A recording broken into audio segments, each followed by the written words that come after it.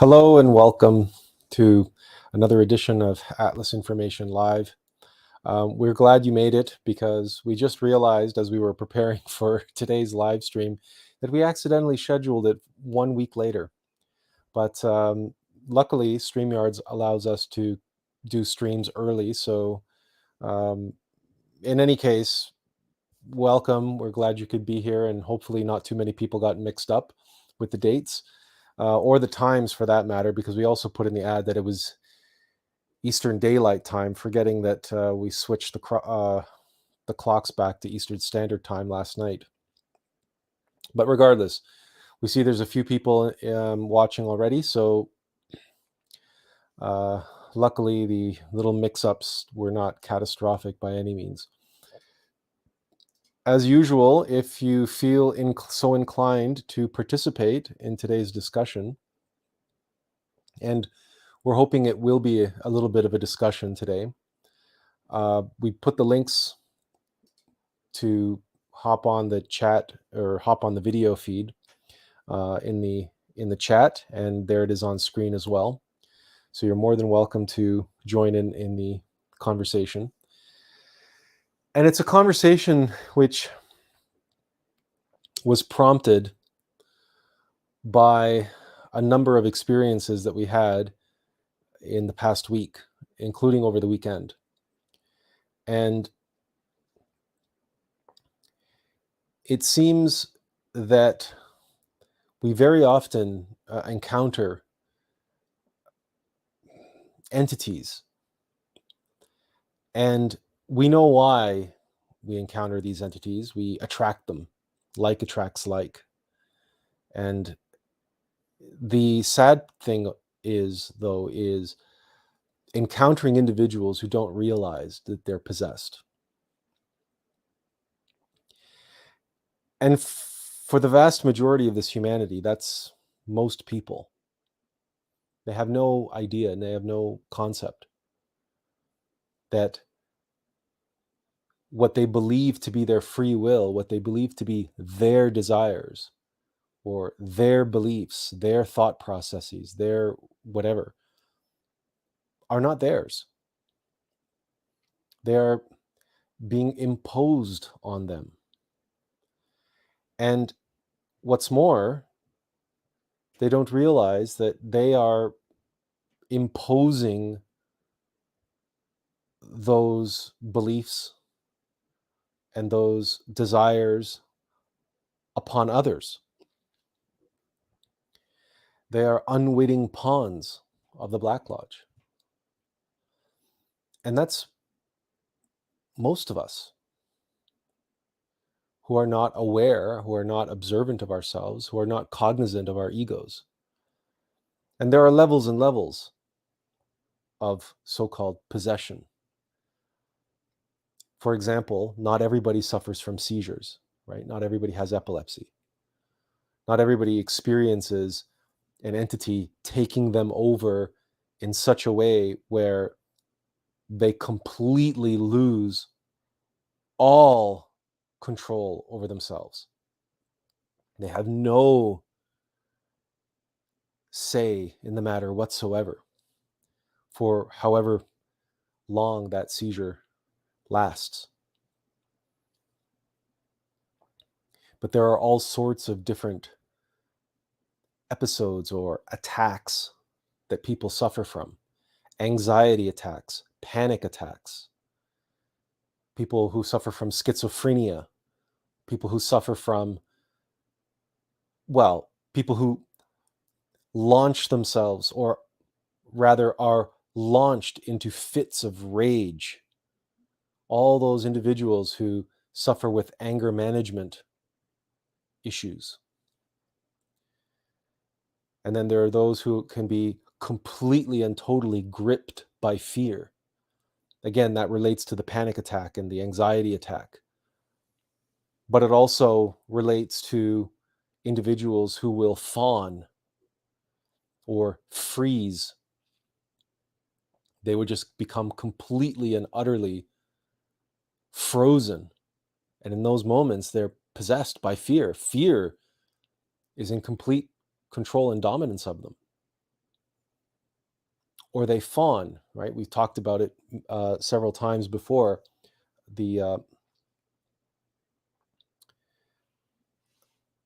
Where someone will become enamored with their oppressor.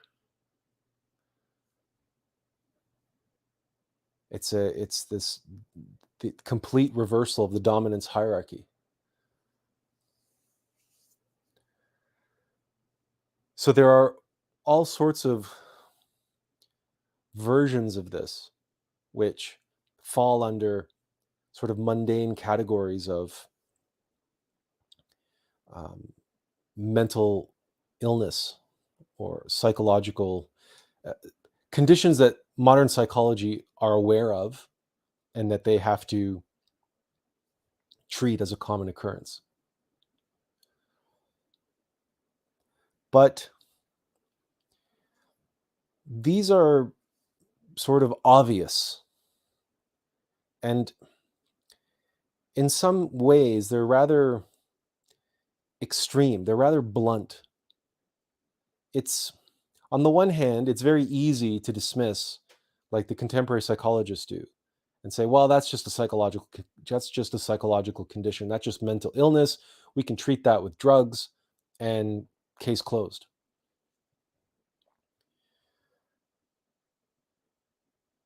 But to encounter a demon in a way which is not so obvious is far more disconcerting and far more challenging, to say the least. At least if someone is having a panic attack, to one extent or another, they have some semblance, they have some relatively clear experience as to what is going on. They're being gripped by fear. They're fallen into a panic. They're panicking, and it's an attack. It's involuntary. It just comes on them and it overwhelms them. There's very little nuance in it all for someone having a panic attack, or someone having an anxiety attack, or someone having a seizure, an epileptic seizure. That seems sort of straightforward and obvious. Unfortunately, it's interpreted the wrong way by modern psychology and by materialist science and by the doctors. So there's still an element of stealth that the demon is exhibiting there. The demon is not obvious. It's far too easy for the rational mind to dismiss the existence of demons, because they've put individuals like ourselves under MRI machines and EEGs. They scan our brain and they say, oh, look, there's the cause of the seizure. And many people do have seizures because of lesions in the brain, or tumors, or injuries, or whatever. There's sorts of disruptions or whatever. However,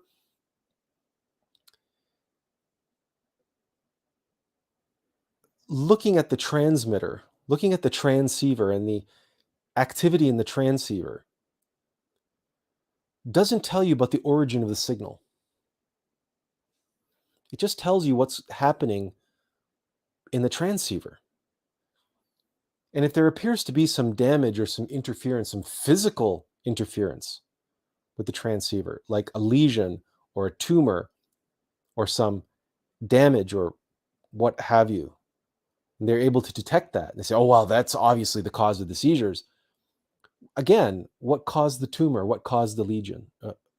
Right? What brought about the injury?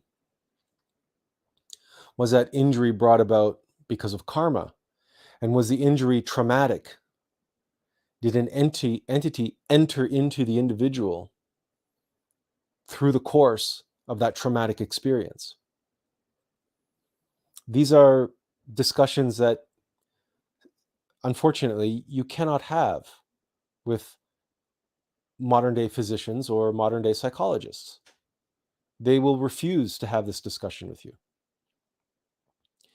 And it's unfortunate because it would be easy to say something like, or conciliatory to say something like, so many of the so-called mental illnesses that people face today are as a result of egos.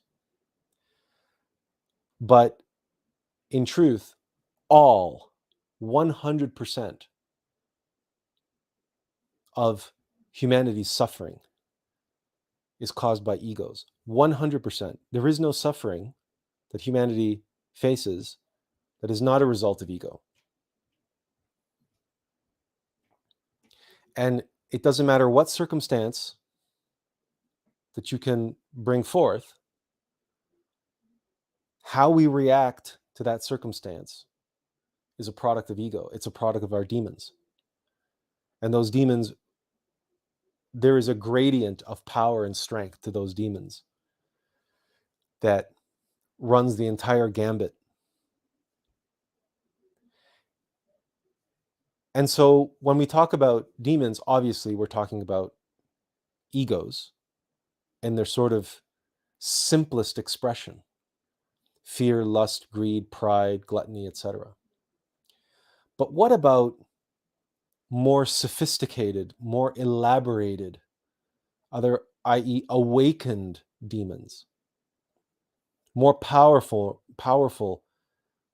complex demons.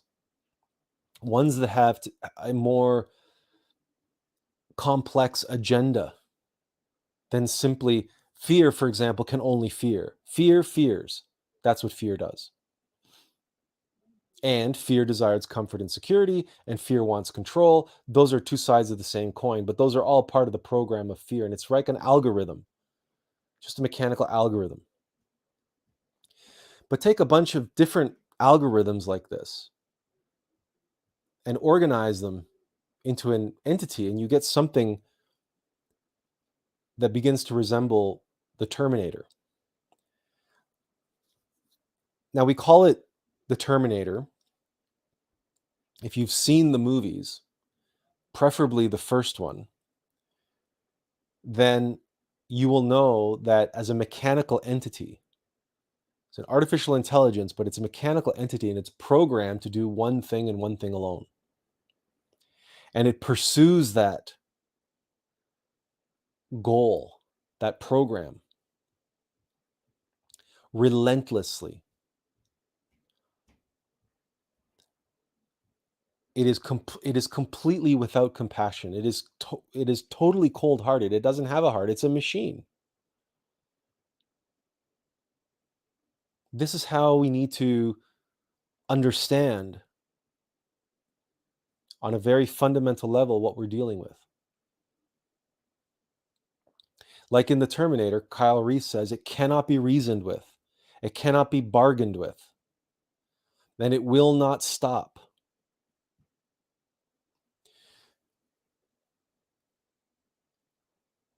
But clearly, if you've ever encountered a demon, and we don't necessarily mean in the astral plane, because demons in the astral plane, sort of, if you see them as they are, then you very much see the stuff of horror films. But if you encounter a demon that's in disguise,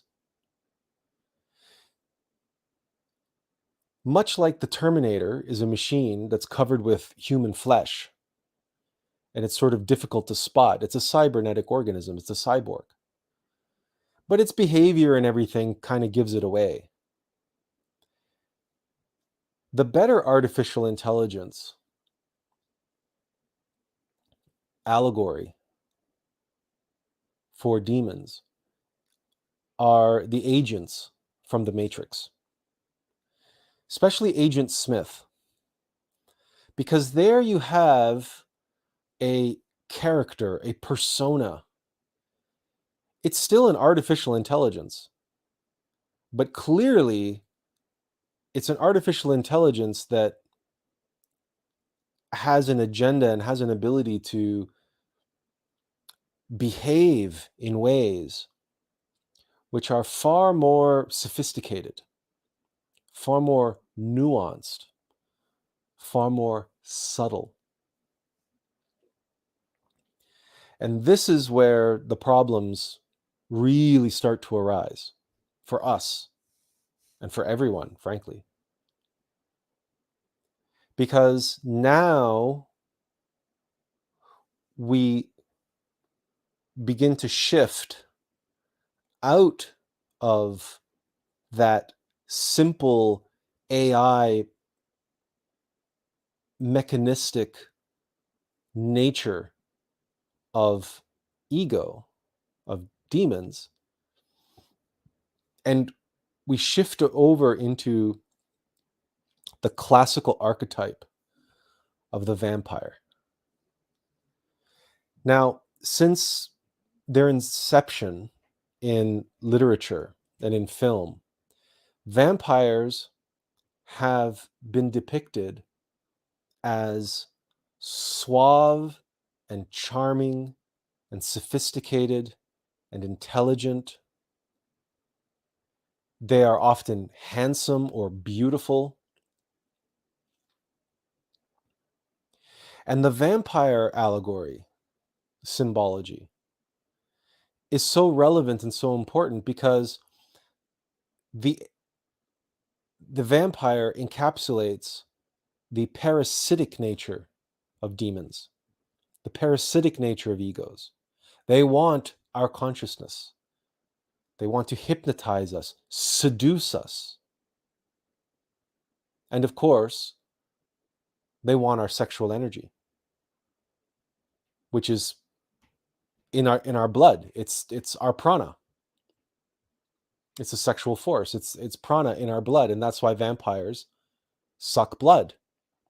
That's what they're looking for. That's what egos want. That's what they feed on.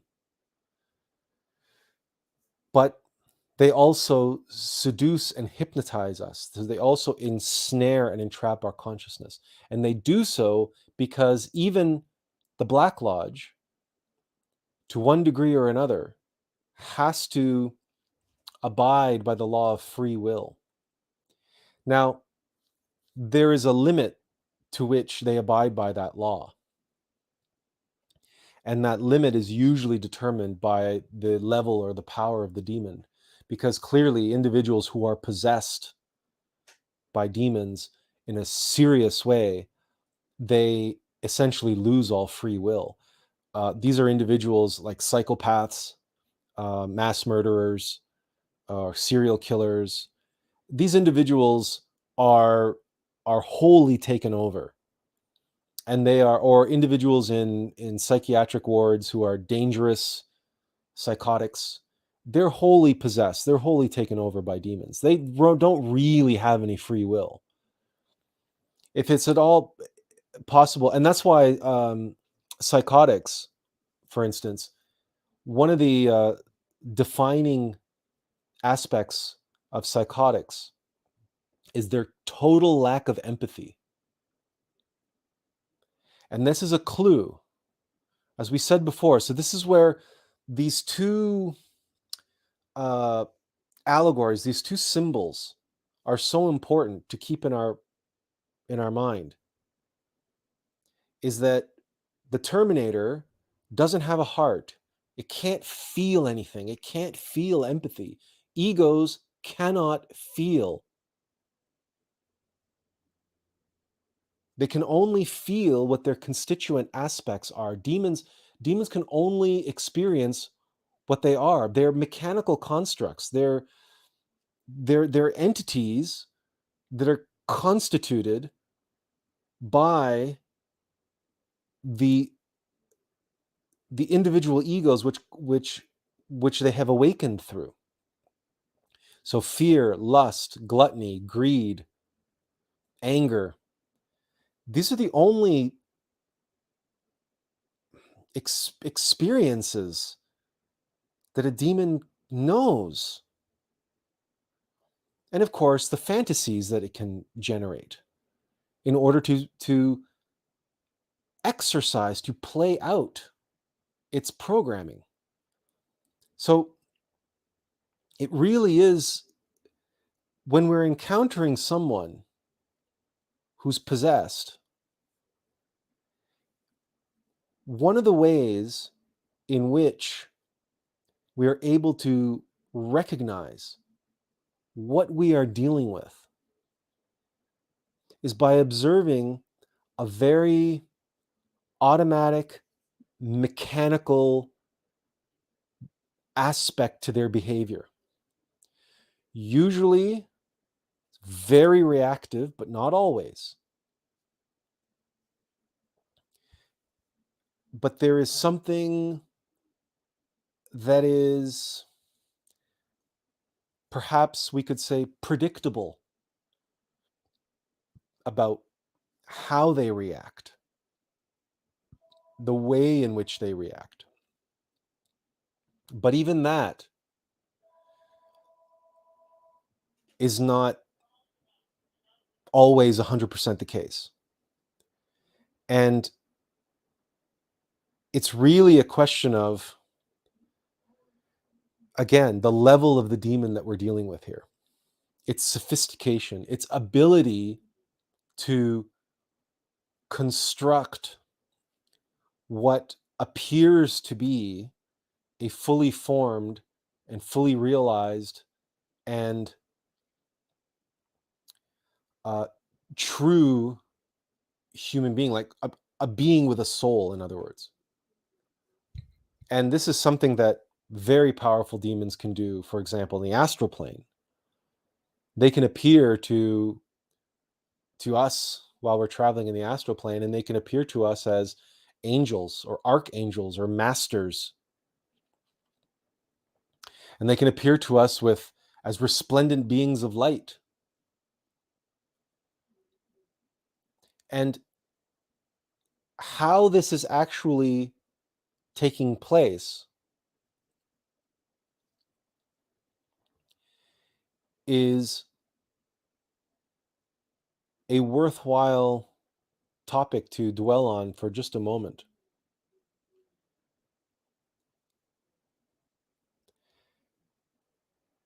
Because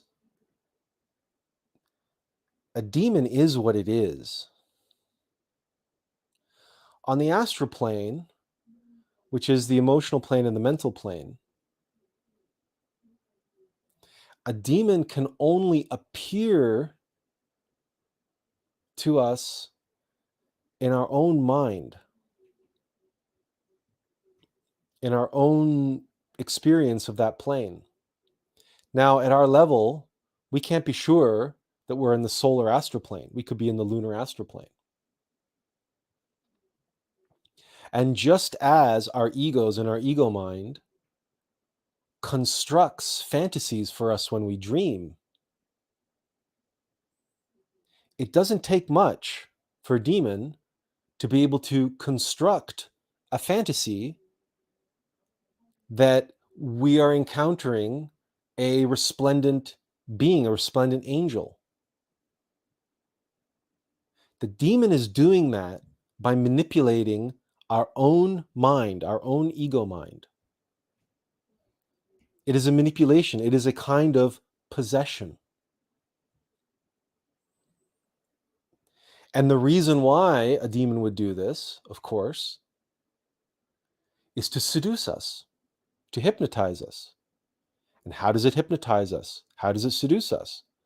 Well, by telling us what we want to hear, first of all. It doesn't take much. Be honest with yourself.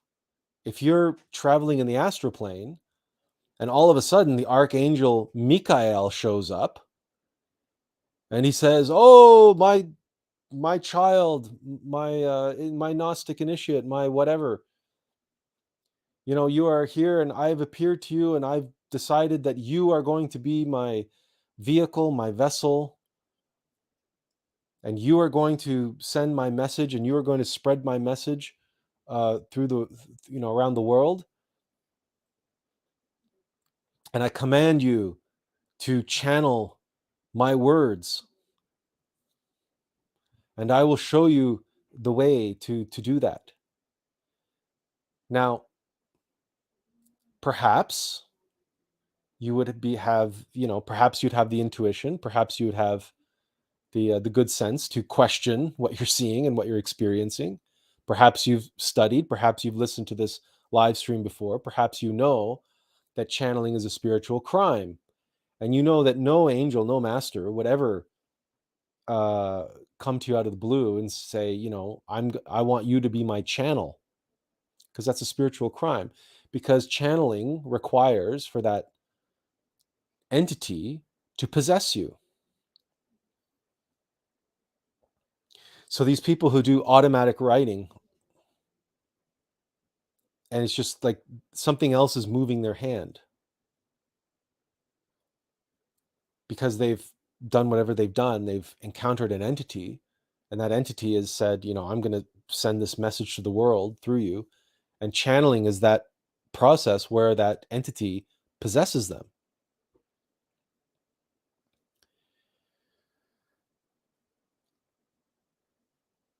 This is an extreme example, but it's not uncommon. In fact, go to the New Age bookstore, go to the New Age section of any bookstore and randomly grab a book, and either on the front cover, the back cover, or the inside of the front cover, or perhaps in the introduction, scan it, where the author tells you about this book or how this book was written. You will have no problem finding books where the author freely admits that the content of the book was channeled. And there are forget hundreds, thousands of works like this, books and other material that has been channeled in this way.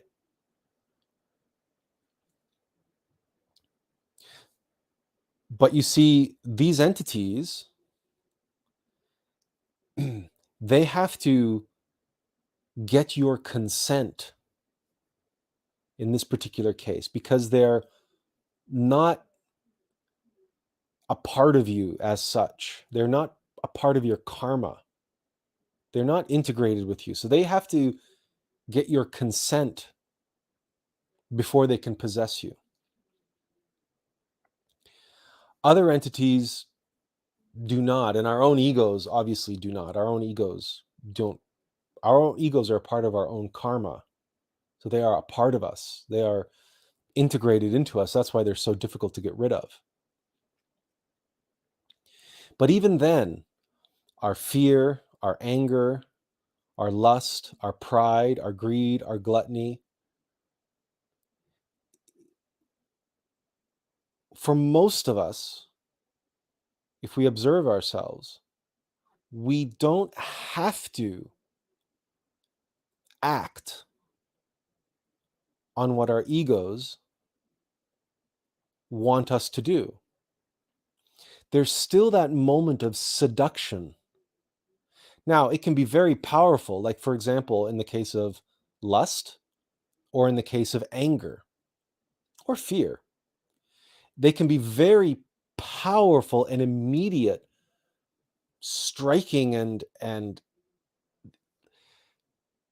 we find ourselves in the grips of these demons in the moment. Very quickly, we can go from, for example, fear to anger very quickly. or we can fall, into lust or very quickly. But if we observe ourselves, there's always an opportunity to pull back, to exercise willpower, in other words, to exercise our will and say, no, it's a very seductive, it's a very powerful and seductive offer for me to fly off the handle, but I choose a different path. I choose a different way. And that's not always easy to do. It depends on many factors, in fact. It depends on our karma, it depends on how many egos we have, it depends on which egos are being stimulated or triggered at the moment and how they are being triggered, with how much force and intensity they're being triggered.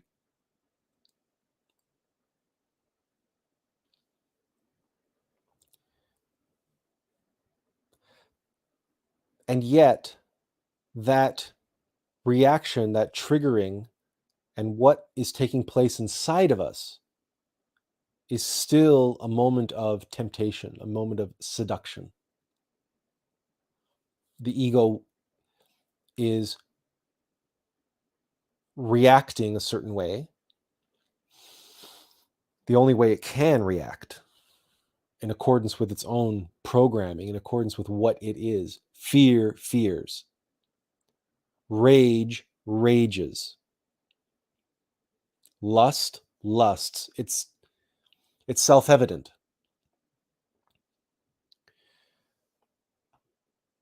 So in the moment between the reaction and our subsequent action, we have that just split second, sometimes less. And that's why it's so important for us to constantly be in observation of ourselves.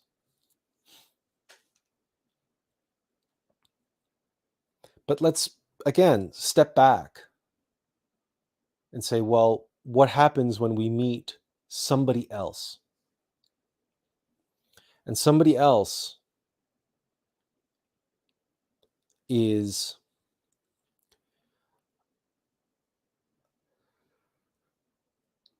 impressing themselves upon us in some way.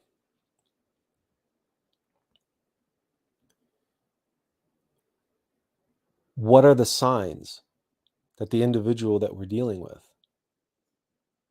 is possessed in that moment? Either wittingly, willingly, or completely oblivious. It doesn't really matter. I mean, it does, but sometimes it doesn't. Because if they're completely possessed and they're completely oblivious, then the demon's in control anyway. So you're still in that moment facing a demon. And after the fact, the person might snap out of it and go, oh, I don't know what possessed me. And that's why we have that expression. I don't know what came over me. That's why we have these expressions.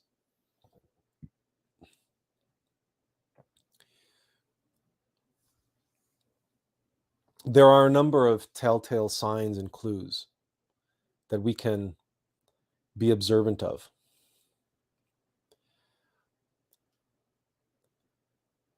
And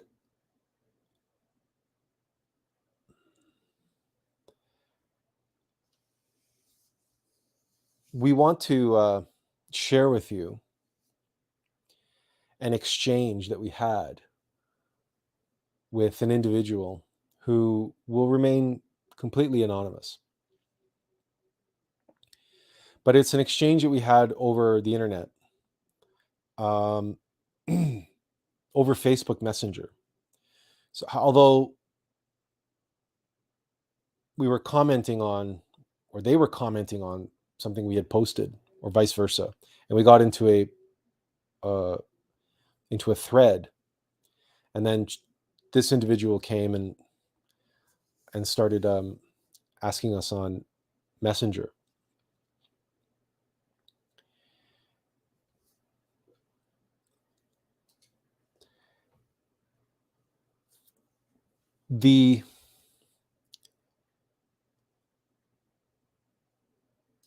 One of the first things that they asked was, oh, by the way, if you see the word enter, that just, I don't know why I did this when we cut and pasted it out of Messenger, but all of the times they pressed enter shows up as enter.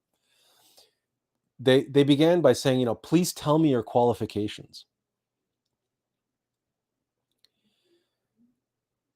It's very telling when you're dealing with someone on matters of spirituality, and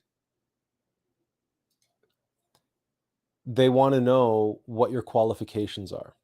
What are your worldly qualifications to discuss matters of spirituality? It's an interesting question. As if there were some sort of academy or university or degree which qualifies you. But that's the first thing they, and then they were like, why do you think you know? And before even giving us a chance to reply, they came to a conclusion: you are an imposter.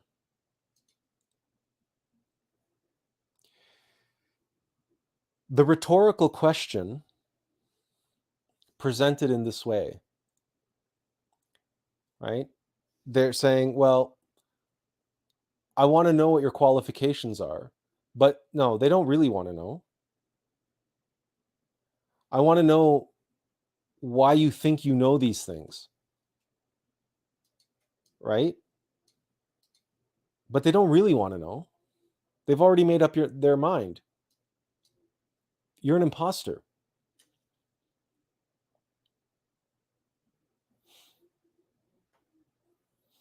They don't care about, they don't want to know. They don't want to hear your qualifications. Even if you had any, they don't want to know.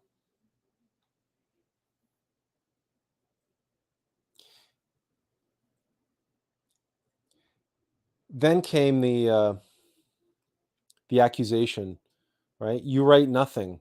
You have no original ideas. You just share others' ideas.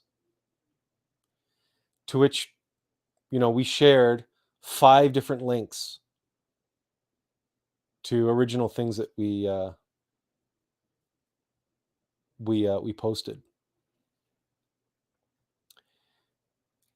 Their reply to that is, I'm looking for your ideas.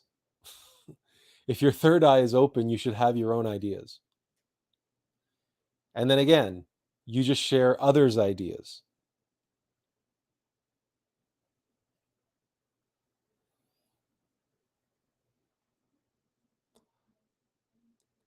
One of the things, it's almost as if we were chatting with a chatbot. Hopefully, you know what a chatbot is, like an AI algorithm that pretends to be human. It doesn't matter how you respond. It's following this program. It's following this set algorithm. It has a goal.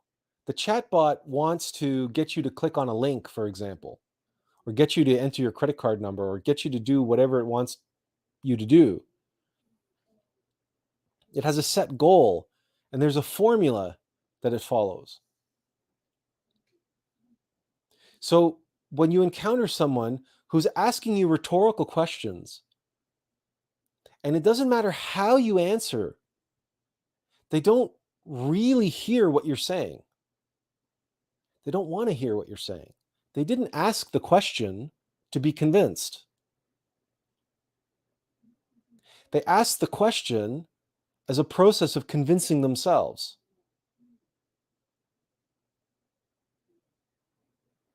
They are in that moment being hypnotized.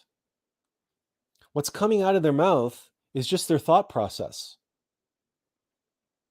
They're not interested in what you have to say.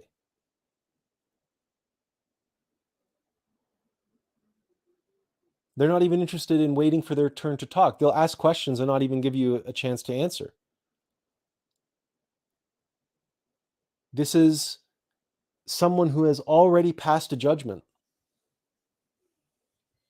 And now it is for them a process of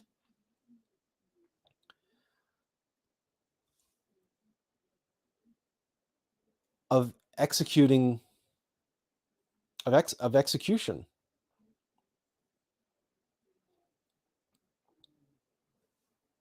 What they're saying is like they're possessed, but they're hypnotizing themselves. They have to reinforce their own sense of identity, their own sense of who or what they are. The best defense is a good offense.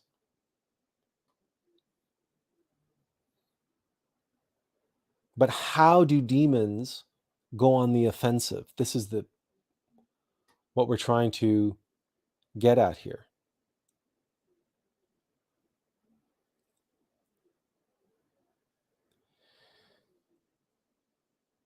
Very soon after in the exchange, they come up with this.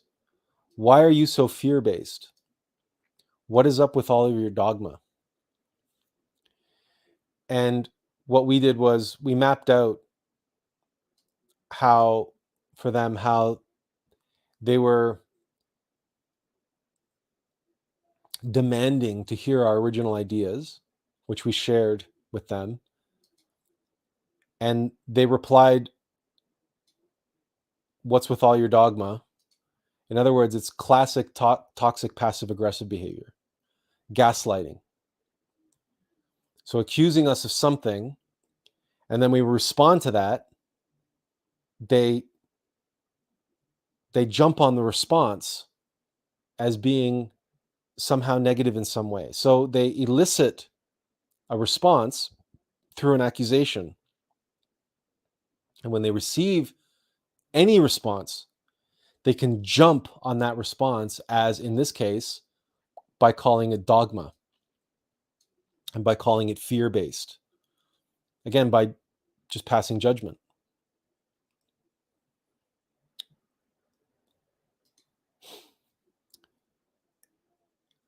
And then, saying a few more comments and saying, you missed the point of the voodoo you sent. You do not even understand your own propaganda. Now it's propaganda. Anything that we say is propaganda. Anything that they say is the truth. And by the way, this individual was posting things about the tree of life being, apparently this individual is some kind of scientist, materialist scientist, and how the tree of life are synapses in the brain or something they were showing diagrams of and so on. This individual, the reason why they caught our attention, and we caught their ires, we were talking about white tantra, and we shared the Sex, the Secret Gate to Eden video, and they watched the video until the point where the couple goes on a long journey, the tradition of the honeymoon, and she says, you see, the video says they had to travel a far distance. In other words, pull the orgasm all the way up. This individual was promoting Black Tantra. She was promoting the harnessing of the orgasm and sending the orgasmic energy up the spinal column to the crown chakra. In other words, just like the red cap Drukpas of the Himalayas do, of Tibet, it's a black magic sect that reabsorb the sexual energy after the orgasm. And they believe that they can harness the sexual energy after the orgasm. And that's what this individual was spreading, this information. And they were saying how it's so powerful and that you can bypass years of meditation by doing this, et cetera, et cetera, et cetera. And they get into other things here.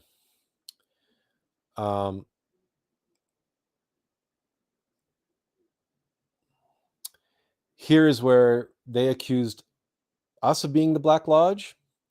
When you want to judge me for your guilt, You sound like a Black Lodge. And then she said, I'm trying to wake you up.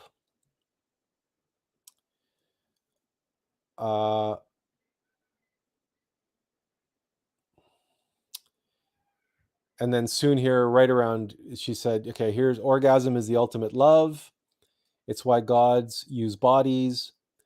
And then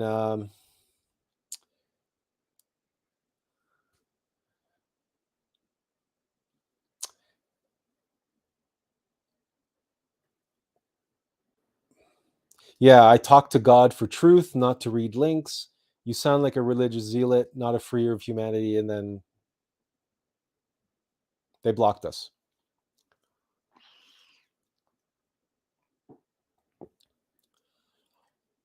This individual, if this individual has been practicing what they've been preaching,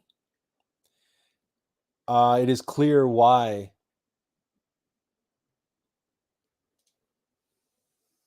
they were reacting the way they were to discussions of white tantra, and why they were reacting the way they were to the secret gate to Eden.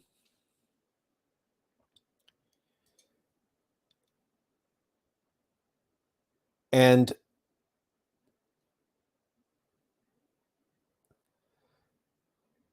when you see someone who is confronted with the truth start throwing in your face things like, you are the Black Lodge, you are a religious zealot, you are this, you are that,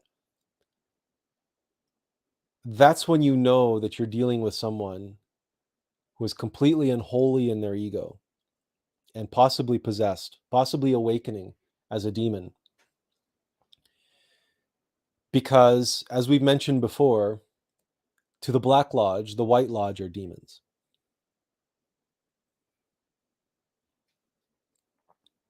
Whenever you find yourself being accused of being a demon,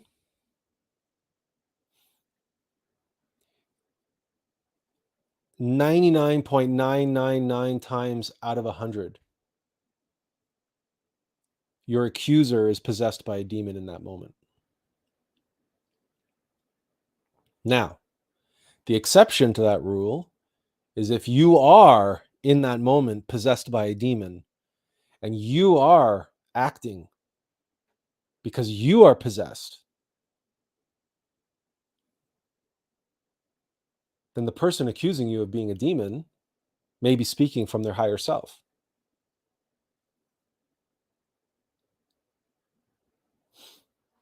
But if you are speaking the truth, and if you are calm, and you are relaxed, you are focused, you are connected with your innermost, you are speaking or sharing with them with honesty and with compassion,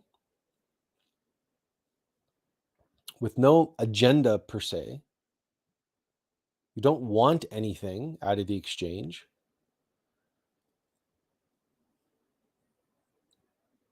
And by you being who you are and being honest and sharing the truth, if people attack you for that, they want to shoot the messenger, or they brand you, they tar and feather you, right? They want to excommunicate you. They want to label you as this, that, or the other thing. Religious zealot or demon or whatever. That's when you know that you are casting pearls before swine, that you're dealing with someone who's possessed by the profane. And that's why they are reacting in such a profane way. And they are painting you with profanities. Because your very presence is an anathema to their existence. And the best defense is a good offense.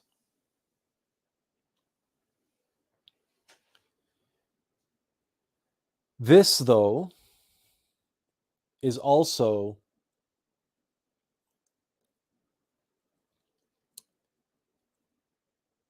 pretty obvious.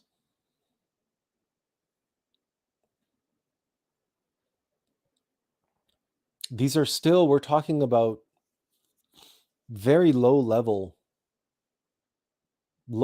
of the Black Lodge. When we discussed encountering a demon in the astral plane, which presents itself as a resplendent angel, then we're dealing with something a little bit more serious, or a lot more serious. And in life, the demons that we really have to watch out for are the ones who they are far more calm. They're far more in control of themselves, of their faculties.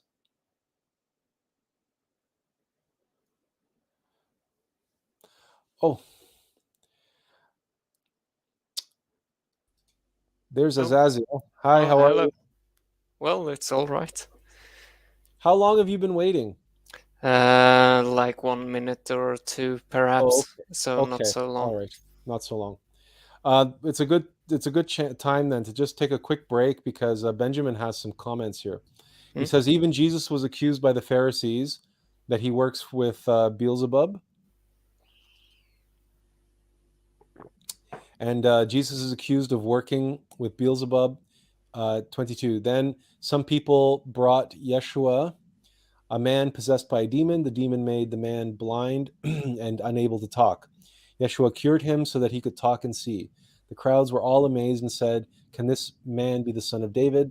When the Pharisees heard this, they said, "This man can force demons out of people only with the help of Beelzebub, the ruler of demons." Since Yeshua knew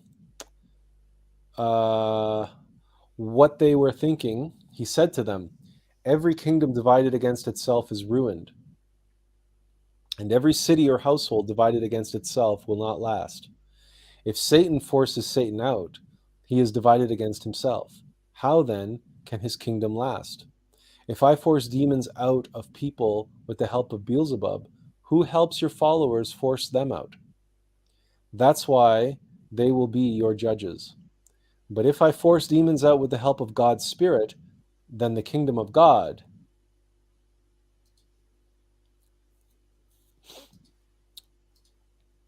dot dot dot then the kingdom of God is doing the work, right?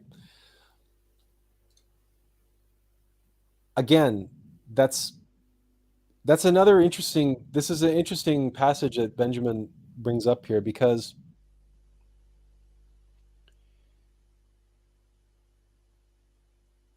there is no limit to how clever and how subtle the demon's argument can be. Well, anyway, he finishes the passage here.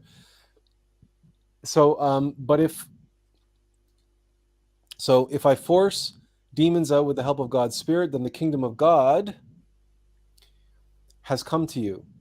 How can anyone go into a strong man's house and steal his property? First, he must tie up the strong man. Then he can go through his house and steal his property. So this notion that Benjamin's sharing with us, that Jesus exorcised a demon from someone, and people's response to this was, well, you look, he must be working with Beelzebub. How else could he exorcise that demon unless he was working with the master of demons? And this is, again, Jesus's response here in saying, well, you accuse me of that, sure, fine, but no house can stand against itself. No army can stand against itself. So why would Beelzebub help me exorcise demons then how does that help Beelzebub, and how does that help the demons if they go around exercising each other? Yeah. And then he basically asked, "Where's your evidence for doing the same in God's spirit?" So, yeah. But here's the thing, though, is that but his response here, but but if God's spirit exercises demons, um,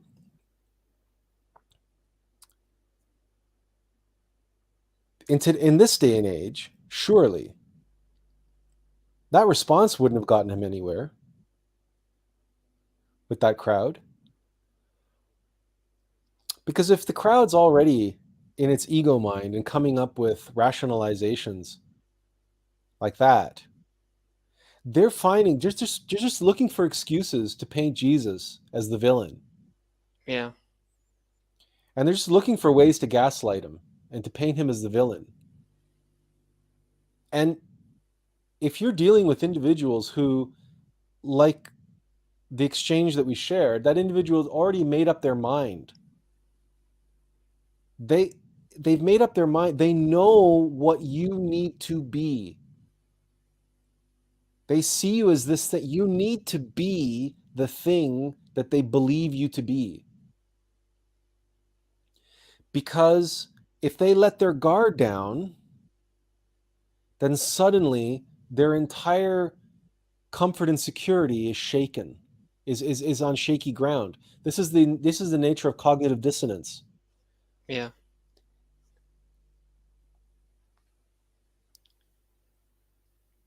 Yeah, and they might have even worked for several years and hours on their project, so they are basically attached to their own agenda.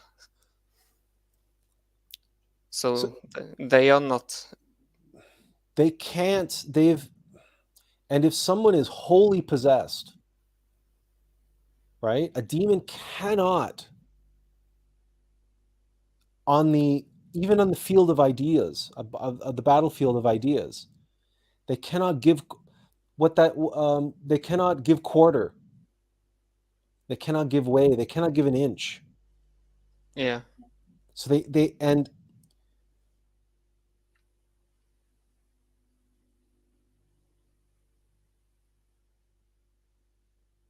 Yeah, I mean, sometimes you can just straight out ask them if they have made up their mind, because that's all it is, really.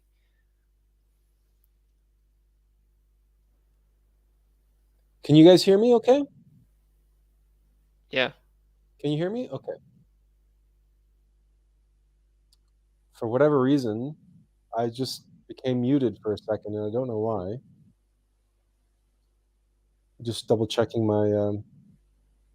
No, that's not it. Yeah. Okay. All right. So we're good. We're good. Okay. Um, one of the things that one of the telltale signs, and let me just get to Benjamin's Yeah. finishing up here. The Pharisees, the response of the Pharisees has the same pattern as the one that accuses you.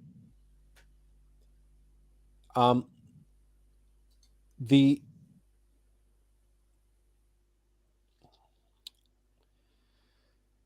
very nature of demons, their modus operandi, can be captured by the symbol, the allegory, the personification in the cartoon character at the end of the film The Incredibles. The Disney Pixar movie The Incredibles, at the end of the movie, there's this machine that comes up out of the ground, and out pops this villain, and he says, "I am the underminer. I am always beneath you, but nothing is beneath me." And the reason why I don't want to give any credit or credence to The Incredibles 2, where he is the actual main villain of the movie, but suffice it to say that that villain is the embodiment of demons. Because he even comes up out of the ground, right? Demons at the center of the earth, hell beneath our feet and all that stuff.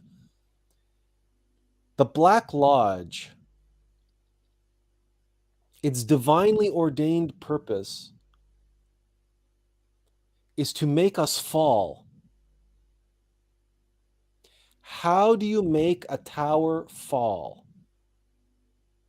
And no, it's not by flying planes into it. You can't make a tower fall that way. How do you make a tower fall? How? How do you make any building fall? By shaking the foundations. By going after the foundations. By going after what supports and gives strength. And that's, yeah, exactly, Benjamin, right? You destroy the foundations, right? So, what are our foundations? What are our foundations?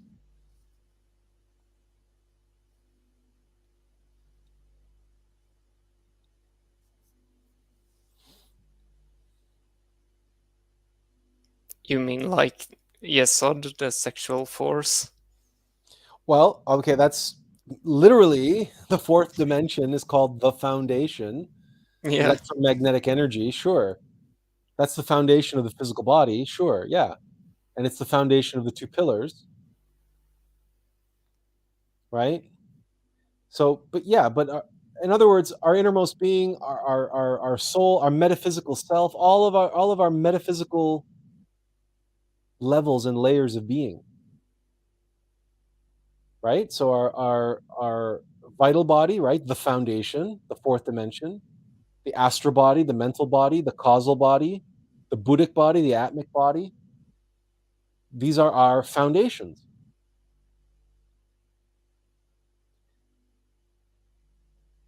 Now, the ego can't destroy our foundations, but it can undermine those foundations. It can undermine our foundations. And in a very real sense, if you have a building and it's sitting upon a foundation, and that foundation eventually ends, and beneath it is just earth. If the ego undermines the foundations, it hollows out the space underneath those foundations, and that weakens the earth upon which the foundations are, then the entire building, the entire tower becomes unstable and can then collapse, and we fall.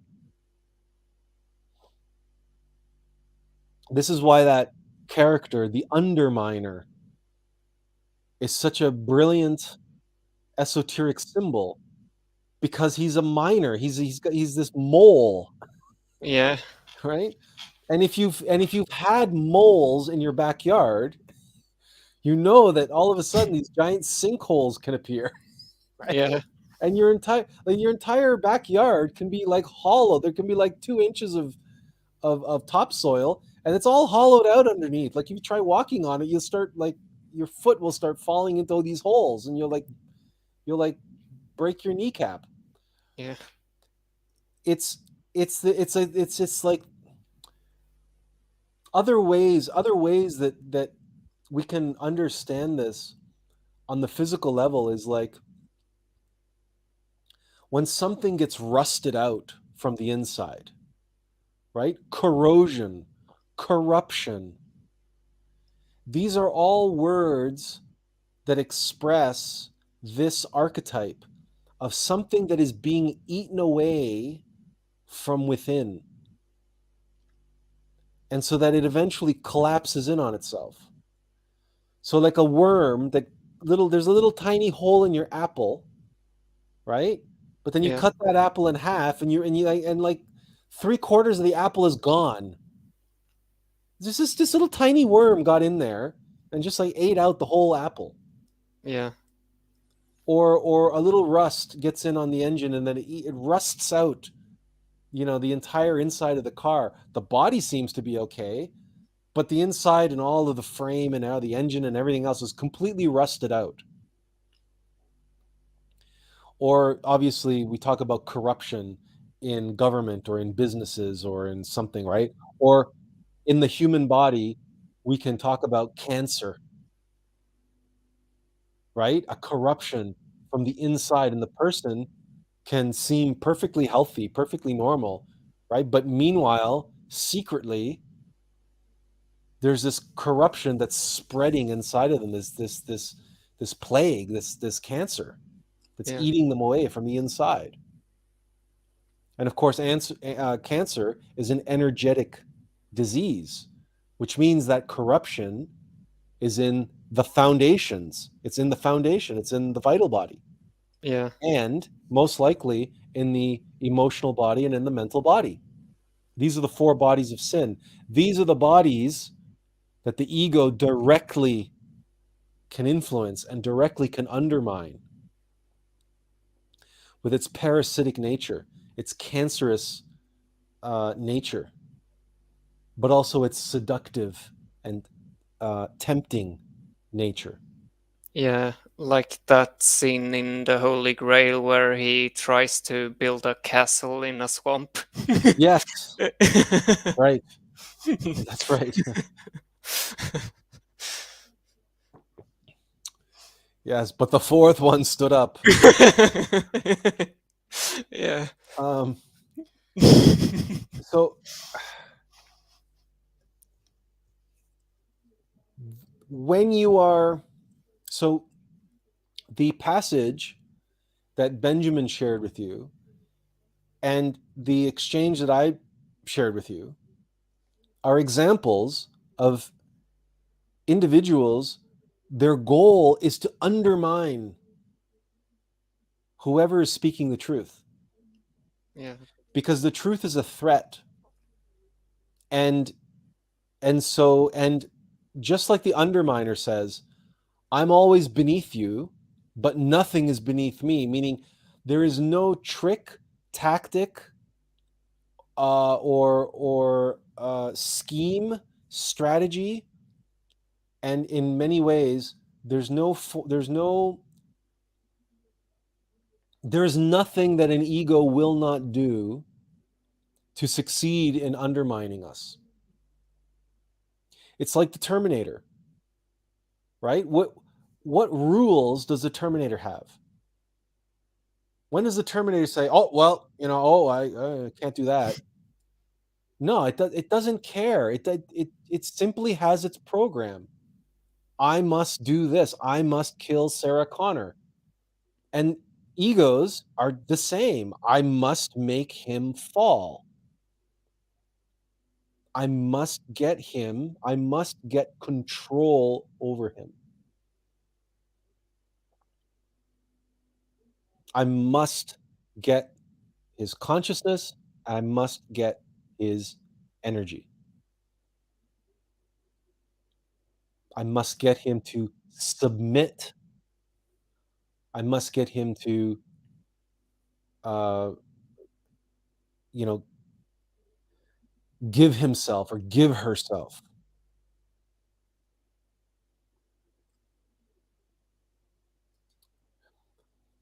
Hello, Blake. How are you? Oh, Blake came and he went. Okay.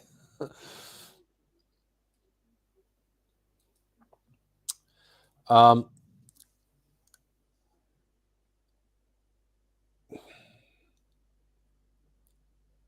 so if you now let's look then at things like politics, or let's look at debates, intellectual debates.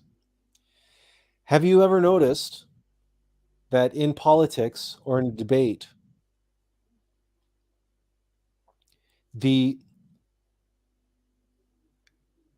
it's very rare that you see individuals who are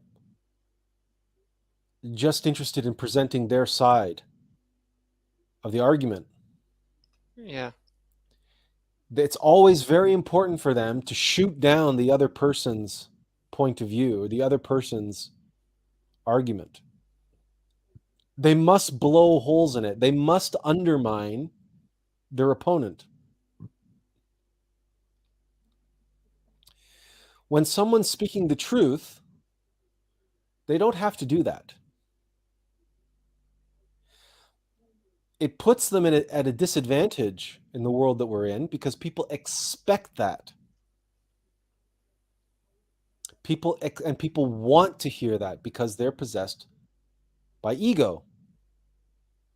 Ego wants to see undermining taking place.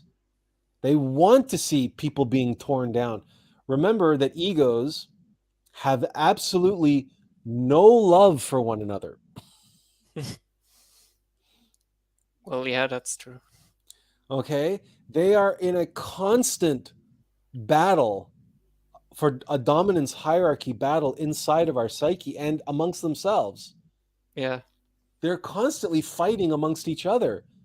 Again, it's their modus operandi to be at the top, to get into the driver's seat, to get into the to be in the position of control, to be in a position where they can feed, where they can be the alpha, Yeah.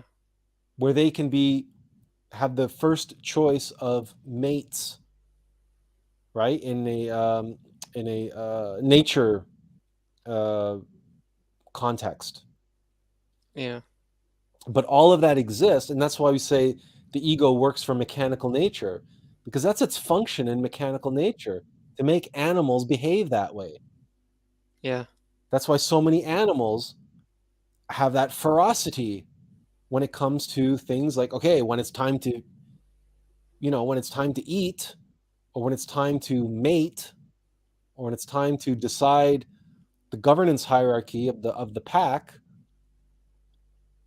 or of the pride, well, now those egos play themselves out.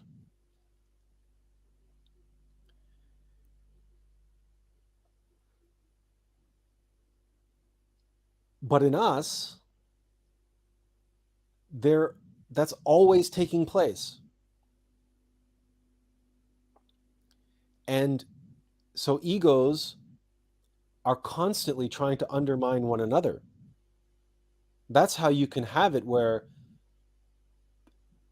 you can have a panel, political debate. So you can have, I don't know how many candidates, like in one recent U.S. Election cycle in the primaries or whatever they're called, they had like something like 20 candidates for president, right? Yeah. And then they were all debating one another. Each and every single one of them were coming from a place of ego. Each and every one of them wanted to be president. Each and every one of them wanted the leadership of their political party. And each and every one of them were ruthless and cutthroat and would go to any length in that debate to undermine their opponents.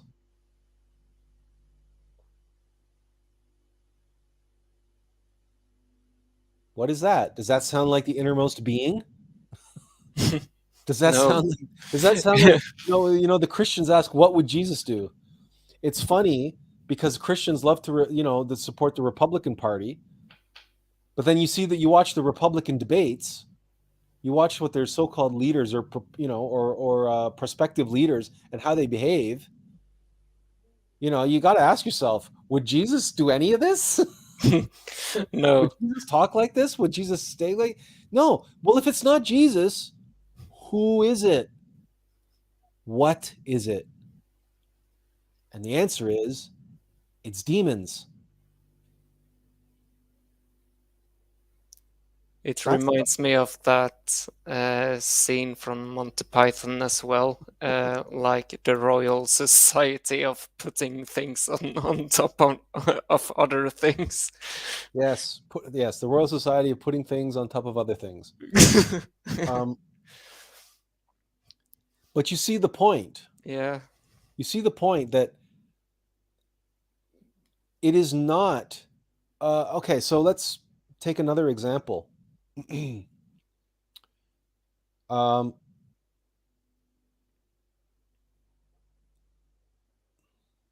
let's look at the example of a Harvey Weinstein or any other sexual predator. Now, Harvey Weinstein was in a position where he was in a position of power and he held the keys to the future of many a young actress. He could make or break actresses' careers. In fact, he could basically guarantee an actress an Oscar, like Gwyneth Paltrow, for example, for Shakespeare in Love, which was produced by Harvey Weinstein. Because Harvey Weinstein was a notorious campaigner and lobbyist of the Academy of Motion Pictures. The Weinstein Company, the Weinstein brothers had perfected the art of whining and dining and schmoozing and basically buying their Oscars. Now, did they make good movies? Yeah, they made very good movies.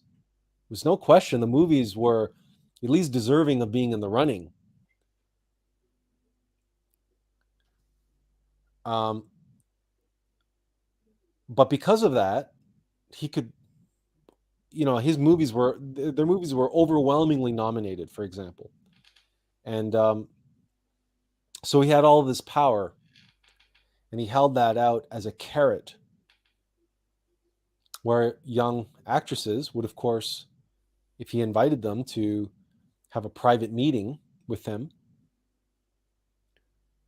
what young actress would say no to that? He's one of the most powerful men in all of Hollywood, and they knew they knew his the reputation of his company and the reputation of his films and the reputation of other actresses that had worked on their films.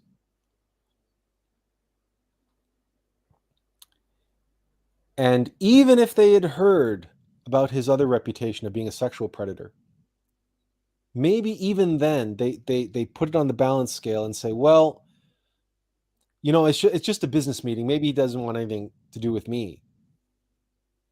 I should at least go and give it a shot. And if he tries anything funny, I can always walk out the door.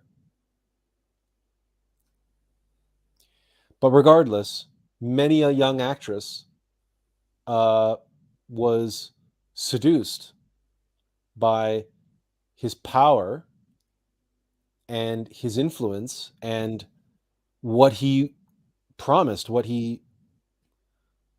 he could deliver. Moon Azabi says, hello, Soul Tribe. Hello, Moon Azabi. Glad you could join us.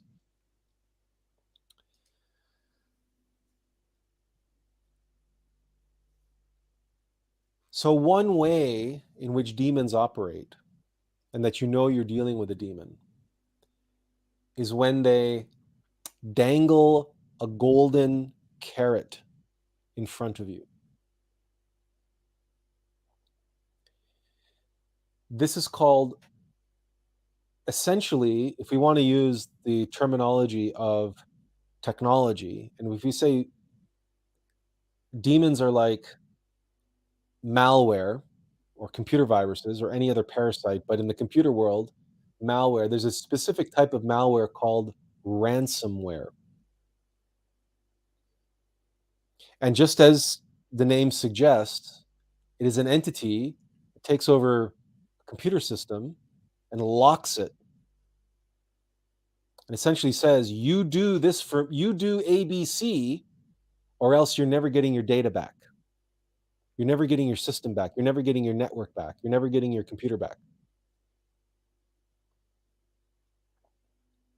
Or Harvey Weinstein telling a young actress, you're never going to have a career in Hollywood.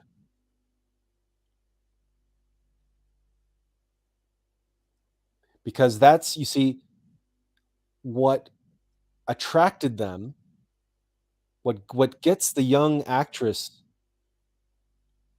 into the hotel room is Harvey Weinstein's status. But what gets them to ultimately give in to the sexual predator's demands and desires is not just, I can get you an Oscar and I can get you into an Oscar nominated movie or a movie that wins Best Picture. See, that sexual predator, that's too weak. Sexual predator doesn't operate that way. That just leaves too much to chance. That woman can still say, you know what? I'm not a whore.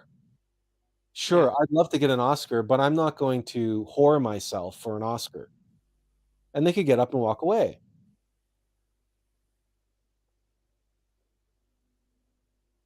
But when they're in that room and having that conversation, and he starts making advances, right? There are levels. First, it's what I can offer you. And then it's, then it's what I can do to your career if you don't appease me. Now it becomes ransomware. Whereas before, it was an exchange of a John and an actress turned whore, but that can very quickly degenerate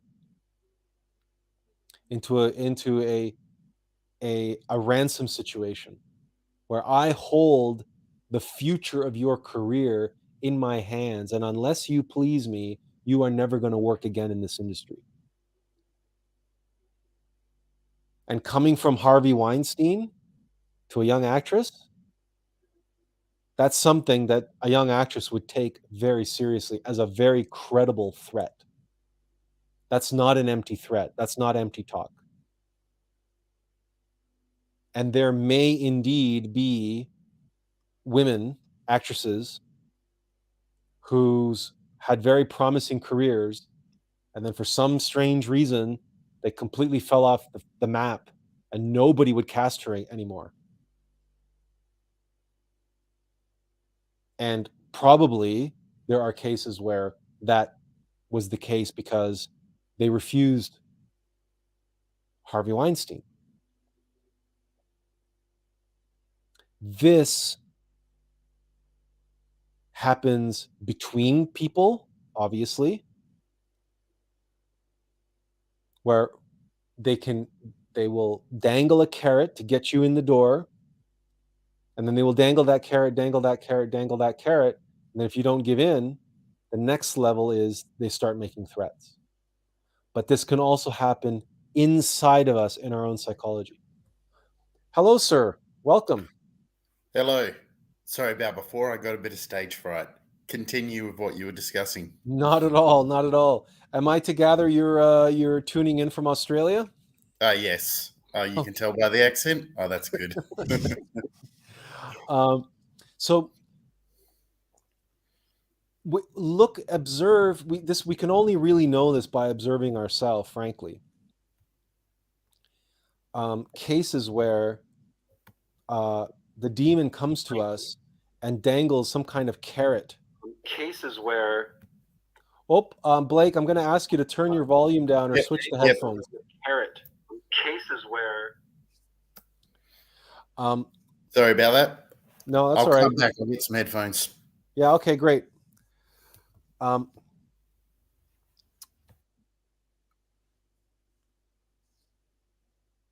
we're trying to, off the top of our head, nothing's popping. Azazel, is anything coming to mind where you've experienced this threat type, or it's not just a threat, it's an ultimatum, right? It's really the word we're looking for here, is ultimatum, where an ego that we have will first try to seduce us, but then if we don't give in to that seduction, then it turns up the ante, and it switches to ultimatum, where do this or else. Can you think of anything that you've experienced internally? Well, to give an example of this? Well, there are many things, like just to have things paying your bills, for example, that you must have some kind of a job or something like that just to make a living. And while that is true,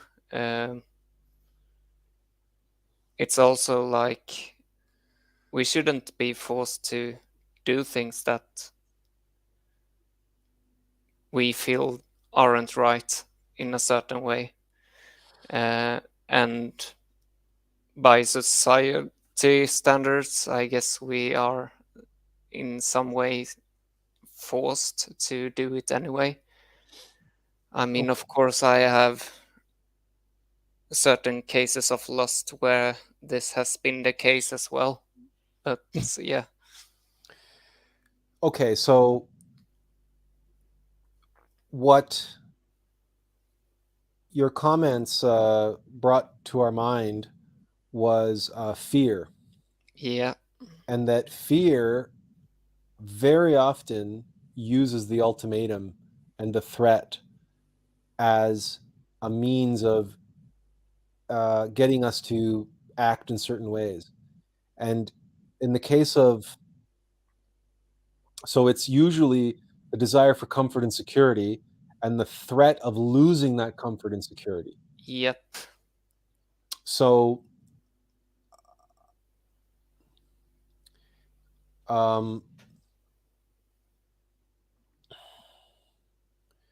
so in many cases, it's like that. Okay, well, I can't do this. I have to go do this other thing. Why? Well, because I don't want to, you don't, or I don't want to give up my comfort and security, or I don't want to risk losing A, B, C, X, Y, Z. So that's why so many people choose the safe path in life.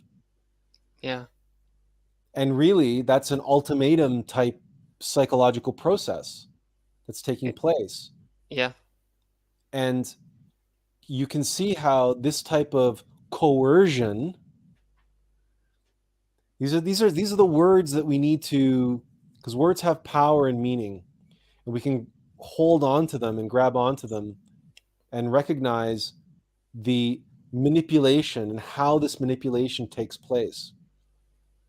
Anything that we've seen in any sort of spy movie or any type of, espionage or any type of film where we see a character that's being imposed on and being made to do something that they don't want to do under threat, under coercion. They're being coerced into acting in ways that goes against their principles, their ethics. People are being coerced into betraying their country, for example. People being coerced into betraying their family.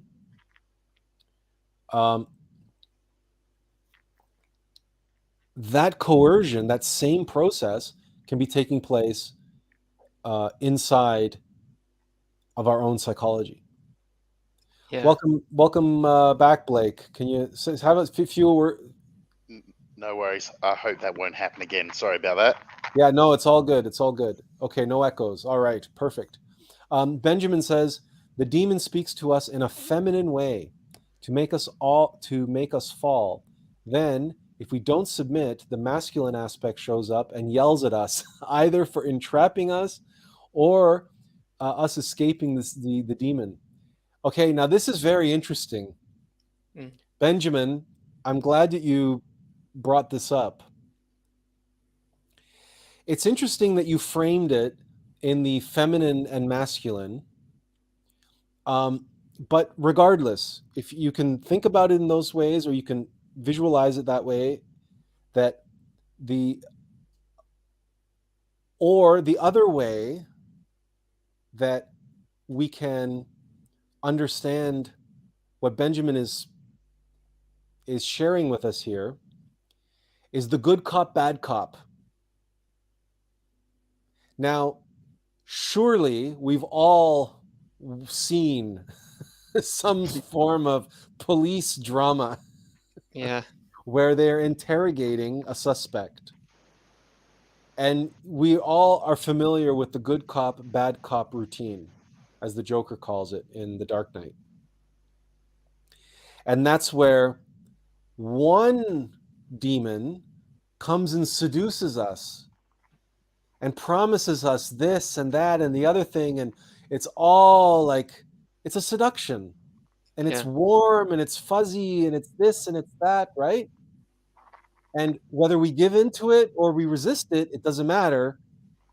The bad cop is waiting in the wings to come in and slam us for it. It's this, the insidious insanity of being double teamed in this way. You're damned if you do, and you're damned if you don't. And if you've observed yourself and witnessed yourself how, for example, gluttony and pride, or gluttony and shame. Shame is probably, we could say shame is the universal bad cop.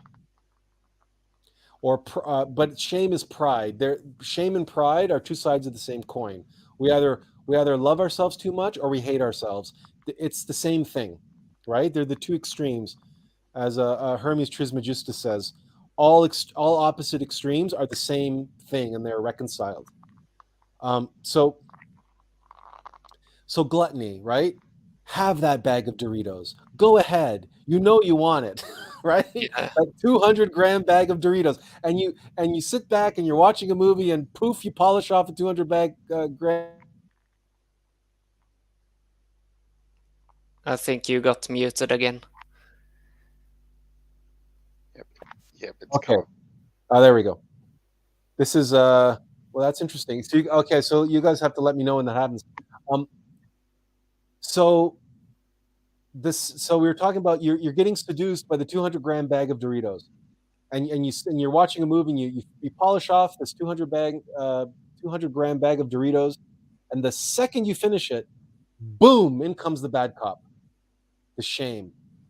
And it's, oh my God, why did I eat that 200-gram bag of Doritos? Oh no, the summer's coming, beach season is coming. Oh, I'm gonna look like a whale. The children are gonna be rolling me back into the water. I mean, Since you've made me aware of this, I've been trying to follow it with myself, and I'll notice that too. Like, especially gluttony. If you indulge with that one, soon one of the others will quickly jump in succession afterwards. But if you hold them at the precipice, it seems a lot easier if you don't give into one. If you give into one, then can be a quick cascade. So, and it could also be, and remember that one of the reasons why this is taking place is, remember that dominance hierarchy we were talking about? Muted again. Okay, this is really weird. I don't know what's doing that. Anyway, but we'll work through it anyway. I finally thought I'd gotten over this microphone problem, and now this pops up. So I don't know what's going on. You know, it might be that my what do you call it? My my VPN is interfering. But we never had this problem in the past. It could also be that we've got more people on the screen now, and for some reason, StreamYards is being silly. Regardless, so we were talking about the dominance hierarchy, the Game of Thrones, and while you are possessed by gluttony, so realize I'm going to keep using that bag of Doritos example. That's a good one. Yeah, mostly because I think that everybody's in the same boat there. Muted again for some reason. If you eat one, you sort of can't stop, right? And so while you're in that mode of being possessed by gluttony is what's at the top of that hierarchy, of that dominance hierarchy. Gluttony is dominant. The second you run out of Doritos, there's nothing left for gluttony to. Gluttony has nothing left to work with. So, and gluttony's been satisfied. You just ate a 200-gram bag of Doritos. Gluttony's happy, right? It's momentarily satisfied, so it lets its guard down. So another ego comes and dethrones gluttony and takes advantage of the opportunity, pounces on this opportunity. And shame can be that, of course, understanding that shame is pride, but also anger. Have you sat there beating yourself up because you just ate a bag of Doritos? And you're like, you become angry with yourself? It's possible. It could also be that you suddenly become really sleepy or really lazy, really lethargic.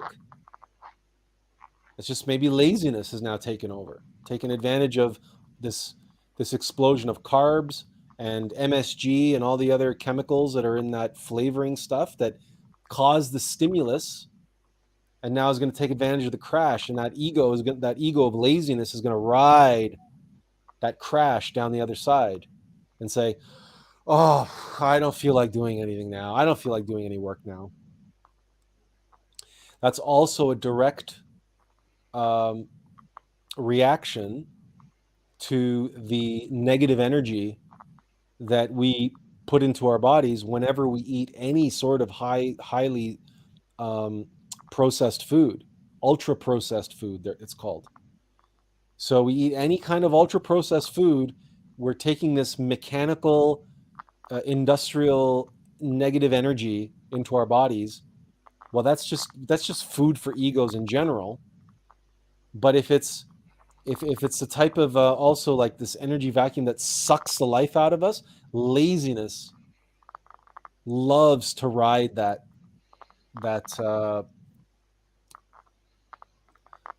it loves to ride that wave of negative energy, of lethargy, and of course our hormones and everything, our physical body, everything is working against us at that point.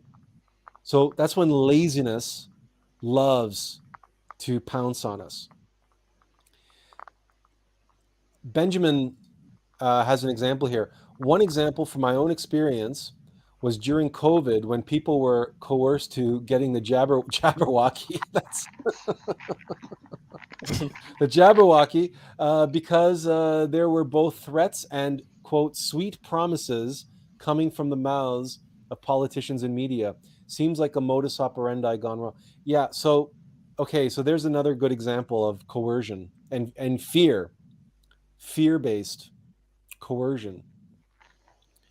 But also this interesting thing that he mentions here about sweet promises.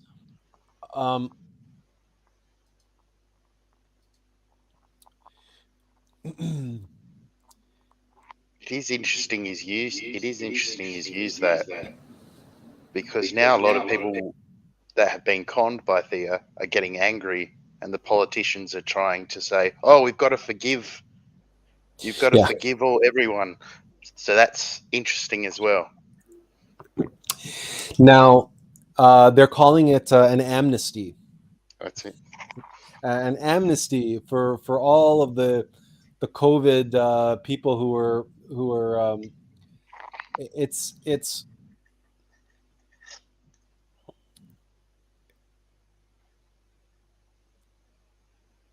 so let's look at that in let's see if we can peel back the layers of the COVID stuff and see if we can't isolate the archetype of what that is. And let's usually for us anyway, when we're looking for archetypes, usually we try to find some kind of character in cinema or literature or mythology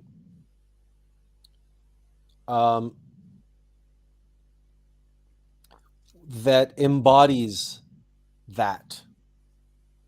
Where can you think of a villainous kind of a character that when his plot goes awry, that he turns around and he sort of like throws himself at the mercy of the heroes, right? And he all of a sudden he's like, he wants to be their best friend.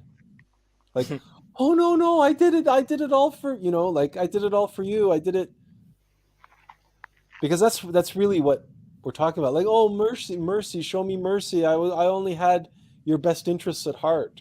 I can't think of any offhand, but that actually happens a lot in modern cinema. They try and turn the villain into, like the good person at the end of the story and just completely wax it all out. That's quite a new theme as well. Well, and the reason why we're bringing that up and why you mentioned that in contemporary cinema is because contemporary cinema is very postmodern.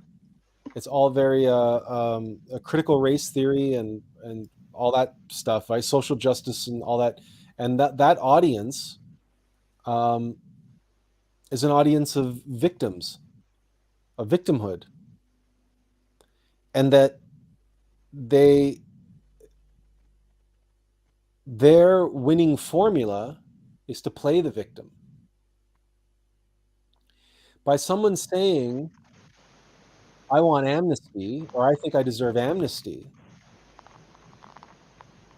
that's basically saying, hey, I'm a victim of this COVID thing, just like everybody else. Right? I was just, I was, Dr. Fauci and all the doctors and all the experts and. Speaking of doctors, it's right? like Dr. Evil. It's like Dr. Evil in the third Austin Powers, that you find out he's actually Austin's brother, and then it's all a happy ending. But then there's a new bad guy. I didn't see it, so. I didn't see it. Yeah. I checked just one out. that sprung to mind. I checked out after the second film. I think I watched 5 minutes of the third one and said, "That's it, I'm out." But there is a character that's coming to mind, but the name of the character is not coming to mind, so I'm not going to try to fumble through it.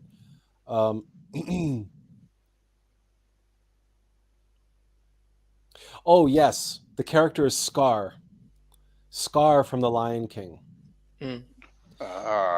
And it's, remember at the end when Scar is facing off against Mufasa, or not Mufasa, against Simba, and Scar realizes that he's beat, and all of a sudden he switches tactics.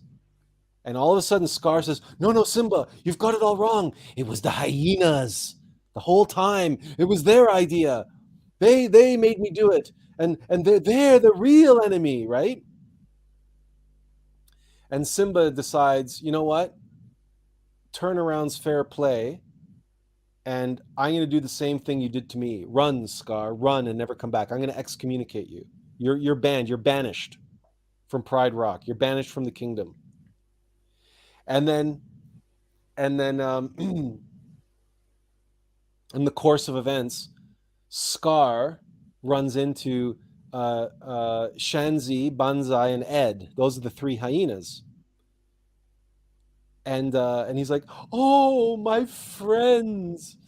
And he tries to appeal to the hyenas, and like Shanzi's like, "Friends? I thought we was the enemy." and of course the hyenas eat Scar. But that Scar is such a wonderful villain, and as Benjamin mentioned here, Scar, the way Jeremy Irons played Scar, voiced him, and the way the animators drew and animated Scar, he's a very effeminate villain. He's just, they just did it that way for whatever reason, but it works. It works. And there's something about that character and that archetype and the way in which it just works for whatever reason. Because you're right, because he's skinnier than Mufasa, and he's slight. Like, yeah, you're right. His whole demeanor, his whole demeanor. It's a big package. You're muted again.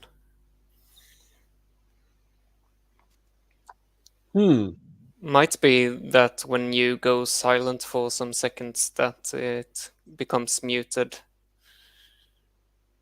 It's possible. I think it's just random. You just have to tell me. Yeah. It tells me on the screen here, but I'm looking into the camera, so I'm not really paying attention to it. If I look at the screen, that I'll know. Mm-hmm. Maybe there's a way I can move things around that this would be more in my face. But anyway, but there's a thing though that with Scar is that he does have this masculine side that comes out, but only in these rare instances, right? When the real, like, the roaring lion comes out, and then all of a sudden he switches from the seducer to the brute. But this is, again, then when you are dealing with a demon, okay? A demon will always be acting out of self-interest.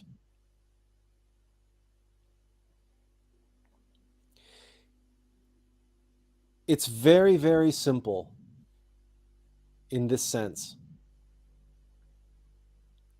Always ask yourself, and there's a line from Game of Thrones where Littlefinger is talking to Sansa.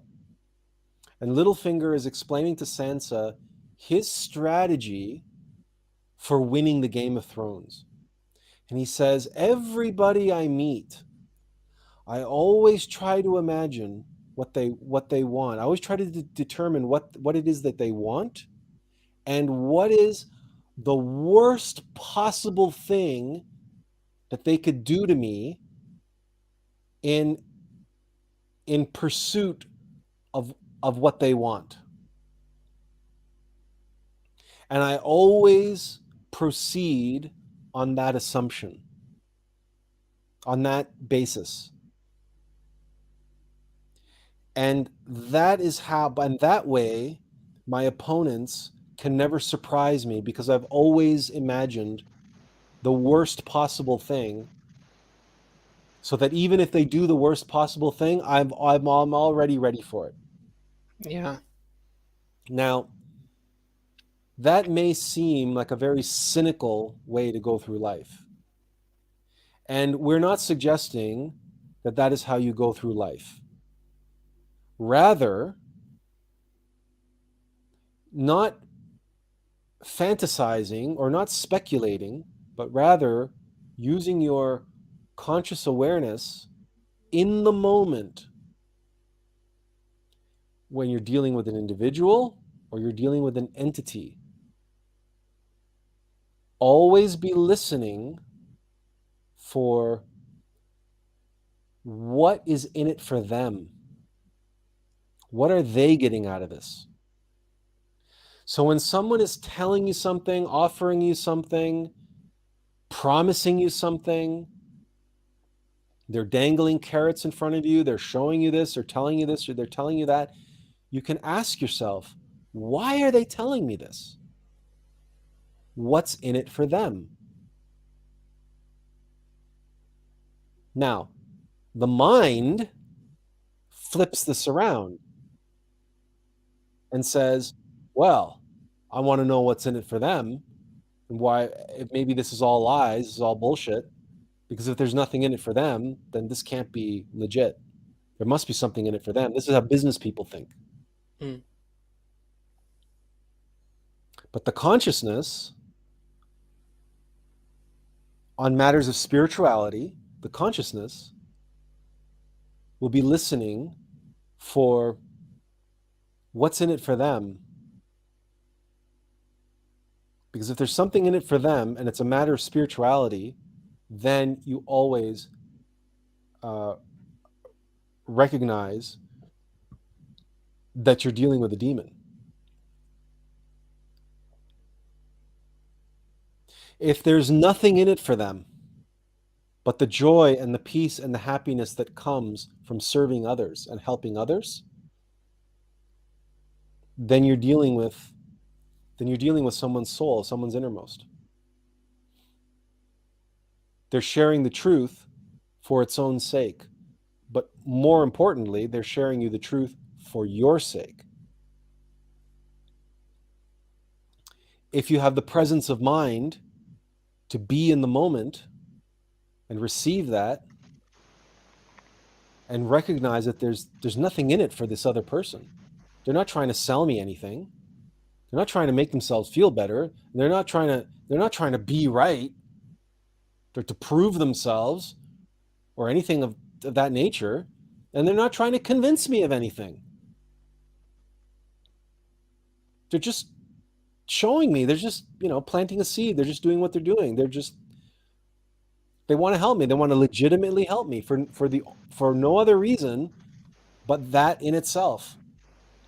Well, I know myself. I've come across, not sure if you guys have. I've come across people where they'll suck you in with their charm and charisma, but once they realize, you'll get friendly, because I can be a bit gullible with people initially, a bit too trusting. So they'll suck you in, they'll get you right in, and then if they sense weakness or anything, and it's unknowingly, all the time, they don't even know they're doing it half the time. But once they see you as a soft target, then they'll start to attack it. I now know how to deal with it. I didn't years ago, but it gets to the point you just have to cut the person off, and then you don't try and associate with people like that.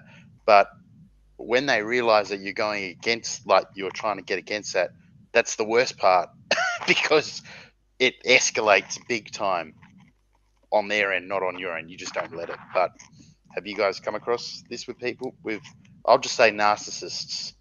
I wouldn't say, because it's like they're not even aware. So yeah, as you say, in many ways it is a demon, but they're not aware of it as well most of the time. So the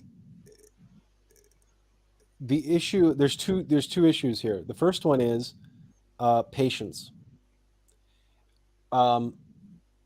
Individuals, narcissistic individuals, when someone wants something from you, when someone plans to essentially feed on you, to be a parasite, it is remarkable what sort of patience they can exhibit. Mm-hmm. Because for them, it's an investment of time and energy. They want to get into your good books.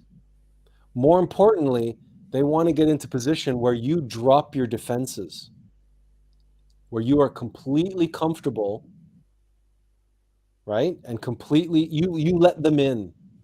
You let them into your inner circle. you make yourself vulnerable to them. The real predators, right? And these are demons. This is what demons want, remember, to feed. But they have to get through, if they want a long-lasting, long-standing host. Remember, we're using these words, parasite and host and so on and so forth, because it helps us recognize as above, so below, and say, well, how do other parasites behave? Well, one of the ways they behave is they will make a little tiny hole in the tough skin of a fruit. And then they burrow inside. And they spend the rest of their life eating away the soft stuff on the inside. Right? But they'll spend an exorbitant amount of time and energy punching this little tiny hole in the skin, to get into the inner circle, to get into the inside where the fruit is vulnerable. And demons are no different. They have to get past our defense mechanism. They have to get past our radar and our senses and our ability to detect threats. And then once they're on the inside, now they can start, slowly doing what they do. But they can exhibit incredible patience and incredible affection and incredible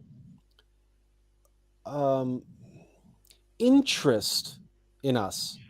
And they can shower us with their attention and with their I hesitate to use the word love. It's not love, but it's feigned love. Their admiration, for example, right? They can shower us with praise, with compliments.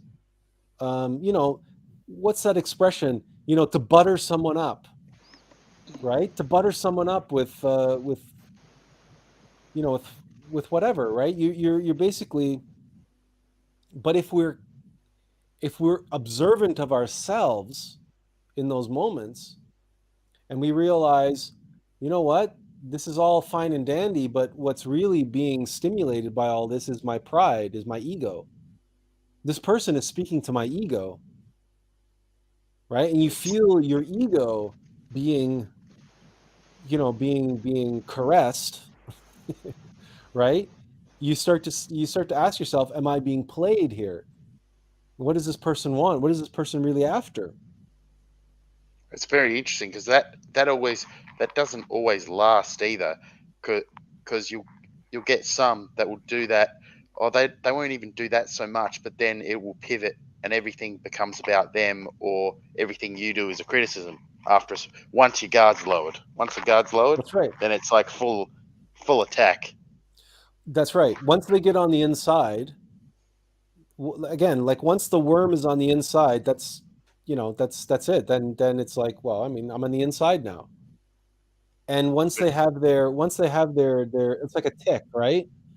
Once a tick has gotten its claws into you, its mandibles, and it's under your skin. Once it gets under your skin, I mean, the gloves are off. It can do whatever the hell they want. You just try getting rid of that tick. And the narcissistic people, the toxic people, the harder you try to get rid of them, the more they poison you. That's actually a really good analogy, because even with a tick, if you do manage to kill it and sometimes get it out, it will leave a piece of itself that then you have to get out later on. So that's right. I mean, the thing about a tick is, if you, for example, if you try to get a tick out by like dropping alcohol or something on it, the first thing a tick does is like it vomits. And like it just leaves its toxic bile, right? And like carrying all kinds of diseases and everything, Lyme disease and everything else. If you try to get it out, it's like the tick is like, well, if I can't have you, no one can. And narcissistic people are like that. You may have been in that kind of a relationship where you're trying to separate yourself from that person, and that person's like, if I can't have you, no one can. And this is why lots of breakups with narcissists end in homicide or some kind of catastrophic, where that person, out of spite, will destroy that individual's career, will it destroy that individual's reputation, because there is nothing that a con artist and a parasite despises more than being brought to light, than having a light shone on their scheme and having like the jig is up, right? They hate that. And oftentimes, just out of sheer spite and out of frustration, they will seek to destroy the host, which was not a good and obedient and loyal host, right? It's the same way that a dominant, a sexual predator, or a sexual someone who is who treats their partner as property, basically as a toy. When that person tries to get away, they're like, no, you have to be like punished now. You have to be disciplined. And so this all comes down to, or this comes back to the word possession. Because a possession that's sentient is a slave. We have a word for it, right? Slavery. Slaves are possessions. And if slaves are loyal and obedient and hardworking, then everything's good, right? Then everything's hunky-dory. And the slave owner is happy. He's content because his slaves are obedient, they're loyal, they're hardworking, i.e., they're making the slave owner very wealthy and very happy and very, right? Because the archetype of the Southern slave owner. He's all smiles, the Southern hospitality, and come and have some lemonade. And the slave's like, he's terrified and goes up to him and says, "It's like, I've got I got a problem." You ask him, it's like, "Oh, don't worry, dear, we're gonna take care of you." He's all nothing, right? He's all patting them on the head, and everything's all fine and dandy and hunky dory, right? Until one of the slaves disobey, they stop to work, they try to escape, right? In other words, and then that Southern hospitality, that smiling, Southern graceful, the hunky-dory owner, all of a sudden he turns into the devil. And he said, "Now I'm going to have to whip you now." And it ties that slave to the post and whips their back until the shirt's hanging in shreds off their back, and they're dripping with blood, and they can't sleep on their back for a month.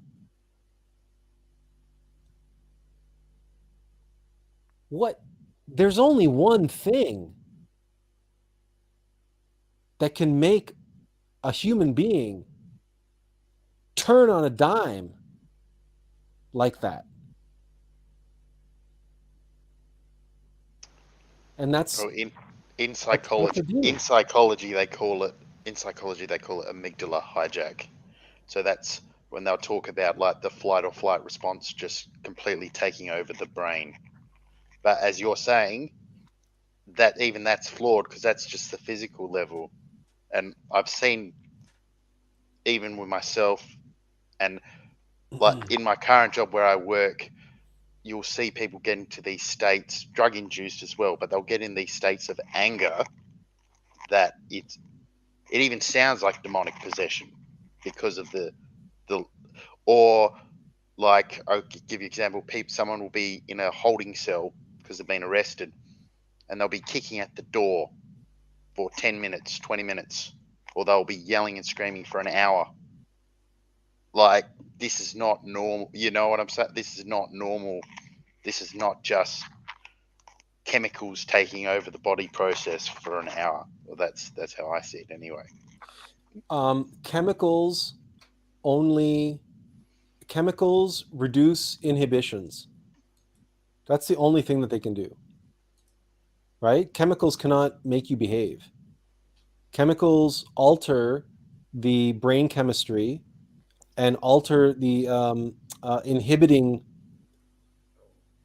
reduce our inhibitions and reduce our willpower, basically. So that's the whole point of chemicals, right? And the whole point of taking chemicals, and why it's a downward spiral, because once you become addicted to something, then your willpower goes out the window, right? That's the whole definition of addiction, is that you no longer have willpower, and now your addiction basically controls you. That's why Al-Kul was the name of a demon to the Arabs, the Saracens, and that's where the word alcohol comes from, because that was Al-Kul, a demon, and then you become possessed by Al-Kul, and that's what turns you into an alcoholic. But all of that is blocking you from your willpower. It's getting in the, so remember, it's running interference. It's undermining our foundations, and our foundation is our human soul, because our human soul is what connects us to our monad. It connects our human soul of Tippereth. That's the causal body. That's the body of willpower. That's in the 6th dimension. That is what connects us to our consciousness and our innermost being. And that triad, that 3 as one, our human soul, our consciousness, and our innermost being, that's what constitutes our monad, or our higher self, our true self. That is our foundation. Everything beneath that belongs to our mortal vessel. So we have our mind, our heart, our vital body, and our physical body. Those are the 4 bodies of sin. Those are the domain of ego. That's where the ego gets to play. And that's what the ego, what the ego is doing, is trying to undermine our foundation, trying to play interference and block us from and interfere with our willpower. And also there's the phenomenon known as ill will, where willpower itself gets twisted and corrupted and goes filtered through an ego. So now we have the ill will, for example, of demons, for example. What the demons want, what our egos want, takes the energy of our own willpower and directs it and redirects it and filters it and seduces it to be directed towards our desires. And that's why it's possible to have ill will towards our fellow man. Right? This is all very, very, a very sophisticated dance that's taking place, and all these ways of coercion and manipulation.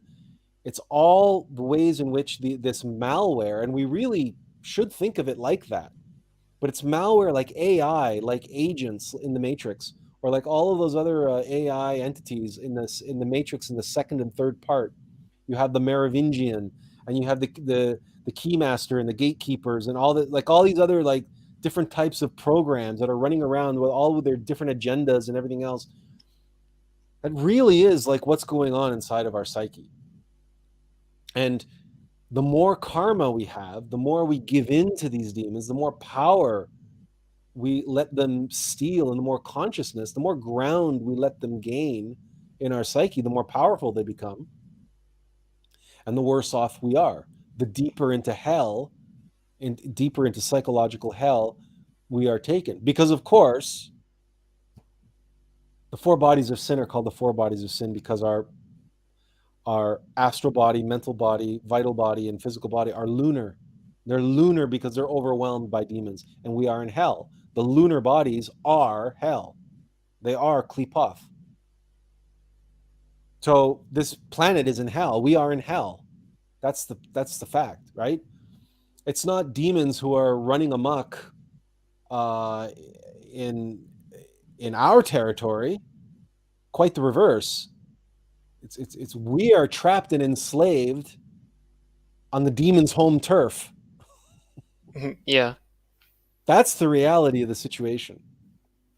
Because as we've said many, many, many times, if you were to design the perfect prison, a prison with no guards, no walls, no fences, no bars, no gates, no locks, no keys. But it was a place where people were clamoring to get into. Isn't that the perfect prison? Well, it is. Hell. It is. That's hell. And it's like even you're even using slavery as an example. Like, now it was a good system for the elite to make a lot of money off at the time, but then now we kind of have what's, and people say this is the current system is like we're still presented as livestock and treated as livestock, but everyone thinks we're in effect free in the system, but we're all still tied to money. So that's like the big paradox of the whole thing, is that we are still entrapped in a form, and as you're saying, that's at all levels. At that level, that's at all levels. We could get into, well, there's people will point to a number of different phenomena. For example, British Admiralty law and the birth certificate, your name. We could talk about the monetary system and fiat currencies and how currency is energy. That's why it's called currency. Yeah, so Benjamin right here is bringing this up. To be honest, I think the hijacking of our identities happens at the start of having a birth certificate, our straw man. However, again, as you say, all of that is an expression of the real slavery which is taking place inside. And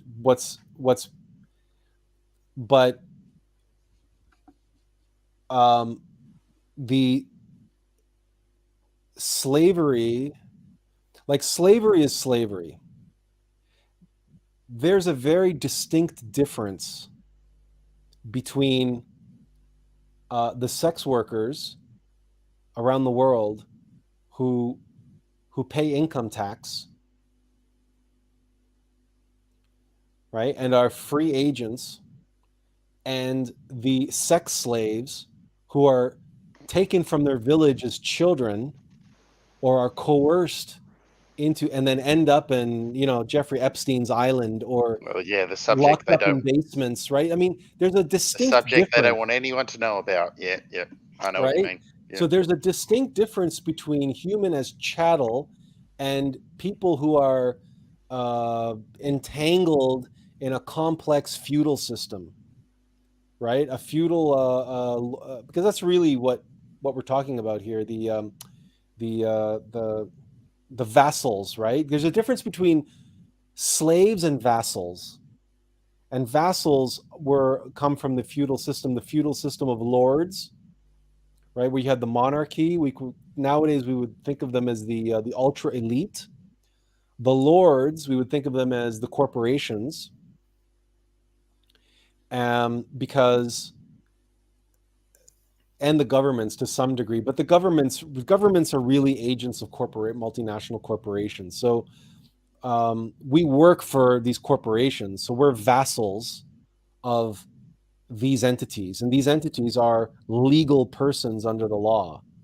A corporation is a legal person under the law, so really that's like a lord that we as vassals work for, and they promise us things in return, healthcare, and a paycheck.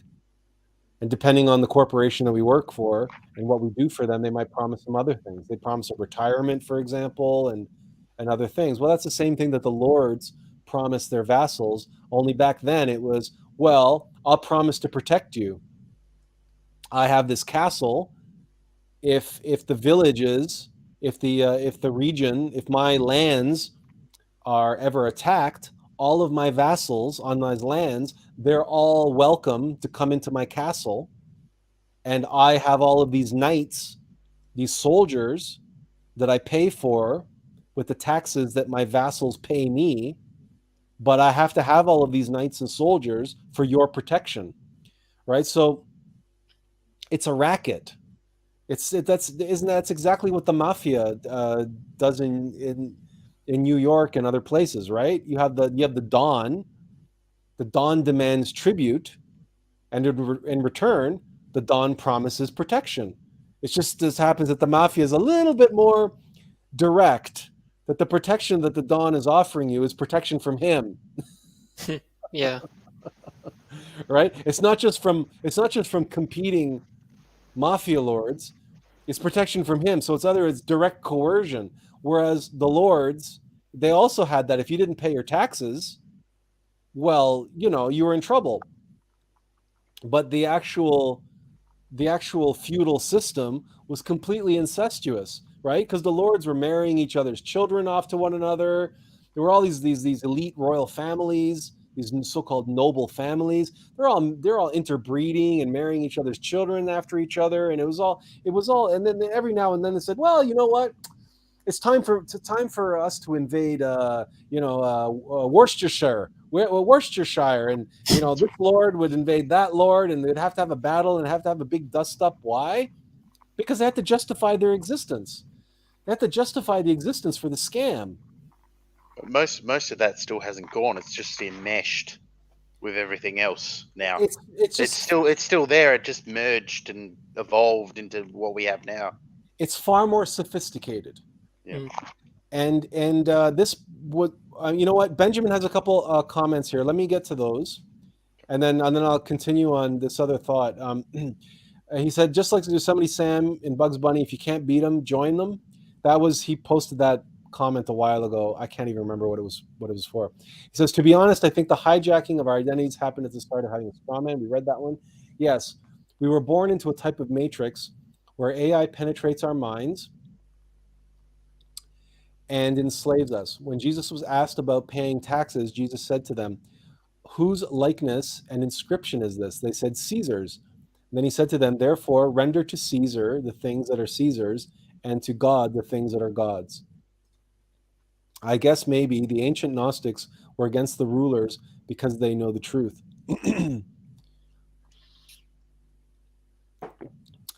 On this note, the render unto Caesar's that which is Caesar's, and to God the things that are God's. This has multiple levels of meaning, but basically what he's saying is what belongs to physical nature, mechanical nature, and here Caesar is equated to the ego, and the ego works for mechanical nature. So render unto mechanical nature that which belongs to mechanical nature, and to God, that means our divine nature, that is God's. So one of the things that we have to try to wrap our heads around is that mechanical nature loans us our physical body and our personality. That's on loan. That comes from the earth, from mechanical nature. So, ashes to ashes, dust to dust. After we die... You're muted. After we die, I have a feeling I know what's going on with this, with that muted mic thing, but anyway, after we die, what was loaned to us, it gets given back. We can't take it with us, right? So we have this meme that shows the two circles of nature, mechanical nature and divine nature, and where the two circles meet, that's what we call the kingdom, or Malkuth, or this. And in microcosm, that's our existence, our bodies, and our mind, our physical vessel, right? That's our physical vessel. A human being is where the divine nature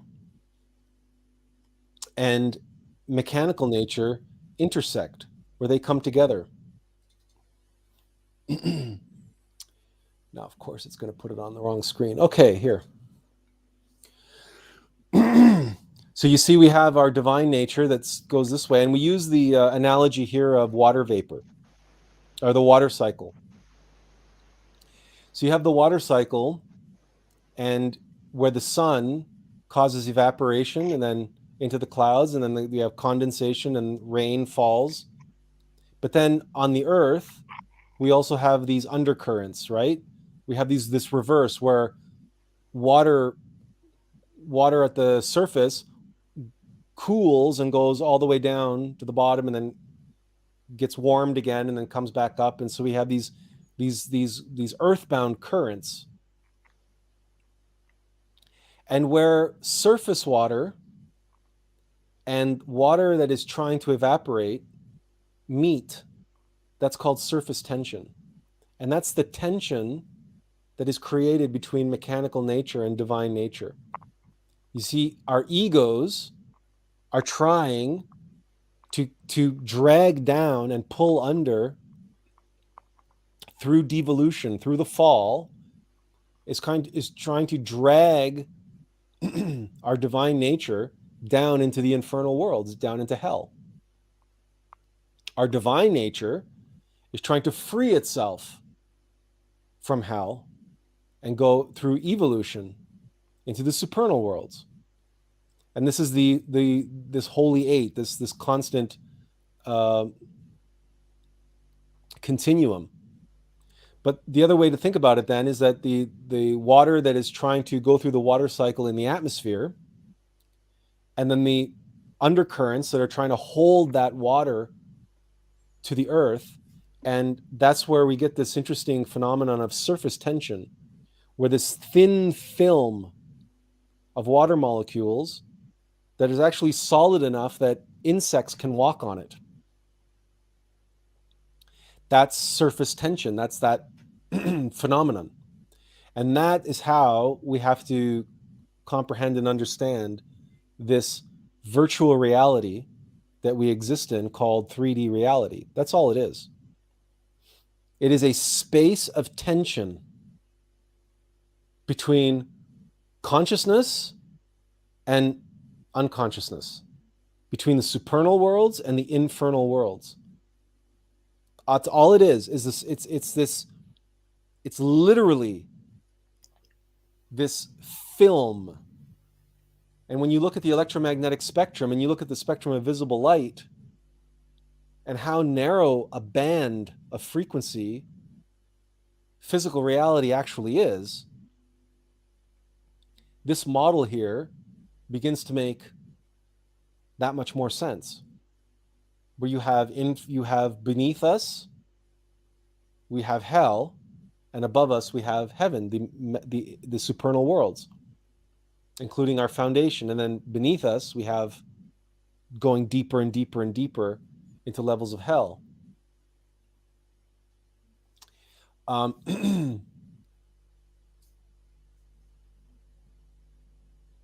Right. So our physical body, that's all given to us by mechanical nature, so that our divine nature can come down and participate in the game at this level, that's at the level of surface tension. So we can be an insect skittling across the surface of the water for a time. But then after we die, our body goes back to mechanical nature. But our monad, our soul, either goes into the supernal worlds or the infernal worlds, depending depending on our level of being, depending on our karma, and depending on our deeds that we accomplished while we were in the physical world, while we were in the kingdom. But this is the game. And it is a game. And this is what, to come back to what Raphael mentioned here, I guess maybe the ancient Gnostics were against the rulers because they know the truth. Well, this is what the Gnostics knew. Render unto Caesar that which is Caesar's. Caesar represents mechanical nature, the lord of the world. Caesar was the emperor, the king of the world. He ruled the world. He ruled the known world. That's mechanical nature. That's physical reality. But what Jesus is saying here is that, well, that's fine. Caesar can have it. The egos can have it. Because our world, the real world, is our divine nature. And that belongs to God. So let the ego have the world. Let Caesar have the world. Render unto Caesar that which is his. But let God have that which belongs to God, which that's our divine nature. That's our essence, our monad. Because God, the absolute, longs for all monads to be able to win the game and return back to the absolute from where they came. That's like... That's it. No, go ahead, Azazel. No, it was Blake. Yeah, it's interesting you mention that, because like even with politics, I remember you had your material in you had I looked at your political platform that you did a little while ago. I think you're going to do yeah. That's a very good platform, but unless you're going to have something shiny or anything like that and willing to play the game that politics is now, which I'm making an assumption here, but I assume you weren't, which is a good thing. It's not a bad thing. Unless you're willing to do that, go to that level, then it's not going to get traction with all of the clickbaity stuff that's out there. And it just really kind of shows how bad things are, that unless you're willing to, because I've been involved in politics, and that's why I stopped being involved in it, because you have to really lower your morals and really have to play games with people all the time just to get anywhere. And if you're not willing to do that, you don't get anywhere. But that's not a bad thing. It's a good thing. It's we are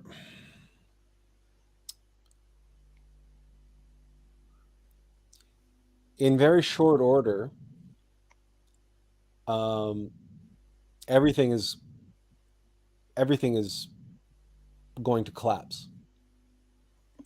And mechanical nature, which has loaned itself this planet to humanity, and this humanity has run its course. We've gone from our golden age to our silver to our bronze, and now in our iron age, and we're reaching the end of the iron age, or the end of the Kali Yuga.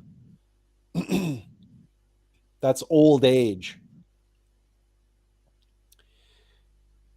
Anybody who's of a certain age knows that once you've passed your prime, you start to feel your age year after year after year after year, and you're basically now going on a slow decline and demise towards your death. And this humanity has been doing that for some time now.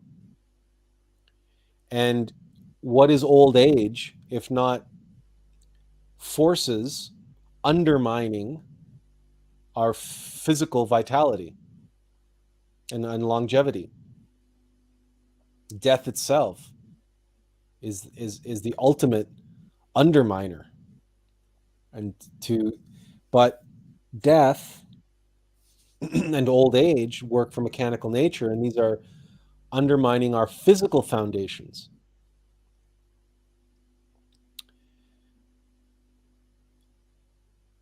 So everything that ego has built and everything that ego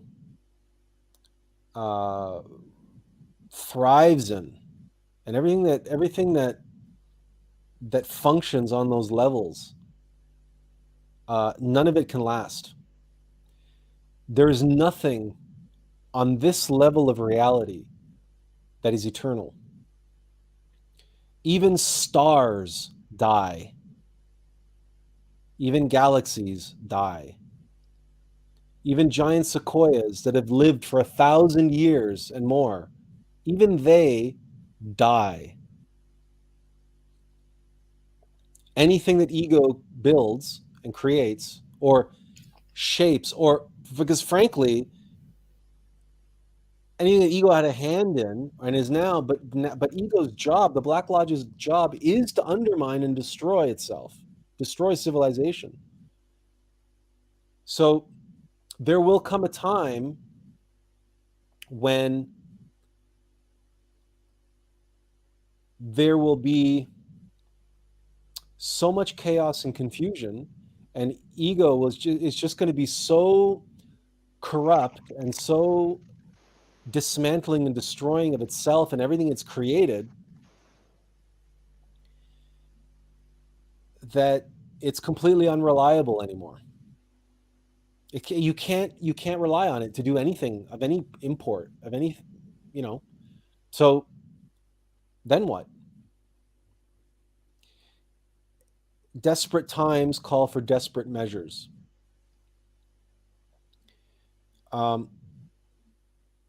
We're here, I'm here doing the work of Noah. And so anything that you see that I have done has just been like planting a seed. It's just been like, getting it out there. It's out there. It's in some form, some nebulous seed form. And now it's just waiting. Seeds can lay dormant for centuries. And the seeds that we're planting now will lay dormant until the circumstances are right for them. I never thought of it that way. That's a very good way to put it. Yeah, that's interesting. Because it took Noah a long time, to build his ark. And while he was building it, everybody said, "You're crazy. What the hell are you doing?" And the reason why they would say that is because, well, look, it's not raining. There's not a cloud in the sky. What are you talking about? Because they were operating under the assumption that look how everything is working. Look how everything is today. Look what we need today. And I've never, ever operated on that basis. Since I was a little child, I've always operated on the basis of how things will be one day, as how things must be for this humanity, how things should be for this humanity. Because I've always known in my heart, this is what I'm here to do. And in my teenage years, I was absolutely obsessed with prophecy. I read so many books on prophecy, I can't even tell you how many times I read Nostradamus and Edward Casey and all of them. And I had this book called the Millennial Book of Prophecy that was filled, and Newton's prophecies, and of course, the Revelation of St. John, and on, all the prophecies from the Bible. I was just the Mayan prophecy. You name it, I consumed it like a vacuum cleaner. I was completely obsessed until one day, I'm like, okay, well, number one, none of these prophecies agree with one another. So they're all intellectual, rational minds desperately trying to interpret their intuition, which means my intuition is as good as any of them, because I don't have any details either. I can't tell you. I just have my intuition. I'm just going on my intuition. So my intuition is as good as any of theirs. So I stopped reading prophecy, and I started just proceeding with my work, which is like, that's why I don't go around prophesizing, right? You don't see me spending time and energy telling people that it's the end of the world. I think we have one article on our blog talking about that, and even that is in the context of what nobody else talks about with Well, prophecy. you're right. You're right. People that do say doom and gloom, even them saying that, they're not even looking at the picture, because even at the geopolitical picture that's going on right now in the world, if it goes in, let's say, the China Russia led way at the moment, that's going to prolong things, and the let's say the western side of the coin, if that prevails, and that's going to be doom and gloom. But do you get what I'm saying? There's always still a struggle. There's always, let's say, a struggle between light and dark. It goes on in every format, in every facet, just as above, so below. It's the same formula out in play. So when people say that and they give absolutism, it's I learned a while ago not to pay heed to it, because it doesn't. Everything seems to be grey, or it never turns out the way things are supposed to be to plan most of the time. Benjamin has a comment here. We can always rely on Benjamin to give us good insight into the biblical foundations of these parables that we mentioned. It took 120 years to build the ark, and there was no rain prior to the flood. That's why people did not believe him. That's in the story. The 12, by the way, the 120 years. That's a Kabbalistic number. It's a esoteric number. 12 refers to the 12 signs of the zodiac and the 12 independent aspects of the being. So it's not a literal 120 years, but the point is taken that it took a long time to build that ark. And while it was being built, everything was hunky-dory, and that's why nobody took the ark seriously, and everybody thought Noah was a madman. Just as our family and most of our friends who are now former friends and acquaintances and everything think that we're completely insane. Yeah. But what we're here doing is preparing people in the most important way, because the ark is, well, not just Peapod life. I mean, that's part of it, but the ark is in here. The ark is in here, right? We are. This is where the ark is, and there are far too few people who understand that. But the Black Lodge has been so successful at undermining this humanity and undermining genuine spirituality, but it has an Achilles heel, and the Achilles heel that it has is itself, and something that we wanted to get to, but we got sidetracked, but we want to come back to it now. Remember how we've been talking about how people are unaware? Remember we were talking about those toxic narcissistic people, but they're unaware that they are that way? They think that they're perfectly normal, right? Narcissistic people don't think there's anything wrong with them. And they certainly, if you try to confront them and say you're possessed by a demon or something, they'll be like, they never, ever, ever entertain anything of even if they're spiritual people or whatever, they're never going to entertain that. They never apologize either. That's one thing I noticed. They never apologize. So remember, we were referring to we were using the analogy of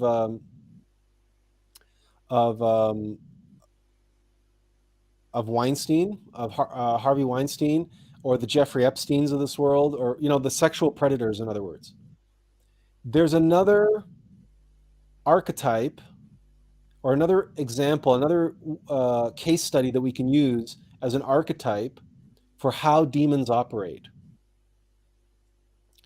And think about the sexual predator who goes into a bar and slips a date rape drug in someone's drink. Now, the thing about a date rape drug is that person becomes unconscious, unaware of what's going on. They might wake up in their apartment or somebody's apartment, or they might wake up in the back of a taxi cab, or who knows, in the back, behind the club in a dumpster. Who knows where they're going to wake up? But they're going to wake up with just like vague, foggy memories as to what happened last night. They're completely unaware that they're being raped. That's the whole thing about date rape drugs. That's why they're called date rape drugs.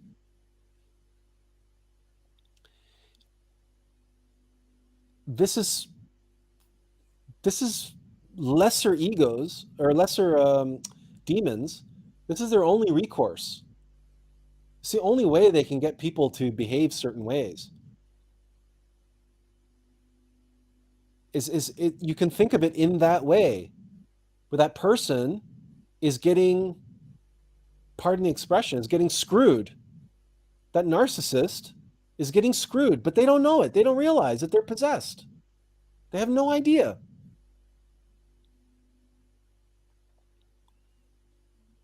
It's just that the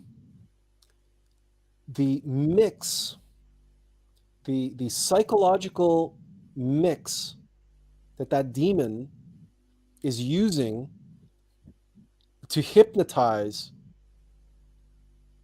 that host and put their consciousness asleep and present themselves as I, as me, right? So that person believes that the narcissistic demon is who and what I am, minus the demon part, minus the narcissist part, right? So all you're left with is me, I want, and why isn't he this, and why isn't they that, and why doesn't anybody love me, and why doesn't, right? All you're left with is the surface level, what's presented to us as I's. I, right? Me, myself, and I. So this is the vast majority of humanity suffers egos in this way. Demons are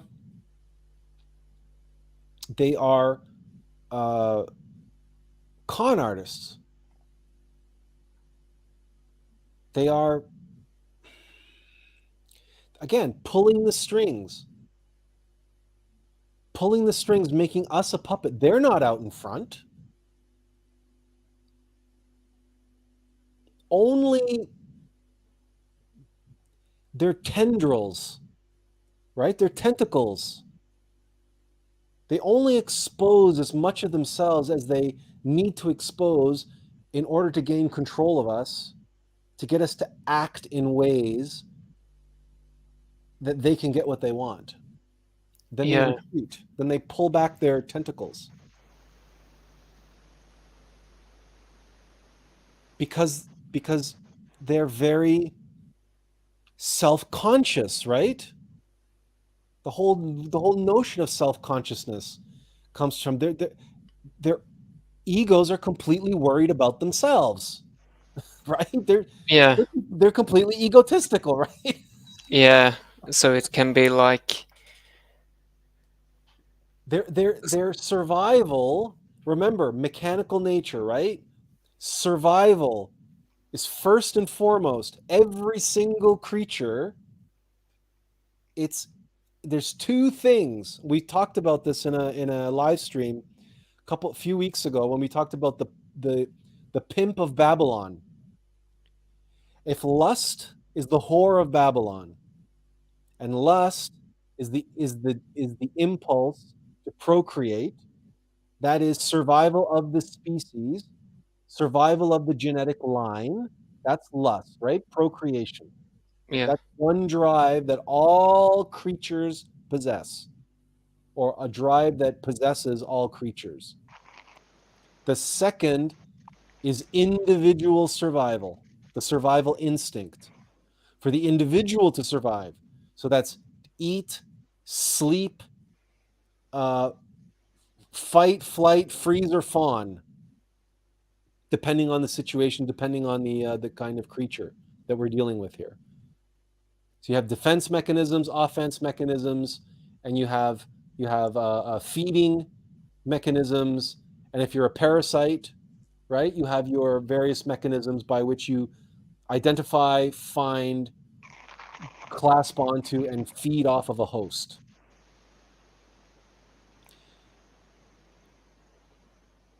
Lust is survival of the species. Fear is survival of the individual. Fear. And when you expand that fear to include things like dominance hierarchies in a pack or in a pride or in a troop, now you have control, which is the flip side of fear. And of course, the desire for comfort and security. Because all animals, all beings desire comfort and security. All animals do. Right? Even mammals are so successful because mammals were much better at making dens and, you know, and mammals, because they generate their own body heat, and you see like families of hamsters or whatever, and they pile on each other, right? And Yeah. they create this ball of body heat to survive winters and stuff. So this survival is at the heart of every ego. It's not only to survive as an individual, but also to replicate itself. So fear and lust. If lust is the whore of Babylon and the mother of all egos, fear is their father. Fear is the pimp of Babylon, because every whore needs a pimp. And that's why Lilith has a husband named Asmodeus, or Asmodeus. It depends. Sometimes the spelling is a little bit different, but Asmodeus is the husband of Lilith. Lilith being lust, and the whore of Babylon. So, and Asmodeus is a demon, like Lilith.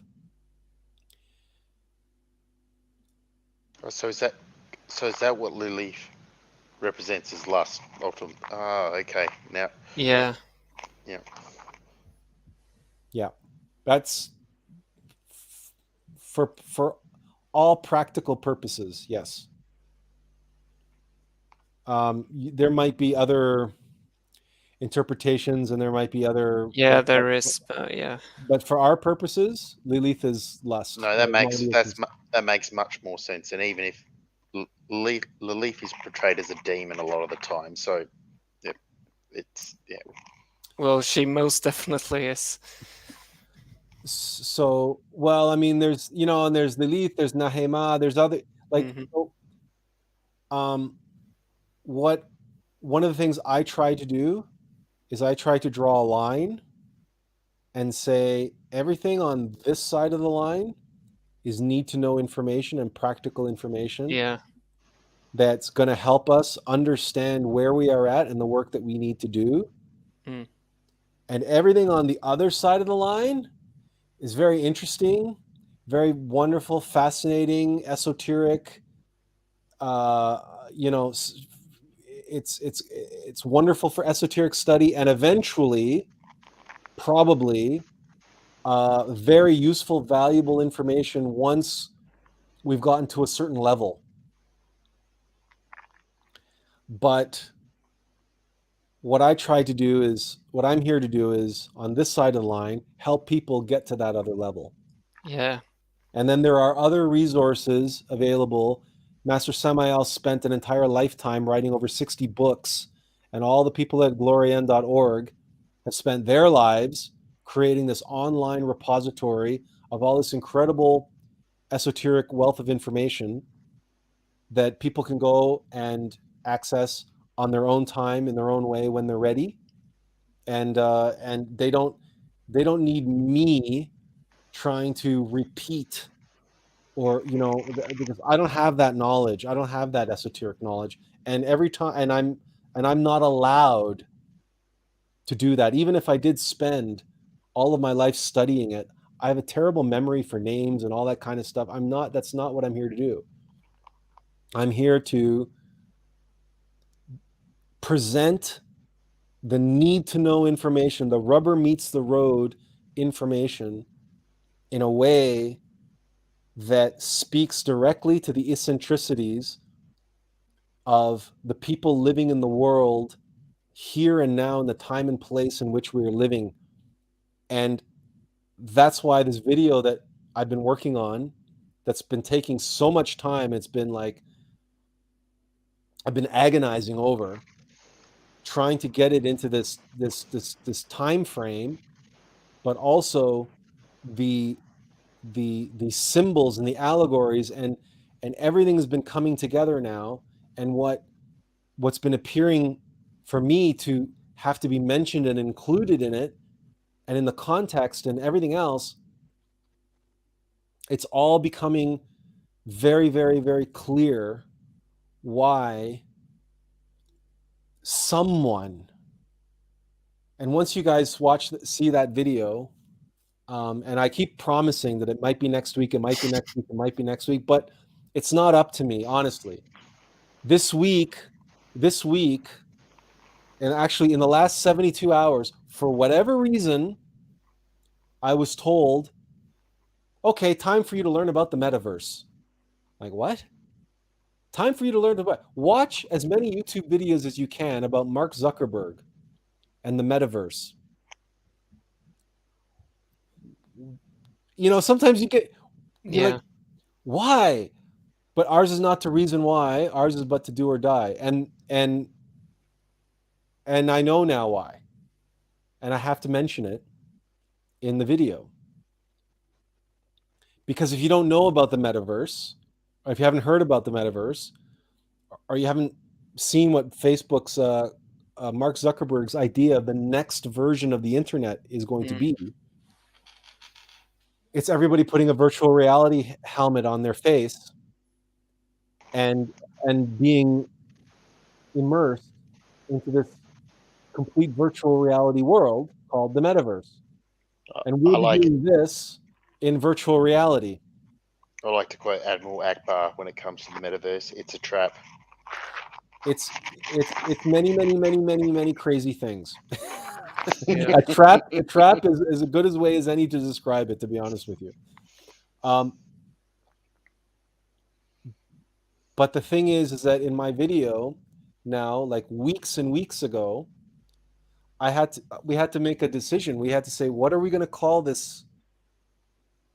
When we were talking about Hume and Manas, you know what? We'll actually, we want to, let's we're a little bit off topic, but who cares? I want to show you this, and then you can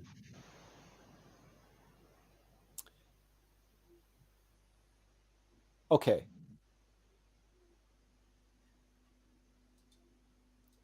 All right, so this is part one of no, wait, we can't do that. Hang on a second. Okay, show it on that monitor. Thank you. All right. Okay, so so the video, part one, is talking about the human condition.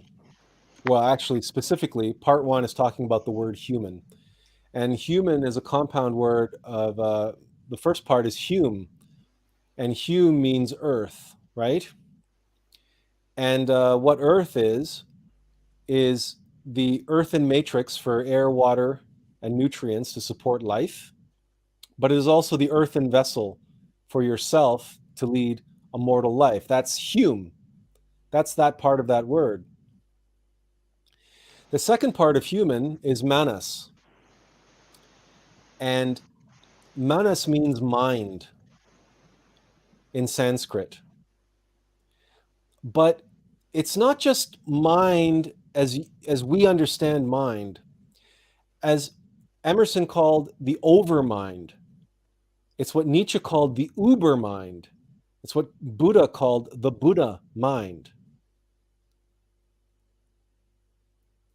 And it's what we, so Manas is the overmind, the uber mind, or the Buddha mind. This is not the personality or cerebral, mechanical, subjective, intellectual mind, right?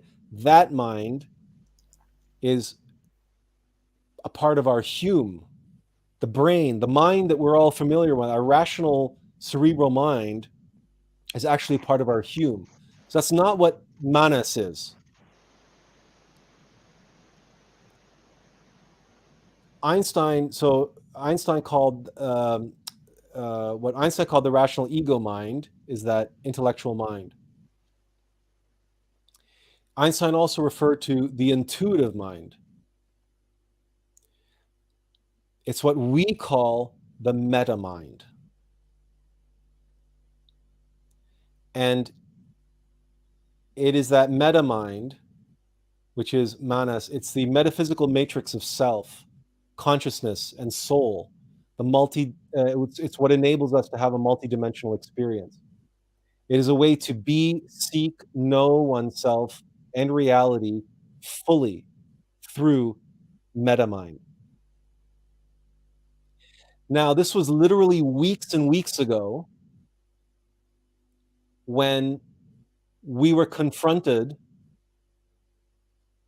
with the question, what are we going to call Manas? Because how are we going to translate Manas? Because in truth, Manas in Sanskrit means divine mind. That's its true definition. I think we disappeared on the screen. Sorry? I think we disappeared on the screen. Oh, so you did. Hang on a second. There, okay. You know what? Oh, hey, that's not bad. How's that? Well, now we can't see the presentation. Now you can't see the presentation. Okay. Well, anyway, we've been through what we need to. I'm not going to go through the rest of it. But the point is, so let's if we go back to this slide, this I had these other words for that other people have called this mind: intuitive mind, overmind, Buddha mind, uber mind. But what were we going to call it? Because we couldn't call it divine mind. We can't. And so this is what came to us. Call it meta mind. And we said, okay, meta mind, fine. And then later on, because we talk about metaphysicality and metaphysical, right? So meta mind and metaphysical, okay, there's a connection there. But only now, after the past 72 hours, when we were told that we have to research the metaverse, only now has it come to light exactly and precisely why the word that we used here had to be meta mind. Because what this video and what the subsequent book, which is going to follow this video, has to deal with has to reveal to humanity what the real metaverse is, and how the electronic technology metaverse that these companies are trying to create is a false metaverse. They're calling it the metaverse, but it's a false metaverse for the rational mind. It's a virtual, imaginary, made up distraction. Like, what did you call it, Blake? You called it a trap. Yeah, Admiral Akbar. Yeah. Yeah. Another way I like to think of it as well is it's like a mirror, like in Superman, when in the first Superman, when the bad guys are sent on exile and they're put in the mirror and they're Yes. cast out, so it's its own like shadow reality. Yeah. That's kind of what the metaverse is. That's But- how I kind of look at it as well. But there's a And that's real why I say it's a trap. Yeah. But there's a real metaverse. There's a real metaverse. That's the metaverse that we've talked about when we talked about our foundation. Our higher self, if we have physical bodies, we have metaphysical bodies. If we have a mind, we also have meta mind. We have the divine mind of our being, in other words. We have the meta mind of our being. And that's, well, maybe, you know what? Maybe we will, here. So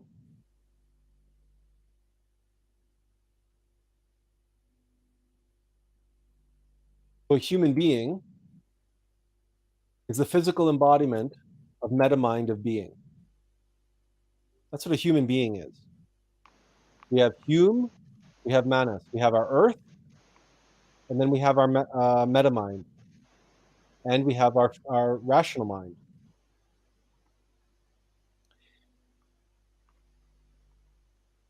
So the Hume is our physical vessel we see, our thinking and feeling hominid earth, right? That's our heart, mind, our brains and emotions. And then there's the metaphysical vessel we seek self-evident experiential knowledge of, our consciously experiencing being of meta mind. These are the, and then you combine these are the thinking, feeling hominid and the consciously experiencing being. This is a true human being. This is a pottery that comes from Peru sometime in the first millennium. And we have hominid, meta mind of being. And this is what Shakespeare meant to be or not to be. And then we have from Genesis to Faust, from Lord of the Rings to Game of Thrones, talk about how ego causes the fall, confusion and suffering. We stop being a consciously experiencing being.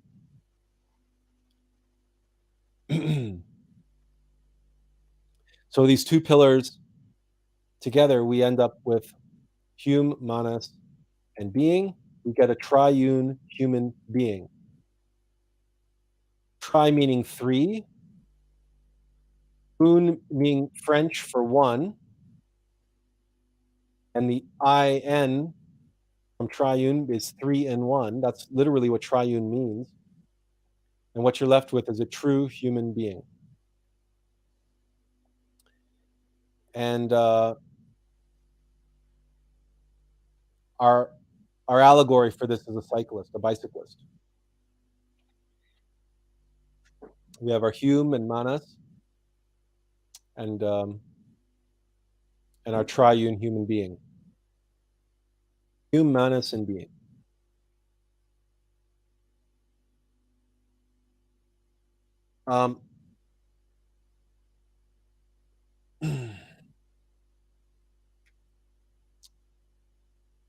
Let me jump into part 3 here for a second.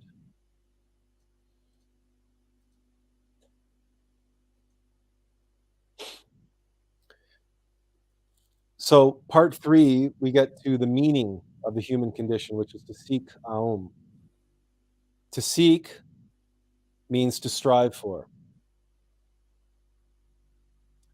And that means, but it's for us, it also means self-evident experiential knowledge, the objective truth, universal wisdom, and most valued life experience we can strive for. That is. You're muted. The second part is Aum. Aum. Or Om.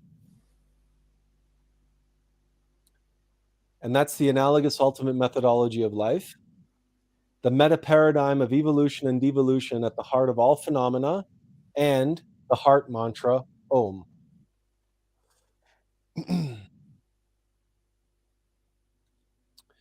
So the meaning of life then,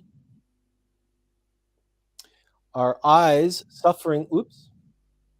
Whoa, hey. Eyes suffering instinctively seek the analogous ultimate methodology of life.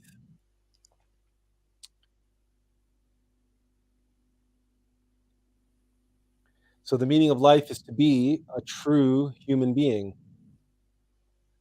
Eyes suffer instinctively, trying to make make a better physical world we all strive for in life. And Manas suffers eyes consciously, self-evident experiential knowledge of the analogous ultimate methodology. So the metaphysical world, free of eyes, can help us all seek the Om of life. To be triune in life is to be three in one, a true human being. And again, that comes back to being a human cyclist.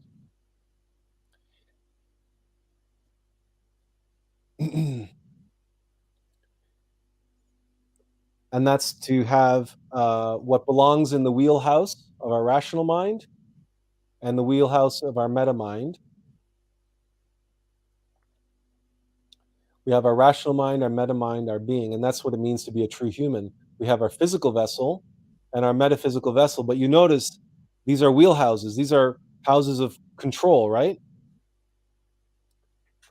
So when we're confronted with everything we're confronted in life, just like a bicycle has baskets, that which belongs in the rational mind and that which belongs to meta mind. And we can comfortably go through life and go on our journey of life with everything neatly organized into what belongs in the wheelhouse of rational mind and what belongs in the wheelhouse of meta mind. But if we only work with the wheelhouse of rational mind and we only work with our physical vessel, then when we're confronted by the storms, we have this dinky little physical vessel and we're lost in the storms, right? And so the rational mind reacts with all of its emotionality. And that's because the rational mind is vulnerable to, some of the timing of this seems to be off. No, or it's just, I know what it is. Okay. So we have our conditioned beliefs and disbeliefs, reaction and manipulation by many egos, which is psychological malware. So these egos playing their Game of Thrones are what spin our wheel, that are control the wheel of our rational ego mind and our physical vessel. And this is the one wheel of a unicycle, right? Now, a unicycle, you can't attach baskets to a unicycle, which means everything that should go in those baskets now, and we can't balance it properly on a unicycle, but we have no choice. We have to suffer the human condition in the circus of life, the circus of this humanity, which is to be a juggling unicyclist. This is how everybody lives. And all of these things that go through our mind, right? All these problems in our life, it's going back and forth through our mind. But then there's all the problems of the world as well on a macro scale, not just in our lives. And then we have all the opinions and beliefs and theories and competing theories and ideas about everything. That's also going back and forth through that rational mind of ours. And then, of course, all this is being fueled by the egos that are playing their Game of Thrones. Now, if anybody spends any time at all looking at themselves, observing their mind, this is what they see. It's a cacophony. It's a mess. Right? This is why the Buddhists and everybody say, talk about, trying to quiet this down. You try quieting that down. And it's the eye of blind. It's very hard to quiet this down sometimes. What's that? It's very hard to quiet it down sometimes. It's very hard. Well, when that's going on, and this is the eye of a blind interest, right? And it's no question why. There's no, why we're all in suffering. And this is the oscillating back and forth that divides and conquers us, right? Us and them, and they love me not. This is the law of the pendulum. We're back and forth, this and that. We're trapped in duality, and this fundamentally makes this unicycle of ours unstable. This is what divides us, like it divided Gollum in Lord of the Rings. It's the ego as he pursues that which is precious to him. But it's also the eye of Sauron that divides and conquers Middle Earth, just as it divides and conquers our Earth with blind dogma and blind faith. Just as it divides and conquers Westeros in their Game of Thrones. And it's all blind self-interest, blind egotism. So whereas Manas has the capacity to observe suffering eyes consciously via the Aum of life, what we suffer with ego is identified with eyes suffering. And we are attached to trying to make the world better. And we have an explosion of temptation to make the world better for ourselves. And that's just like in the Bible and Faust and in all sorts of mythologies and scriptures. They talk about the fall into not being. And it drives a wedge between us and our meta mind. And so we now observe eyes unconsciously. So meta mind cannot help free us of eyes via the Aum of life. So we're cut off. And this is how an explosion of ego, temptation, that's lust, gluttony, greed, envy, anger, pride, laziness, etc., through temptation, identification, and indulgence, leads to an implosion of life. Hypnosis, ignorance, and of course, blind egotism. That leads to confusion and suffering, the downward spiral of devolution, and not being. And basically, we get flushed down the toilet, basically. Yeah. So anyway, this part of the presentation here is not done yet, but what we want to get to is I can already tell this is going to be a profound video when it's done. That's why it's taking so long. Sorry? That's why it's taking so long, because there's a lot of meat in that.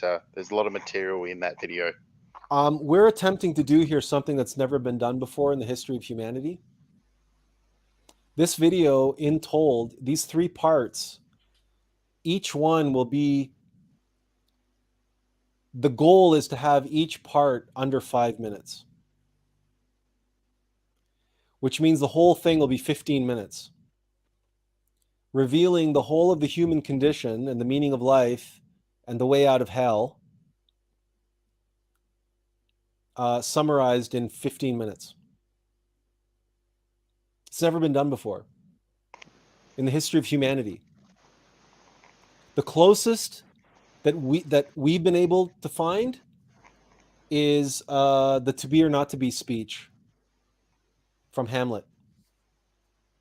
And even that, 99% of people on the planet don't know what that means. They think Hamlet is talking about suicide. So we're trying to do something in a way, we're trying to explain it in a way that we are giving analogies, symbols. The bicycle, right? Every child knows what a bicycle is. Everybody knows it's easier and more practical to ride a bicycle than it is to ride a unicycle.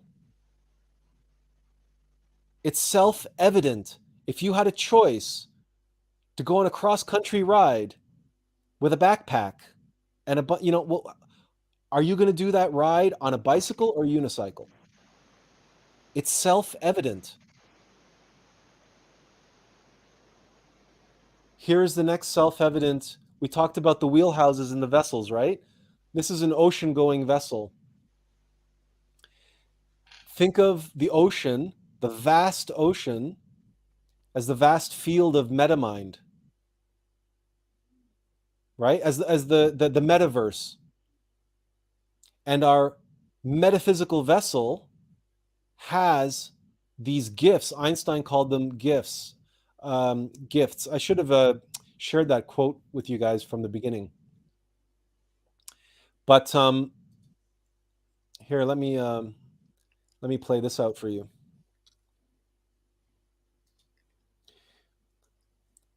So we have our rational mind and physical vessel. We have our metamind and metaphysical vessel. In other words, for that super tanker, that super cargo ship, to make it into port, it needs the rational mind and physical vessel, right? Those mega ships, they're great on the open ocean, but they can't come into port without a tugboat. In the same way that our metamind has access to vast amounts of information, but it can't come into the world without a physical vessel and a rational mind. So what does that look like? Well, a physical world in need of a true human being that is both metamind and rational mind. And the gifts of metamind can be offloaded. Imagination, inspiration, intuition, insight, peace, love, joy. These are the gifts of metamind. That's what Einstein referred to as sacred gifts. And he referred to the rational mind as a faithful servant.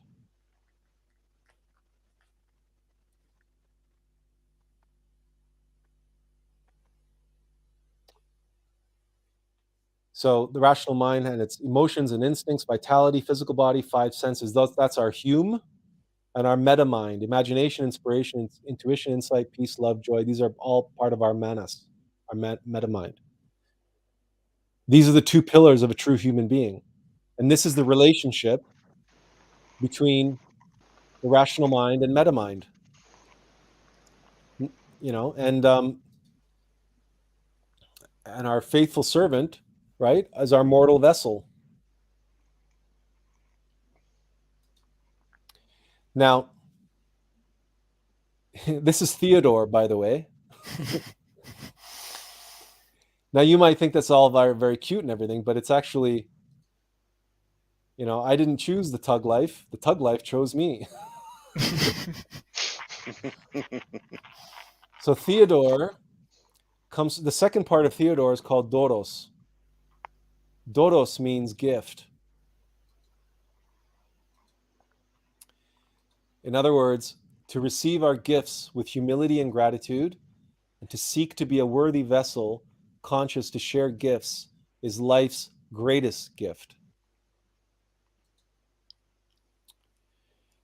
The first part of Theo comes from Theos, and that means God. In other words, the logos, which set in motion all evolution and devolution at the heart of all phenomena. In other words, the Alm of life, expressing, receiving, and sharing infinite gifts of metamind, we call God. So to seek the Alm of life, to be conscious of metamind, bring its gifts into the world for one and all beings via the Alm of life.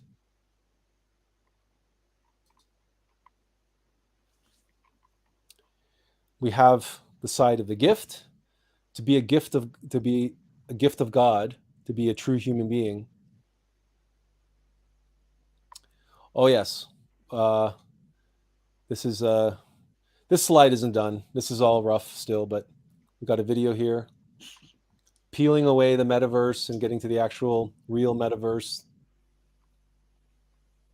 Oh, there's supposed to be something else that pops in. There we go. Anyway, so you guys are seeing the rough cut here. But you see where we're going with all of this. Oh, and then here's a slide that's got stuff. It's got anyway, still lots to be done, actually. But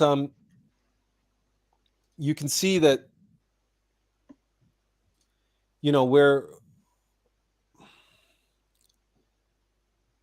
working with ways of explaining this that even a 6-year-old can understand. A 6-year-old can understand Theodore Tugboat. A 6-year-old can understand a bicycle. And children are much better at getting simile and metaphor than adults are. But the point is this, by and large, has been secular until the last part of the last part, where we finally bring God into the picture. And we're trying to keep it as vague a term as possible. That's why we have to include this section and include this slide where we define theos or God as logos. In whatever thing which set the universe into motion, and that this meta mind, right, is that we call God, because at some point we're going to include this this quote, right? I want to know God's thoughts. The rest are just details. That's also Albert Einstein. God's thoughts is meta mind. That's what meta mind is. God's thoughts. It's not consciousness. Consciousness is how we access meta mind. That's why you see consciousness, I've kept to an absolute bare minimum discussion in this, because consciousness is overused. It's important. It's very important. In fact, I get into how important it is when we talk about here's this slide, right? We need an expansion of consciousness, right, in order to synthesize what we seek. So an expansion of consciousness gives us greater access to metamind, but I do not equate the two things. They're related, but they're not the same thing. There's this metamind is more than just consciousness, because so many people think that the universe is just consciousness. Anyway, that's you guys got a bit of a preview there. Yeah. Been working on. But these and now the metaverse, right? We have to bring in the metaverse and the discussion of the wide open ocean as this thing called the real metaverse. You need an ocean-going vessel to traverse the metaverse. You need access to your metaphysical vessel, and you need the faculties. You need to be able to work with metamind. Yeah, To be the able to rational traverse mind. Sorry? Yeah, the rational mind. I mean, sharing any kind of information without it is basically impossible. So, but that relationship, right? Like there's this Mhm. the tugboat, the tugboat, and because of the word vessel, right? It's so everything works perfectly, and the wheelhouse and everything just came to us in little bits and pieces, little step by step by step, everything coming together, and the way that the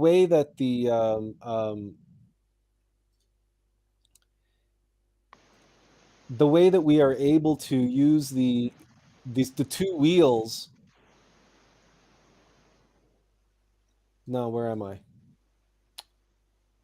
No, that's part 2. There's part 3. The way we are able to orient the two wheels of the bicycle to the two wheels of the wheelhouses. There's this connection. I know we're mixing our metaphors. Yeah. But But listen, there's no getting around it. Yeah, of course. I mean, otherwise we would be here for hours. But this way, this is still like, look, I figure if it's really dense, if there's a lot of information crammed into 5 minutes, Yeah. at least somebody is more likely to rewatch 5 minutes than they are likely to rewatch 50. Yeah. No, it's an Right? excellent idea, because even if they watch it for 3 minutes, you're going to bombard them with enough seeds that maybe something will take hold to some people. Yeah. Because, you know, But like you're saying, like why this is taking so long? Let me flat out tell you, it is 1,000 times harder to do this than it was to do my original version of this. I did it in a month. Yeah. My first version of this, I did it in a month. It was over 50 minutes long. I did that back in March. It's taken from March to now to get it to where I'm beginning to close in on the completion of part 3. So I'm getting it like 3 5-minute pieces. I literally had, I don't know how many, I had this Word document that was like, it was over 100 pages. That was supposed to be the voiceover. Over 100 pages of voiceover text. Now it's gotten down to, I don't even know. It's something like, what? It's 1.5. It's maximum 6 pages, right? So it's 2.5 minutes per page, right? So it's maximum 6 pages. I had to get like from over 100 and some odd pages down to 6 pages. Whereas the 100 pages took me a month to do, and all the slides that went with it took me a month to do. This has taken me since that time to get it down to where to what you see here, plus the addition of the additional symbols, and plus now I have to add in a slide talking about the metaverse, and but it's never been done before. And maybe this is why it's never been done before, because number one, they didn't have bicycles, tugboats, and and ocean-going mega ships, cargo ships, container ships, right? They didn't have them even 100 years ago, let alone 1,000 years ago. Oh yeah, that's true. And the second thing is they certainly didn't have the visual communication tools. They didn't have PowerPoint, for example, and video and everything else. But also it was far less necessary because we weren't living in the Twitterverse even 100 years ago. And now people's attention spans are like, the people have the attention span of a gnat. But how do you do but it was the question, like, how do you do something like, how can you frame it? How can you communicate this stuff in a way that's going to make sense to people, that's going to that they're going to be able to understand? And well, I guess you have to do every slide like a TikTok on Facebook or something. Like every bit of it has to be interesting in some way. well, yeah, Atlas, one can hope this inspires a generation like Lucas did in the 70s. One can hope. Yeah. One can hope. well, look, it's going to do what it's going to do, and we've already found a publisher and everything for our books. We have so much material to put out in book form. And we know that there's, every time we go for our walk, and just things just keep expanding and expanding and expanding out from this. This is really a starting point. It's a launching point, right? Like there, like you said, there's so much dense in here. This is really a seed. It's what it is. It's just a seed. I got to get it done. I got to get it out there in the world and see what it does. That's one thing. But more importantly, once I get it out there, this one thing, and just get it done and get it out there, I can hunker down and start focusing on allowing this to work on me as well. And then start having expanding this, expanding and expanding it out, because there's so much more. I'll give you an example. Just you might think, oh, that's quaint, right? That's a quaint little symbol, right? A girl on a bike. Let's see if I can. Yeah, let's maybe go with this one. That's a quaint symbol, right? Guy on a bike. But have you considered, right? The being is the one who steers. Manas, the front wheel, determines the direction. Willpower is the crank. And the chain, the connection, the bond, the links that connect the rear wheel, our human rational mind, to our willpower, is the links or the chain. Those are the ties that bind. That's relegare, to bind together. That's yug from yoga, to bind together. But where the rubber meets the road in the real world, what moves the whole thing forward is the rear wheel. But who's supposed to steer, and what is supposed to lead? What determines where the rear wheel goes? The front wheel determines where the rear wheel goes. Manas is supposed to lead the rational mind, but the rational mind in the physical vessel needs to drive forward in the same way that the tugboat needs to pull the super cargo ship into port.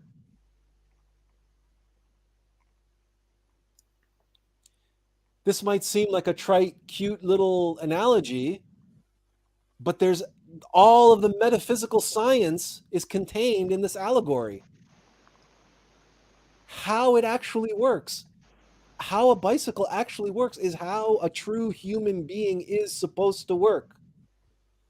Right down to willpower and the crank and relegare, yoga, true faith, that's connection with our innermost being, knowing yourself, having willpower, that's telema, that's the chain and the crank. And the willpower of the pedaling, that's our part, that comes from our true being, our willpower. Yeah. And then, do we let our being steer our bicycle? Yes or no? But the answer is no. Well, then we're a unicyclist. Right? And then we're all wobbling around and juggling and we're desperately, and we're trying to crank, and we're using our willpower strength to motivate ourselves and go, but we can never go as fast or as far or as high as you a can bicycle. just ride around in a circle. Yeah, you know what? It's funny you mentioned that. I'll be right back. It's funny you mentioned that because here.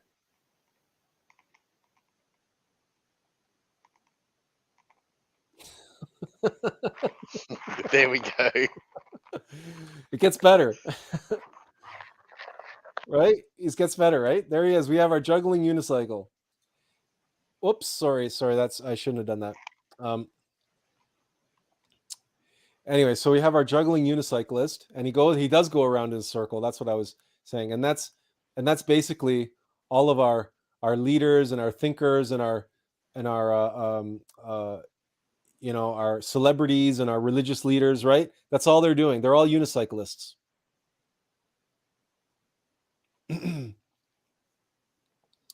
Anyway, this is just more. This is from the second presentation. Oh, maybe I can share this one too, right? This I like this slide because this is from part 2 of the presentation. This is talking about these are unicycle. These are real things, by the way. These off-road unicyclists, and clearly, this causes the Earth to fall and get trapped under the glass ceiling of the three-dimensional limitations of physical science, and a mind which believes it knows versus meta-mind which actually knows, metaphysical science, and can harness the potential of 4 dimensions and beyond. So this is where we are with our unicycles, right? This is where we are at. We have this concept of physical reality, but we're trapped again beneath the glass ceiling. So to harness the human condition, right, we have to harness what humanity discarded, which gives the human condition meaning.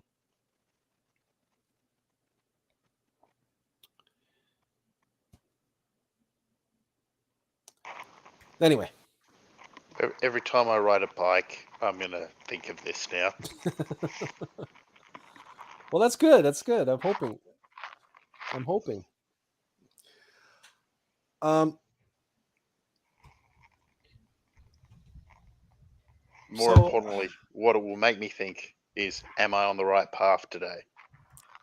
Because that's kind of what you get. Is that what you're getting at with the bike? You've got to make sure everything's running smooth and you're on the right path.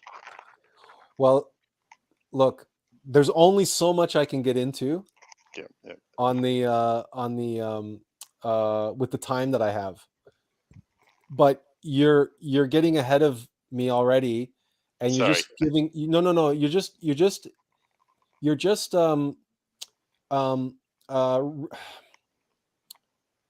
what's the word just not coming to me? You're highlighting just how much more is packed into that symbol, that analogy, that allegory that can be unpacked. Because of course you're right. And I address it in a very, very, very rudimentary way, in a very, very quickly. Where did I tackle that or mention that? Okay, here. Hang on a second. No, let me, there we go. Okay, so, I'm going to do this quote though. So I have these quotes, right? Life is like riding a bicycle. To keep your balance, you must keep moving. That's another Albert Einstein. I got so many good Albert Einstein quotes in this presentation about bicycling. It's funny. It's crazy. So the thing about a bicycle is that the center of gravity is so high, and yet you're still able to maintain balance and forward momentum. So it doesn't matter if you're just learning to ride a bike, or you are a seasoned veteran, right? The ability to keep balance over ridiculous terrain, right? A bicycle is just a superior vehicle, right? And it allows you to take paths that are less traveled and more difficult, and it enables you to traverse even the most difficult and treacherous and normally terrifying situations, right? This is all bicycles doing this. And it also allows you to carry incredible loads. Right? You can carry so much more if you have a bicycle than you would otherwise. And it doesn't matter if you're taking your path is going on a long-term journey across the country, or just around the block with the people you love. So I've got that slide, right? Nothing compares to the simple pleasure of a bike ride. That's John F. Kennedy. It doesn't matter if you're young or you're young at heart. It doesn't matter if you're racing to work or if you're at work. It doesn't matter if you're, racing up the mountain or if you're, racing against the pack, racing in the Tour de France. No matter who you are or where you come from, the likelihood is that you've ridden a bicycle and the benefits and the joys of that particular mode of transportation.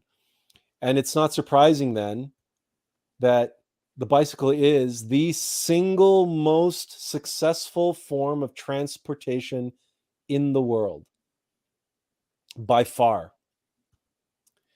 But it begs the question, right? If a bicyclist represents a true human being,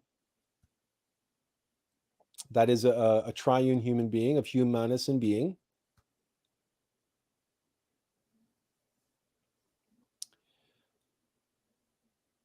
then why does humanity suffer the human condition? Right? And this is where this picture here just shows all of these discarded bicycles. And that's where all of our suffering comes from.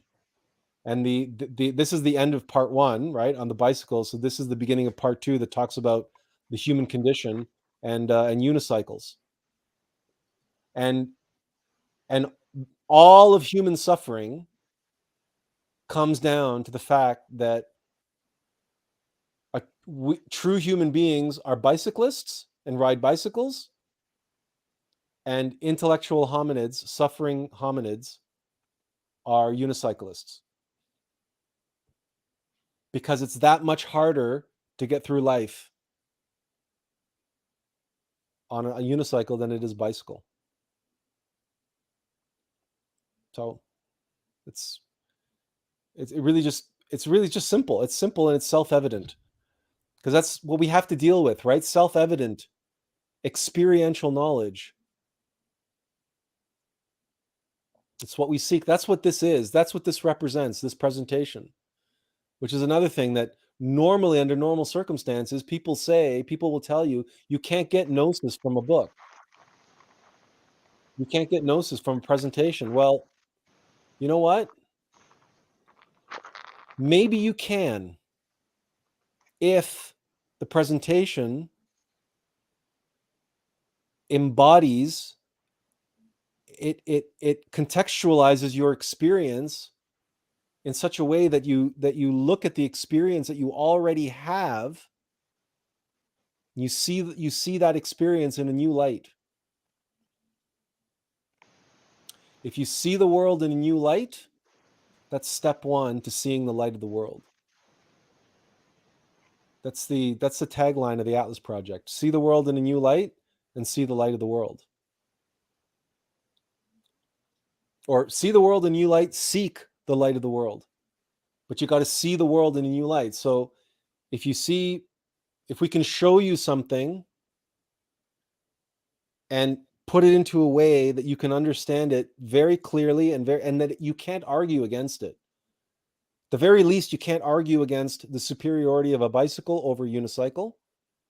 And you can't argue that a super tanker or I keep calling them super tankers, but they're a cargo ship, needs a tugboat to get into port. And that a tugboat is useless out on the open ocean. And a tugboat is useless unless it's helping a cargo ship get into port so that it can unload its cargo. That's its purpose for being. That's its meaning for existence. You can't argue that. It's self-evident. Anybody who argues that is irrational and can't be helped. They are obstructionist and they can't be helped. We won't cast pearls before swine. But for those people who can see, once they've shown in a very simple way, and they can see this, and they say, oh, okay, shit, we're going about things the wrong way here. We're handicapped. We've handicapped ourselves. Say, yeah, you've handicapped yourself. Well, we're here to unhandicap you, because guess what? All of us, to one degree or another, are a bicyclist. We just don't know it. We're just unconscious of it. And that's one of the slides that we have yet to get to, is explaining that metamind is also called by modern psychology unconscious mind. But we don't want to get too far into this, because we don't have enough time, and we don't want to complicate things too much. We want to keep it simple, simple, simple. We can get deeper into things when we get into our book and when we do subsequent videos on subsequent chapters from that book. But each one of those videos has to summarize that chapter in 5 minutes. That's like seems to be like the cutoff. And but the point is we have to stop. Modern psychology has to stop preaching this unconscious mindset. No, we have to make the unconscious mind conscious. Not just what Jung said, to make the subconscious mind conscious. We have to make the unconscious mind conscious. That's why expanding consciousness, awakening consciousness is so important, because awakening consciousness is what allows that, achieves that. And what are we becoming conscious of? Because what the unconscious mind contains is metamind. And what the subconscious mind contains is our ego, that which blocks us from metamind. And that's which prevents us from being, and what keeps us not being. But it's interesting you should say that with modern psychology, because even in modern psychology, a lot of psychologists and so-called experts don't even want to talk about Jung or subconscious. It's all about behavioralists, or like the Skinner school now. That's what it's all of. And even like Peterson, even though Jordan Peterson's become very popular now, what he talks about is controversial in psychology, because they don't like it, because Jung's theories, even though the paradox is all the metrics for personality are based off Jung's collective unconscious theory, which is what they don't like. They don't like that one bit. Well, I don't like the collective unconscious theory either. The collective unconscious theory.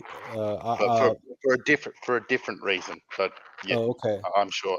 But like, what I'm saying is, modern psychologists don't like it because it's, it's what's the word? Woo. It's not. It's It's all woo. voodoo. Yeah, it's Yeah, woo. it's woo. Yeah. I know. I hear what you're saying. It's woo. Yeah. And you know what? They're going to say the same thing about this, but it doesn't matter. Mm. It doesn't matter. Yep. It's right. Yep. See, the problem with Jung is that Jung got a lot of things wrong. He got a lot of things wrong, like this whole shadow work and the integration of the shadow.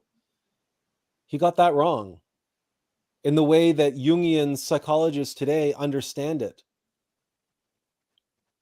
Like this whole concept of embracing your shadow, like Peterson was talking about it the other day. I watched a video of his. It was a short video on a different topic, but he was talking about how the integration that you need to be dangerous, and you need to know you're dangerous. You need to know you have the capacity to be dangerous, that you have the capacity to be a threat, but you don't act on it. But the fact that you have the capacity of it makes you more formidable, because of you have the capacity of it but don't act on it. So but it's basically an argument that says you don't have courage unless you have fear. So your fear is what makes you courageous, because you have your fear, but you overcome your fear. But the thing is that that's all well and good from a certain limited point of view,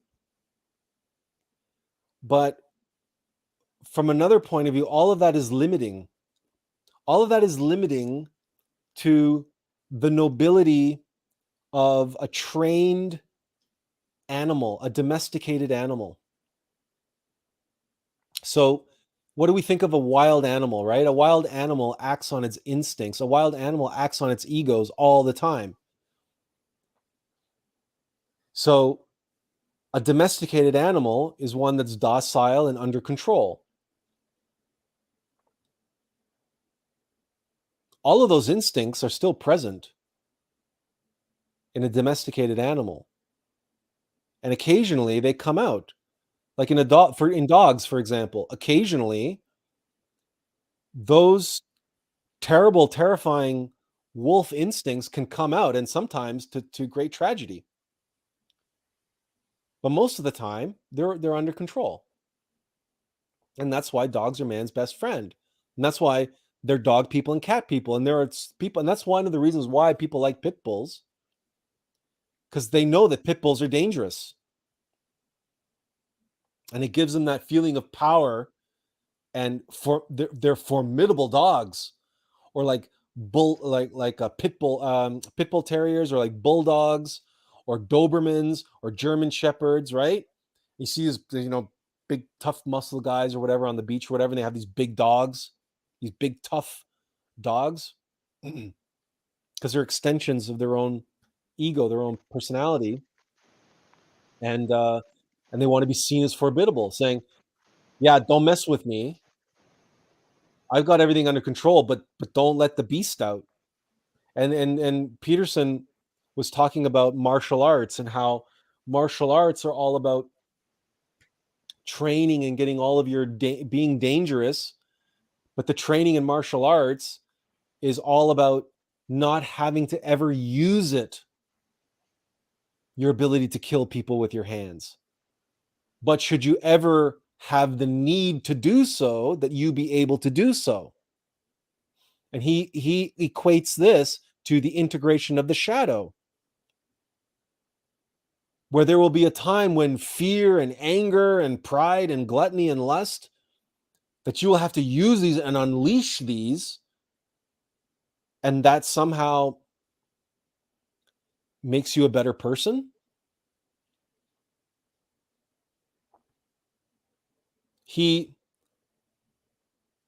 Jung, and he spent too much time with damaged people and not enough time with enlightened people, awakened people.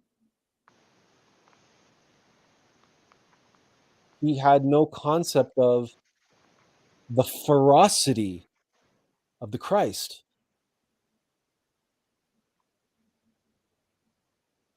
See, a martial artist never loses his temper. A true martial artist is never afraid and never loses his temper. And the And way the he's martial arts describing, training, right? you're The right. martial arts is to maintain calm abiding, as if martial arts itself. That's what Tai Chi is, moving meditation. That's what Tai Chi is, and Kung Fu comes from Tai Chi. And Kung Fu is just Tai Chi sped up. That's Well, they all all it are. is. Aikido, all of the traditional ones are all based off the same. You're right. You're right. It's only the modern MMA stuff where they're taking it to an extreme. Whereas, as you're saying, the traditional ones, they don't actually teach you to apply it in the method he's even saying. You can apply it that way if you allow your brain to do that, because they'll teach you the basic, and then if you apply it, if you take it a little bit further, you can break someone's wrist by doing it. But they won't teach you that, and they won't advocate that. Was I muted before? What's that? Was I muted before? I can hear you now, but you just popped in and out for a second. Oh, right, yeah, so the things I said before wasn't heard. Okay. Oh. Well, it doesn't matter much. Oh, okay. Well, you know what? We can't see. Oh, I say that's. Oh, sorry. Does it tell you if you're muted? It should have a No, little it's X like on on the microphone. headset. So if I mute here, Oh, okay. Oh, it mutes there the won't be a microphone on your head. symbol. Oh, okay. Yeah, you know what? This technology stuff, working it out, Yeah, like, you know, after we use it a few times and get used to it, then we start getting getting more used to the quirks and the peculiarities of it. But yeah, so this whole thing about, so again, our inner demons, our own demons, right? Then this is the problem with Jungian psychology and this twisted version of martial arts, is the idea that you can keep everything under control, and then when you need it, you unleash it. You unleash your demons. Like, it's almost like keeping your demons as some kind of like attack dog yeah, that you have on a leash, and you have it like domesticated so it's under control. But boy, oh boy, if someone messes with you, you're ready to cry havoc and unleash the hounds of hell, right? yeah, But I would ask you this. Have either of you ever lifted weights, or have ever yeah, lifted anything really heavy? Right? Have you had that experience? yeah, Yep. Okay. Now, when you were straining and putting all of your energy and effort into lifting that thing that was really too heavy for you to lift, but you put all of your willpower and all of your energy, okay, were you angry in that moment? no, No. But from all outward appearances, was your face scrunched in? Was your head turning red? Was, you okay? Like, physically, you had the appearance of being angry, yeah, but you weren't angry. You were calm. But you were approaching that task. Perhaps in that moment, you had to lift that object because, if you let it fall, it would fall on someone, or you know what I mean. Like, for whatever reason, it was like your life depended on it, or somebody's life depended on it. You put all of your energy and suffering and effort and strength and willpower into lifting that thing. You did it with an intensity, and you did it with a ferocity. There was a fierceness to what you were doing, but not anger. Not anger. yeah, exactly. When you watch a cheetah in slow motion, right, chasing down a gazelle, you look at that cheetah's face, there is no anger there. There's no anger. It's a cheetah taking down prey on the Serengeti. There's no anger there. But there's ferocity, but no anger. Where the anger comes in is when two lions are competing. Then there's anger. There's that conflict, right? Or when you step on your cat's tail, then there's anger, Yeah, right? But this idea that martial arts somehow leverages the emotions, it does not. It does not. Yeah, him even saying that in most traditional, they don't even teach you that. It's all about deflect. It's all about deflecting and getting away and trying to get away from the opponent. Like, it's not. Yeah, as you said, it's an extension of Tai Chi and the I Ching form. The formulas. That whole school that's come down. It's a physical extension of Confucianism and Taoism. That's it. That's it. It's exactly what we mentioned about being the physical body, the physical embodiment of metamind. Martial arts is that, but it's being able to bring in like meditation and meditate with the physical body. So can you make martial conflict into a meditation? In other words, we experience this. We have an article on the video games ascending to higher art. We tell the story about playing a video game, and it was a martial arts video game. It was a sword fighting game called Soul Edge, and we were playing late at night. We were teaching English in Japan when this happened, and so there wasn't too much to do, all the time, and we didn't have too many friends and whatever. We had, some, but sometimes all we had to do is, we went home and after a day of teaching and ate dinner, and most of the TV was in Japanese and whatnot. So one of the things we did was we played this game, our PlayStation. We played the Soul Edge game, and we were playing against the AI, and we were sword fighting. But but as it was getting later and we were getting more tired into that sleepy state, and just being more relaxed and more letting go and just, we slipped into this meditative state. And in this state, we just allowed ourselves to just be taken to kind of extend ourselves into, okay, well, to the comprehension of what it was we were actually fighting. And the comprehension came to us is that you're not fighting a machine here. You're not fighting an AI. You're not fighting a machine. You're fighting the person who programmed the AI. And because that person is a person, and that person has an innermost essence that you are one with, that you're connected to right now in meditation, you're one with them. Yeah. And we connected with them. And suddenly, we were unbeatable. The machine couldn't land a hit on us.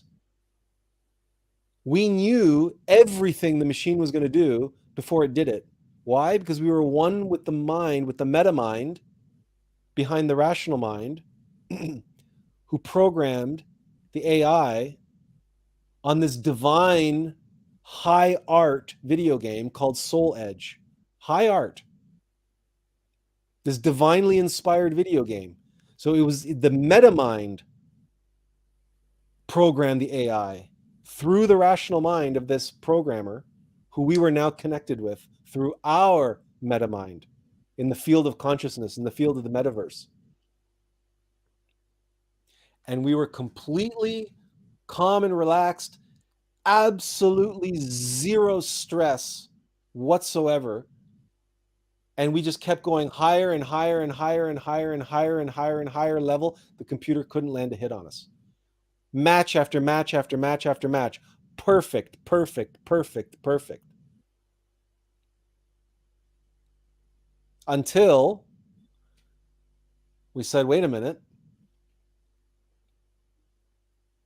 If I can be one with the programmer, then I can be one with everything and everyone. Yeah. And that's when we dropped the controller and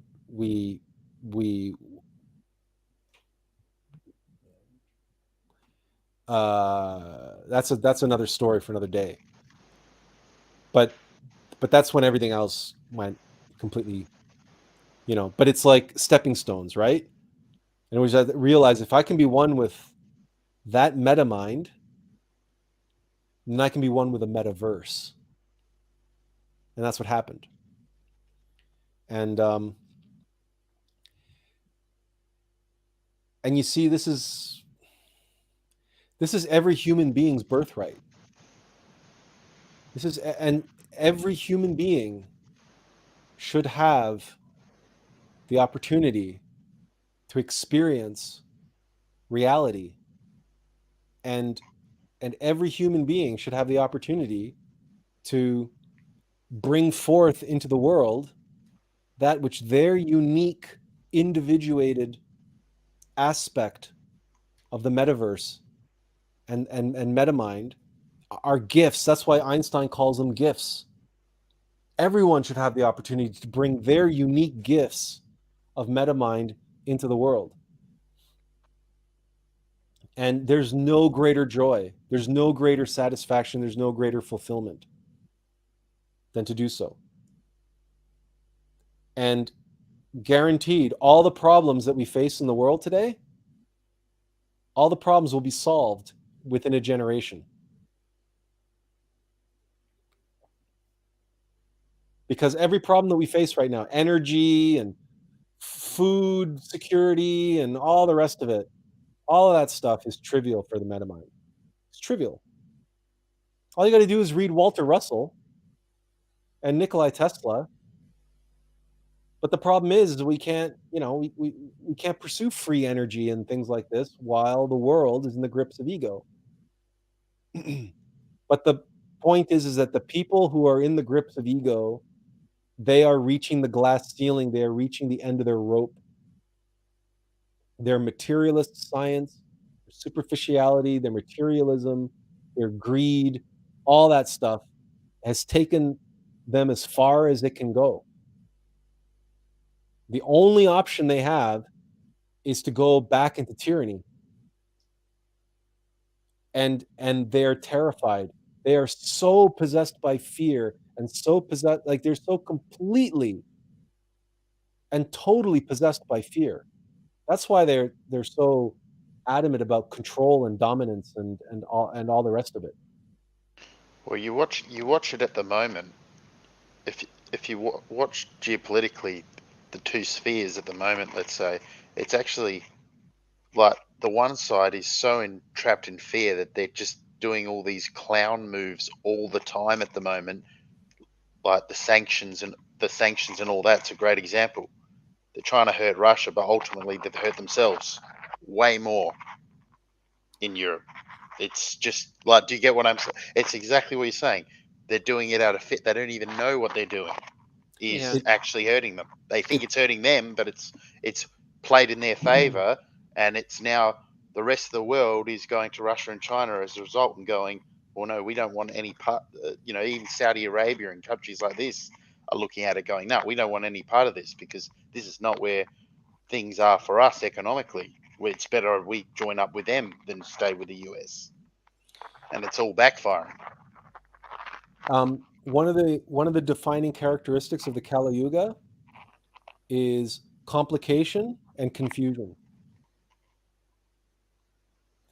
So when any system, I don't know if you're familiar with chaos theory. Yeah, I am. Okay, so you know that in those systems, they can go through a number of different iterations, and the order is maintained, and the order scales, right? But then it reaches a point where depending on the algorithm, the formula that you're using, like the Fibonacci sequence can go forever. And there are other the Mandelbrot set and so on can keep going and going, but there are more complex chaos formulas that can go so many generations, and then all of a sudden they go logarithmic and completely break down. Yeah. They break into total chaos. So at the beginning, there's order in the chaos, right? You can see the order, you can see the pattern, and it's distinct, and it's repeating, and it's scaling up, and it's scaling up, it's scaling up. Then all of a sudden, the formula goes bonkers as the numbers go logarithmic, and everything breaks down, and the pattern is completely lost, right? This is what the Kali Yuga is. This is what the minds and the rational minds are facing and dealing with. They've been using certain playbooks for the past 150 years, well, actually, no, for the past more than millennia, but especially in the past 150 years, they've been playing out of certain playbooks. They have formulas, right? It's formulaic. They just repeat and just play out of the same playbook, like managers managing a football team. But then eventually you run into a situation that you try using this play. Well, it worked 10 times before, but now you try that play and it blows up in your face because the complexity of the variables are so off the scale. Nothing that you do, your formula just doesn't apply anymore. This is the problem that materialist science faces. This is the problem with the Large Hadron Collider. They claim they found the Higgs boson, but they haven't found jack shit since. They built I the didn't know world's that. biggest science project, and they haven't found any. And frankly, they haven't found anything with it. There's no such thing as a Higgs boson. It doesn't exist. Doesn't exist. They might have reported that they found something. What they think they found is probably just them manifesting something because there was so much thought and energy and everything put into, oh, we're going to find it. We're going to find it. We're going to find it. So they had to find something, right? Yeah. They manifested something according to the laws of quantum theory and according to the laws of black magic, right? Everybody wanted to find something so badly. They put so much time and effort and energy into building this mechanical monstrosity that was going to prove this theory. And so, yeah, it proved it. But guess what? It can't find anything else. It can't prove anything else because there's nothing else to find. There was never anything to find in the first place. But they found it because of manifest your desires. If you want to find something badly enough, and you can convince the entire world to focus its consciousness on your monstrous science project, and you can pump enough currency into it, and then enough energy into it, surely you can manifest a blip on a screen and a blip on a printout that says, "Oh yeah, we found the Higgs boson that gives the atom mass." Let me ask all of these people. Any developer, anybody who works on a video game development and a 3D engine, when they're working on the physics engine in their video game, okay, where is the particle? Where is the 3D polygon in the virtual world that gives pixels mass? Explain that to me. It's just a line item in the physics engine. Exactly. Which is what gravity is, which is what mass is. It's a line item in the physics engine underlying the 3D virtual reality that we are in. The very notion that physicality exists is preposterous. Physicality is a creation, is a fabrication of consciousness. Didn't they just give 2 scientists the Nobel Peace Prize for saying exactly that this year? Is it? I only vaguely read the article. I remember I was reading somewhere that they basically talking about the same thing, that now they're saying holographic theory and that is correct, even though they've been trying to say it's not. And it's like, oh, so everything that the mystery schools and everything talked about is now correct, but we're going to attribute it to 2 scientists this year. That's right. That's right. So again, and that's why perhaps we're going about what we're doing the way we're doing it, is that, you see, knowledge is power. Knowledge has to be given back to the people, and it has to be made clear to people that truth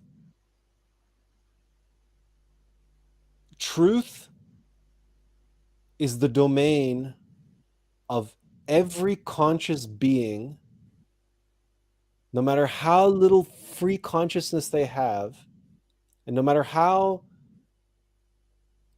young they are, small they are, insignificant they are in the eyes of the world. In the eyes of truth, they are a keeper and the bringer of the light. They are a keeper of the flame. And their birthright is to be one with the fire of fires and the light of lights. No schooling, no degrees, no accolades, no Nobel Prizes, no 150 peer-reviewed articles in the journal Nature. Einstein, what was he? A clerk, a patent clerk, right? Yeah. High school dropout, wasn't he? Yeah. Yeah, and a patent clerk. Now, was he right? Did he get everything right? No, he didn't get everything right. But that's because he started believing his own bullshit in the end, and he got caught up in his rational mind. But the point is what it is. We've known things about ourselves since we were 5 years old.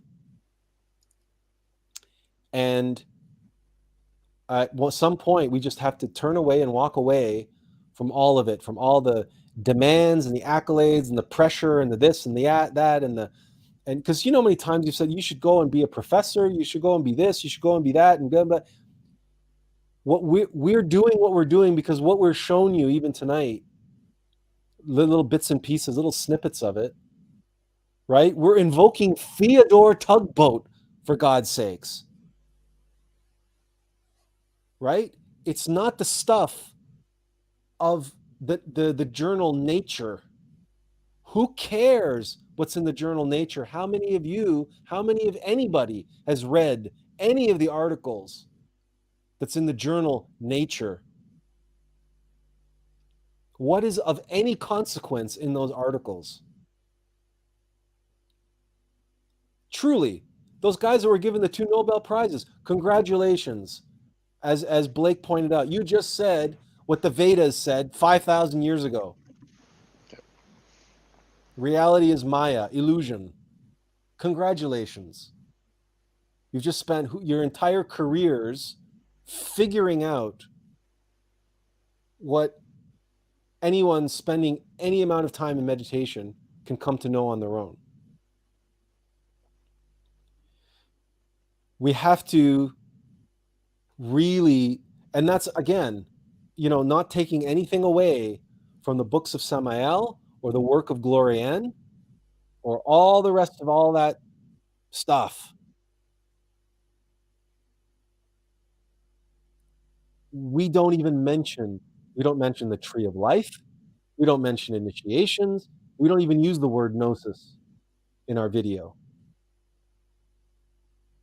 We don't talk about archangels and masters and minor mysteries and major mysteries and 3 mountains and Klipoth and all that. Like, honestly, just where the rubber meets the road, the need to know information. Practical. We have to be infinitely practical. And we live in the age of the internet, the age of ADHD, and it is what it is. And all of these gatekeepers and all of these so-called cliques and intellectual mafias that hold the purse strings of knowledge and say, oh, well, like you say something, well, what are your qualifications for saying that? I don't know. I'm a person. That's my qualification. How about 45 years of meditation? I agree with you. I don't know why. Like, it's, yeah, as you're saying, if something's self-evident, that should be enough to the person. If your ego's not involved in it, but when the ego's involved, that's when things like, oh, well, what are your qualifications? Is it peer reviewed? Is it this? Is it that? etc. Yeah. Jumps into it. Look, we figure if you make it simple enough and you make it down to earth enough, and if we are dealing, which we are, in self-evident knowledge, that if we keep everything in that domain, then enough of the right people will respond, will it'll have the it'll plant the right seeds with the right people, and enough of the right people, and that the rest will take care of itself. And it's good you're doing it, because even like from like spiritual new age, all this, even all that, like even if people who are just involved in that could come across your material, but like this, what you're doing and your other material, because I remember when I first come across you, I think I was in a few groups on Facebook, and then I think you were posting, this was a couple of years ago, you were posting, or one of the other guys who posted a lot of your stuff, and Samuel's as well. It was Samuel Anwar's quotes, and that's how I first got into contact with your stuff as well, was through that. And even if people can, and like your stuff and his stuff just cut straight through a lot of it, and it's like, and it hits you right in the core, and you're like, oh, like it's like a ton of bricks hits you sometimes. Like you read, especially Brother Samuel's quotes, you'll see that. But with you, it's more like the memes and the visual stuff you do. That's what really I find is really good. That's especially to show others. You show someone that, and some of the reactions I've had when I've shown people that is the ego just comes out straight away, or they don't say much at all, which I find is a good reaction. It's better than the ego lashing out, because it's like, oh, maybe they'll never get that, or maybe that'll take time for them to understand that. Where someone who's quiet, at least maybe it's sunk in. Well, what we're trying to do with this video, as you can probably gather, is put motion, right? Put motion and step by step storytelling, if you will, to those visualizations that we do. Because the funny thing about those visualizations, we've been doing those since we were 13 years old. We started doing them working with our dad. He was the director of manufacturing for a shirt company here in town, and being a Hungarian immigrant, his English was already terrible, but 95% of the workers in the factory, they were all immigrants too. So many of their English was as bad or worse than my dad's, and many of the Chinese women on the assembly line could barely speak English at all. So when I bought my second computer, my first Windows machine, it was Windows 3.1, and at the computer show, I bought a copy of Visio, which was a professional drawing program, and I bought it in the bargain bin for like $20 or whatever it was. This was long before Microsoft bought them, and it was based on those green stencils, that architects and engineers use.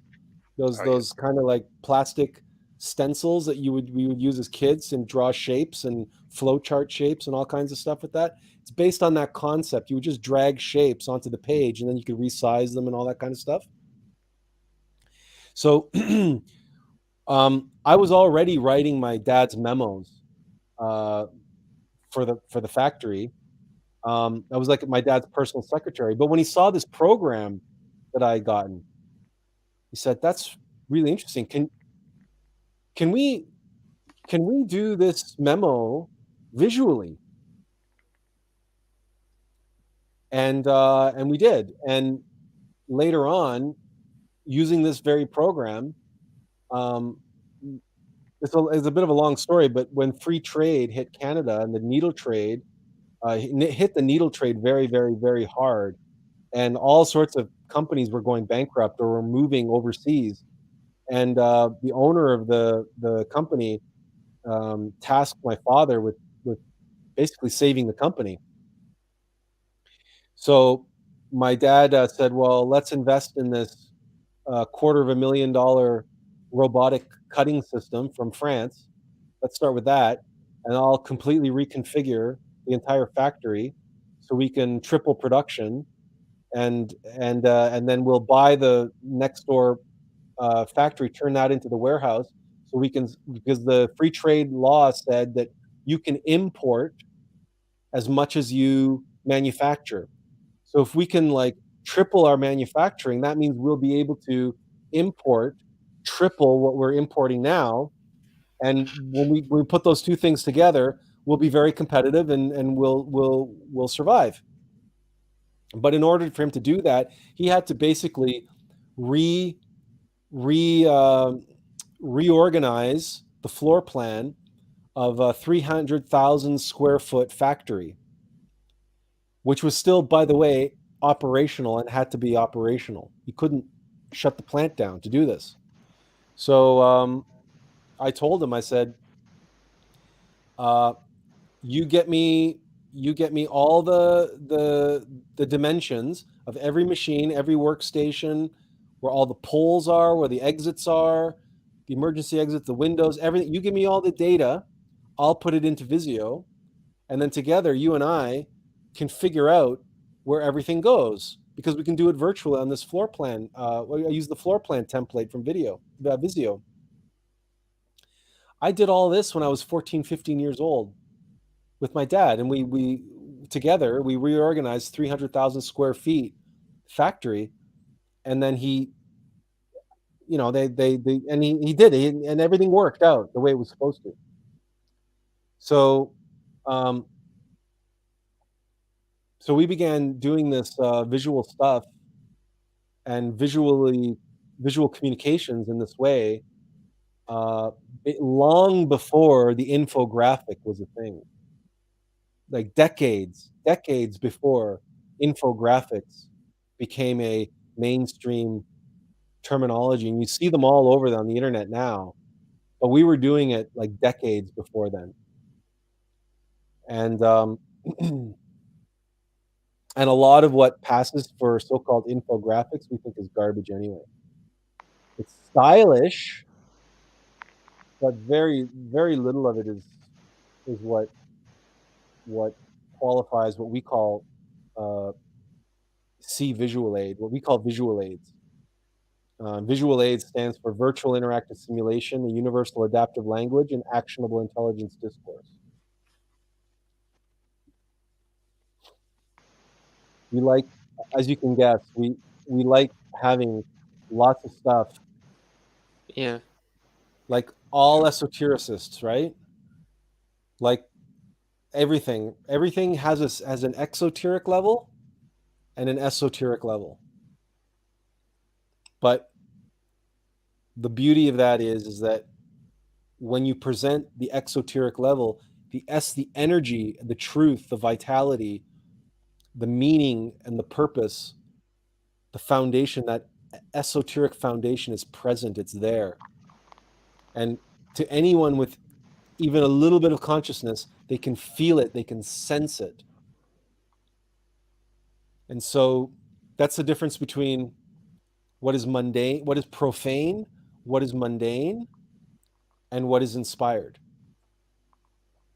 That's the difference between art for art's sake and high art. Like art for art's sake, and then there's pop art, and then there's high art. And that's the difference. High art is divinely inspired, and pop art is derivative schlock, and art for art's sake is ego masturbation. And high art, that's art in service of the divine. That's the tugboat bringing the cargo ship into port and unloading the gifts. off the cargo ship. That's high art. I love that quote from the movie Elizabeth. Man must be able to touch the divine here on earth. Yeah. That is so interesting you bring that up, because when you were saying about Gwyneth Paltrow Yes. earlier getting the Oscar. Yes. That was stolen from Kate Blanchett, because Yes, she it should have was. got it for Elizabeth. Yes, And it was. I never knew that was because of Harvey Weinstein's manipulations. And you know what? You're absolutely right. Now, don't get me wrong. I really enjoyed Shakespeare in Love. I liked the movie, but I was 100% on the same page with you. When Gwyneth Paltrow won Best Actress for that, I was livid. I was, because Kate Blanchett, I fell in love with Kate Blanchett I think a lot when of I people saw were Elizabeth. livid, because I only remember that. I was only a kid, but my mother, that's what she said. She said, "Oh, she got robbed. That's ridiculous." And I think a lot of people were in that same boat, because that It's actually one of my favorite movies. Elizabeth is one of my favorite movies. I agree. I agree with you. Not long ago, we did a live stream on the Queen. You know, and we were talking Yep. about real majesty, and the film Elizabeth came up, and it came up in the context of Walsingham. You know, it was played by Geoffrey Rush, Yep. and that was the first role, I believe. That's the first role I ever saw Geoffrey Rush in a major film. And immediately I knew that Geoffrey Rush would be a big player in the coming decades in Hollywood. And I knew that Kate Blanchett would as well. That film launched two careers because both of their performances were amazing. Like Walsingham as the ruthless, hand of the Queen, right? Yep.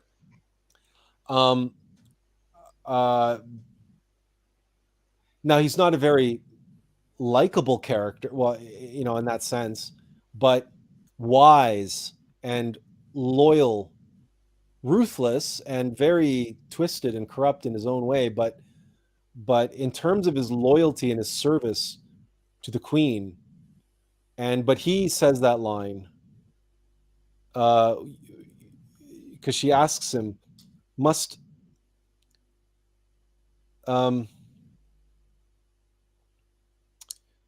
she says it, what she is, must I be completely isolated? Must I let no one touch me? And he says to her, I, madam, to reign supreme. and then there's that beautiful scene when she comes in at the end, right? And she's all painted, right? Her face painted and her headdress, and she becomes this larger than life monarch, right? This thing from fantasy and from mythology. And she's walking up the aisle of Westminster Abbey, and she goes, "Observe, Lord Burleigh, I am married to England." But all of that, even though it's not in the movie, all of that is because what John Dee was her historically, John Dee was her sage, wasn't he? So it's good that they put that in the movie still, that they put that esoteric element, because she was most definitely she definitely understood the concepts because of who she was being taught by and who one of her mentors was.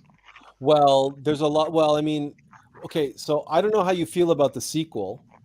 I'm not a big fan of the sequel. But they talk about more stuff in the sequel. But there is so much more to Elizabeth that could be shared. For example, her relationship with Sir Francis Bacon. And now that's not a romantic relationship. It's just her. Well, the rumor is that that he might be her son. That's one of the. That's not true. No, I wasn't sure on that. Yeah. No, you know why that is? Because Sir Francis Bacon is Shakespeare. Yep. Sir Francis Bacon wrote the plays of Shakespeare. Sir Francis Bacon is actually Count Saint Germain, who's been alive for 6,000 years and walking the earth and helping humanity under various different guises and various different names. So, Because wasn't the Shakespeare what was the Sir Francis Bacon founded a society, didn't he? That they allude to was involved with the Shakespeare. Can't remember what it's called. Shakespeare. It was something like there was. I've read somewhere about that as well. But no, it's all. Yeah, I get what you. Maybe no? I'm not an expert on Sir Francis Bacon and all that stuff. All I know is that Sir Francis Bacon represents one of these masters who he is able to, or has been in the past, has been able to ascend to very high courts and influence as the sage, as Gandalf does in the Lord of the Rings, right? Where Gandalf advises kings, right? Yeah, I know what you're talking about, because isn't there even, don't they even reckon that the comp appeared in the room where the Declaration of Independence was being drafted? There's a couple of different. I know Manly P. Hall does a bit of it's more of an essay on it. It's not a book, but it's an essay, and he talks about the historical that he was there with the founding fathers. Yeah, that was one of the one. Yeah, it's very likely. Yeah, I can see that, because let's face it, nowadays everybody looks at all that symbolism in Washington and everything and say, well, it's all Masonic, it's all evil, right? It's all this and it's all that. But it wasn't that when it was, America wasn't that when it was founded. And the gifting of Lady Liberty, right? The Lady Liberty is the Divine Mother. Like, I mean, there is,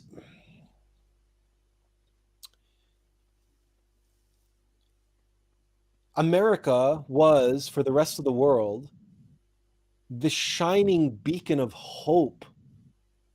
The new world, like, you know how many people flock to America to escape suffering and danger and persecution and like. Well, Bacon, again, you're talking about Bacon. He conceptualized America, and what was it, the New Atlantis? I think that's the book he wrote. I think I've got it somewhere. I think it was the New Atlantis or something like that. Mm-hmm. And that was one of the inspirations for what became America as well. Yeah. So, but again, we can remember that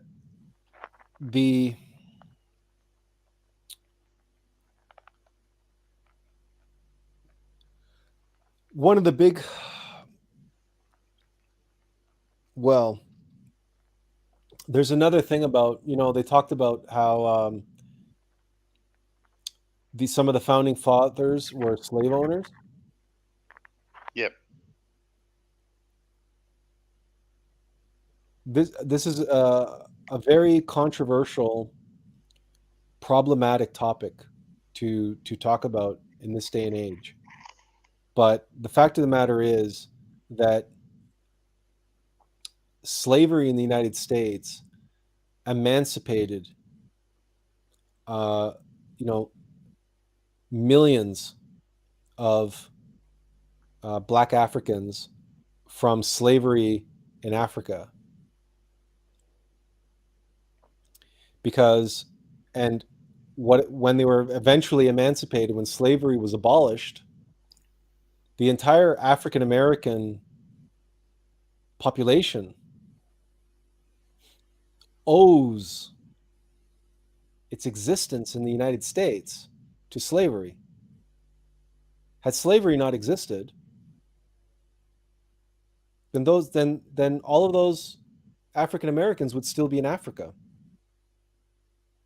they wouldn't be Americans.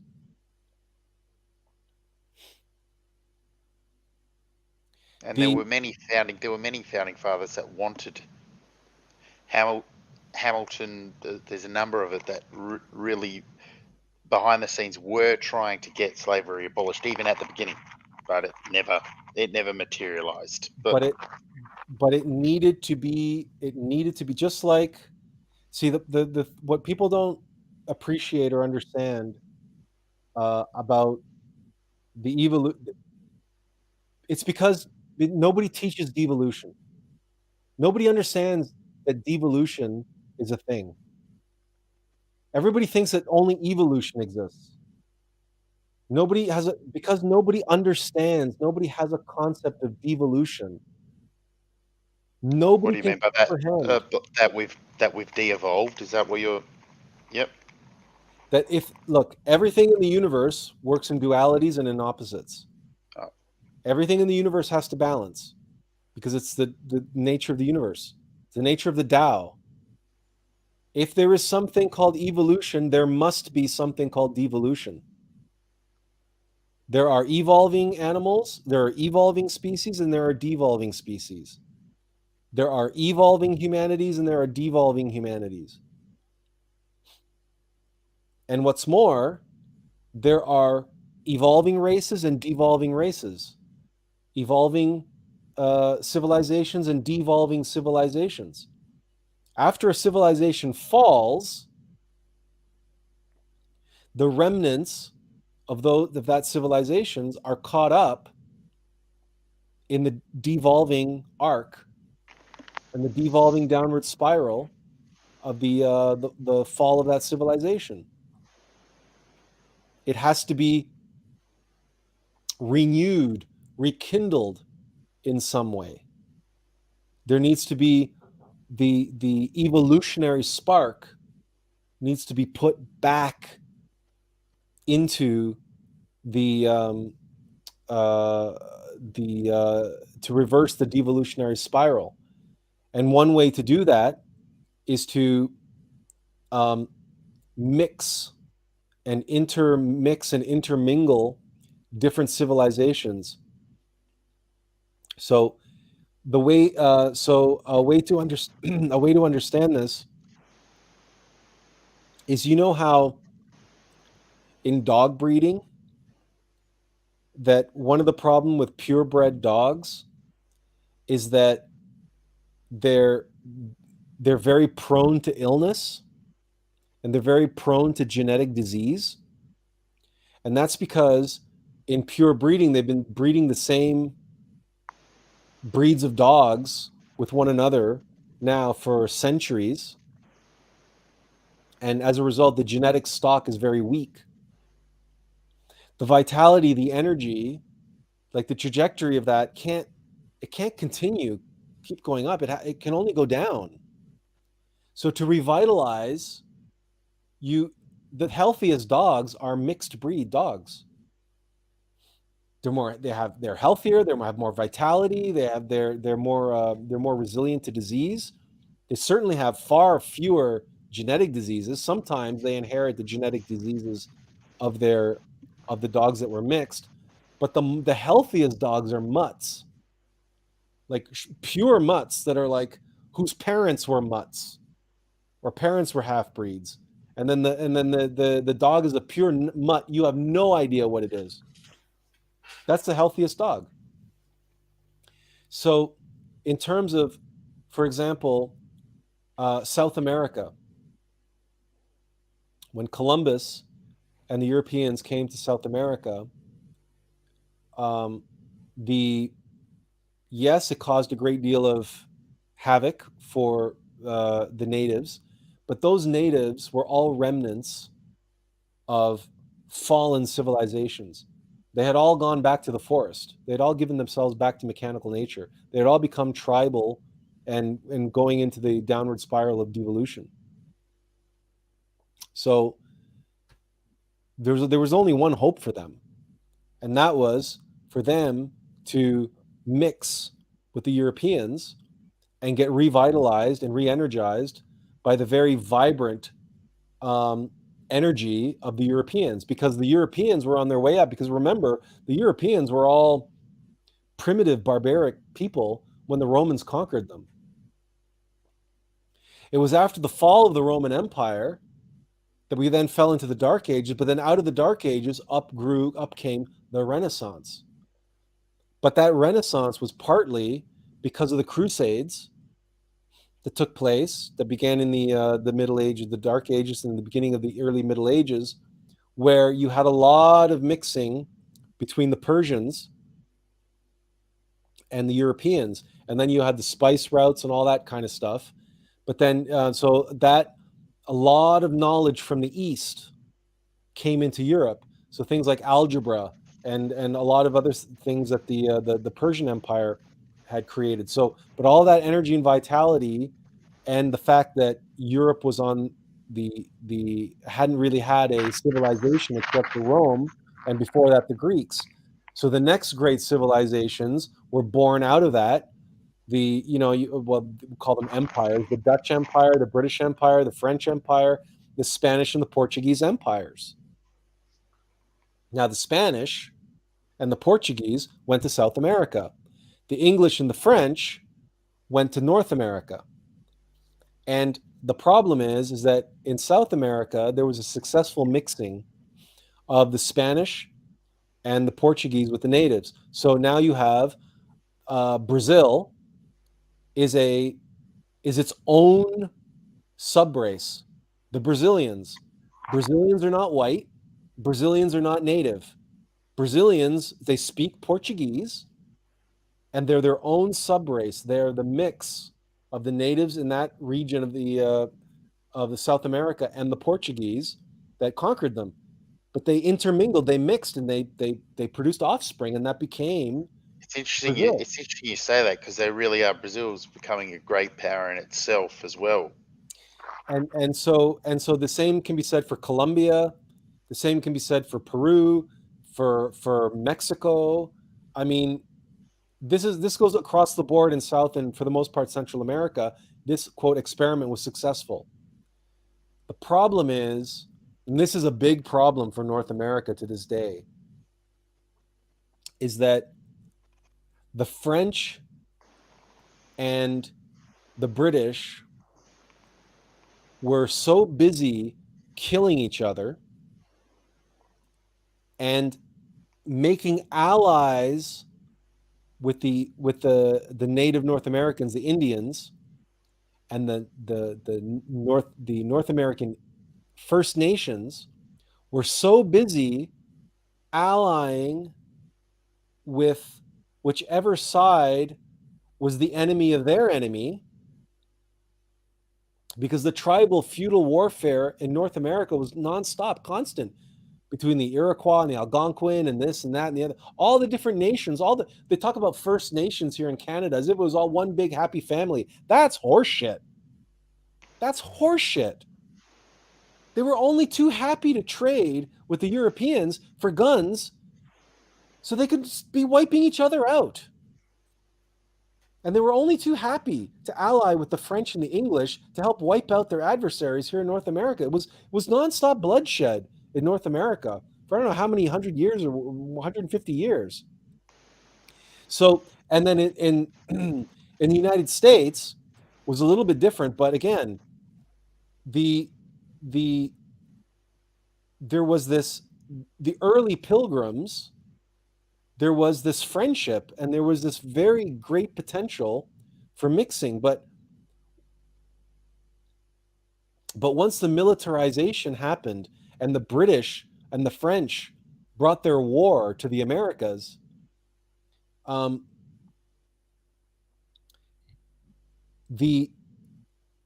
that violence, that energy of violence and dominance and fear-based everything else, that infected and triggered already these devolving peoples who are remnants of the Olmecs and the Mississippians and the Toltecs, and these are all the Native North Americans. They're all remnants of the Aztecs and the Mayans.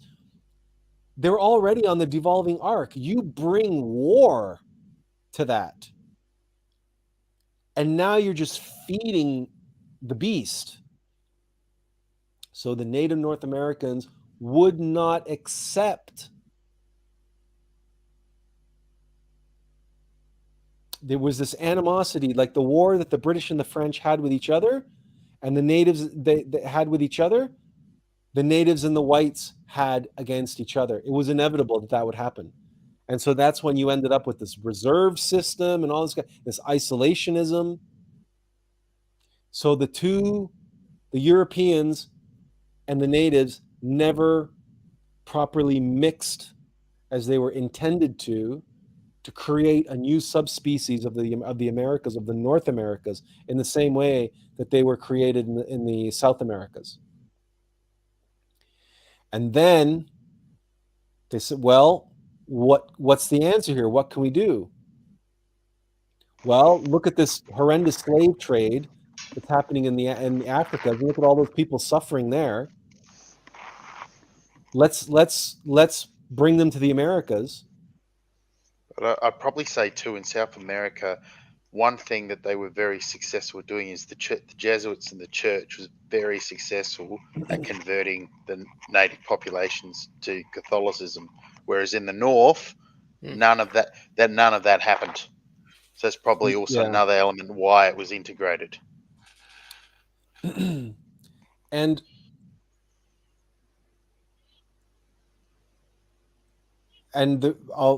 well, we can tell you why that is, because the British had broken from the church. So the Protestant, the English Protestantism, because the Jesuits are a purely Catholic phenomenon. So the Spanish and the Portuguese were Catholic nations, and the French were Catholic, but because in the Americas it was a war, so there are Jesuits in and the Jesuits were marginally successful in Canada, in Quebec. That's where the Jesuits are, because that's where the French are in Canada, and they were marginally successful. There are to this day Sorry, you're right. I forgot to mention. Yeah, yep. I forgot to that's what mention it was. But that was the influence of the Catholic Church. The British, and let's face it, the Brits won the war in the Americas. I mean, the French were left with a small pocket in Quebec, but the British took the rest, right? And then, of course, you had the fighting with the Texans and the Mexicans and all that kind of thing in the South, and then it was, but it was this. The problem is that North America was nonstop violence and nonstop war, and that eventually spilled over into the Civil War, right? And this is North America suffers from all this to this day. Oh, and I mean the British, the imperial system never stopped trying to conquer the American project. Anyway, they never. As you're saying, there's that conflict was going on even after the War of Independence. There was still plots and attempts. The War of 1812. That there was constantly still trying to take it back over, and then the system did take it back over through economics. So. Yeah. Well, listen, guys, we're getting on 5 hours here. Let's call it a day. We definitely got off topic. We got off on a tangent, but that's okay. That's all right. Well, I did want to share this. I don't know if Dylan is still with us, but he said, if you want to know about metaverse, look up BlackRock. They own everything on this planet. And I hear where you're coming from. Yeah, but we can talk about that maybe some other time. That's not a big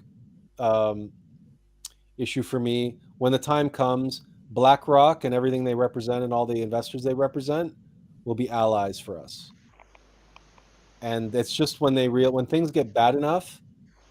See, desperate times call for desperate measures. And when you back a rat into a corner, that there's only one thing that rat can do.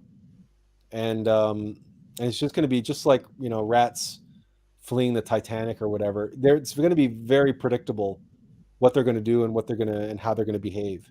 That's the one thing about ego and the Black Lodge, is that they're mechanical. It's mechanical nature, and you know more or less what you can expect from them. And because their number one concern is survival, and you can bank on that and you can use that to your advantage. So it's just a matter of time, and again, putting things into context of, oh, are you suffering? Oh, you're worried? You're worried about surviving? You're worried about this? Your existential threats and everything else? You're worried about the environment? You're worried about all these things? Well, then you realize you're handicapped, right? You realize you're working with a subpar operating system on a 2-bit, 8-bit computer. Why would you're a juggling unicyclist is what you are. Why would you want to limit yourself to that? And why would you want to limit anybody to that when the answers you seek, the solutions you seek, are waiting just offshore on these cargo ships?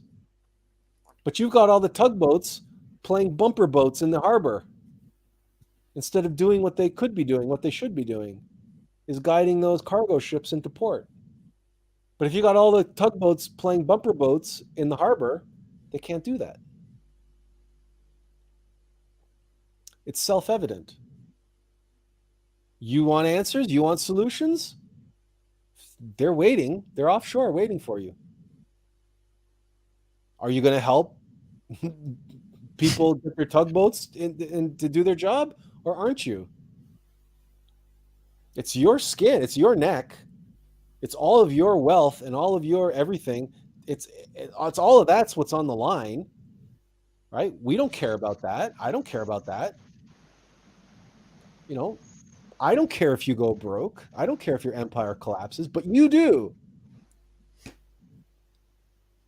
So what are you going to do? It's your choice. I could care less. But I know that I would, and many other people would be much happier bringing their gifts into the world. And if that helps you preserve your empire, well, then so be it. We're happy for you. Great. You see? It's not a stretch. It's not a pitch, right? To someone who's afraid of losing their empire, and they're watching, global warming, temperatures going up, and all the rest of it, and all the other bad news on the, and all the, somebody's watching all of that, and they have so much to lose. It sells itself. Yeah. Building the ark. As you said, these people are all building bunkers on islands and stuff all over the world. But light, right? Yeah. But light always still does work through ego, and it always shines through light, dark, and that's why I found Trump so interesting, because even through all his ego, and everything, and even what's going on now, you can still see how the light is still kind of working through him, because it's still derailing other plots. And that's why they don't like him. That's why they hate him. That's one of the reasons they hate him so much, is because he can't be controlled. He can't be put on the pure agenda, let's just say. That's even though he's not by any means, I'm not saying he's doing it he's completely controlled by his egos. But it seems to be sometimes it seems to be in a bit of service of something else, which is interesting.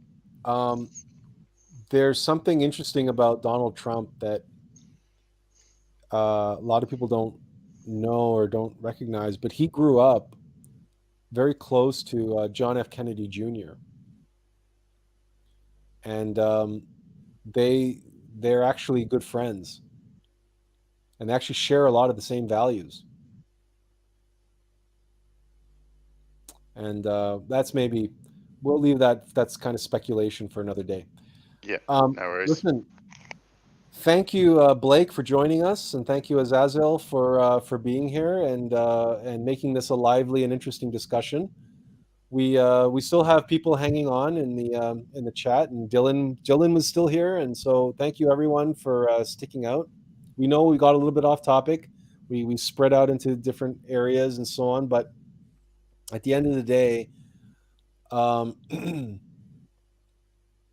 you have a better idea what we've been working on, where we're headed with it, why we're headed there, and in the end, you know, I'm not going to go so far as to say, you know, demons are our friends, but everything has its place under the sun, and you know, we need to. Our adversary is not our enemy. The adversary is not our enemy. When you play chess, your opponent, you do not have any animosity toward your opponent, right? When you play chess, even though on the board you're ruthless to one another, right? On the board, you have to be ruthless and cutthroat. You show no mercy on the board. Their pieces and your pieces are, the game is the game. It is what it is. And that's the game. And you're there to win the game. But between you and your opponent, there's no animosity. There's no anger. You can be talking and laughing and joking and, right?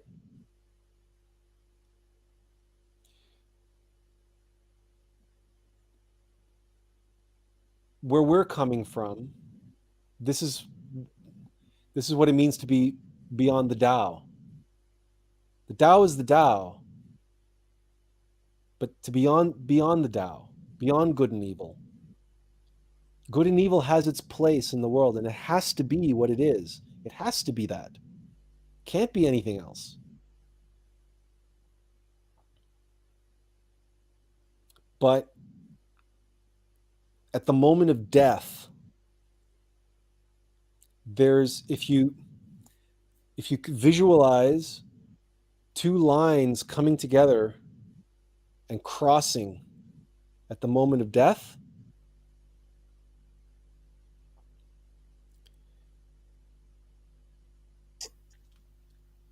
when the game ends, you and your opponent reset the board together. Yeah. Maybe we are horribly and terribly naive, and certainly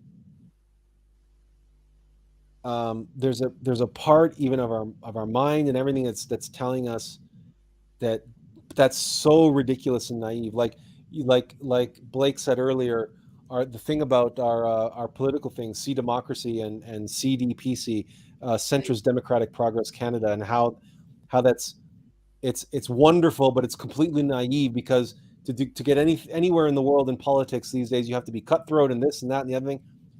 And I'm saying, you know what? It's just a seed that's going to wait for the environmental circumstances and conditions to be right in order to germinate. And those conditions are coming. And as I said, like Dylan, describes these despicable people, right? These black rocks, these materialists, these wealthy people that have so much to lose. When they're facing the hard truth that they're about to lose it, they will do anything to keep it. Yeah. And when that time comes, they will turn to whomever has the answers or has access to the source of the answers, or can show them, in other words, they'll be desperate. They'll be desperate. The currency that we're here dealing with, that we've been working on developing and gaining access to, and in our own way, our entire life,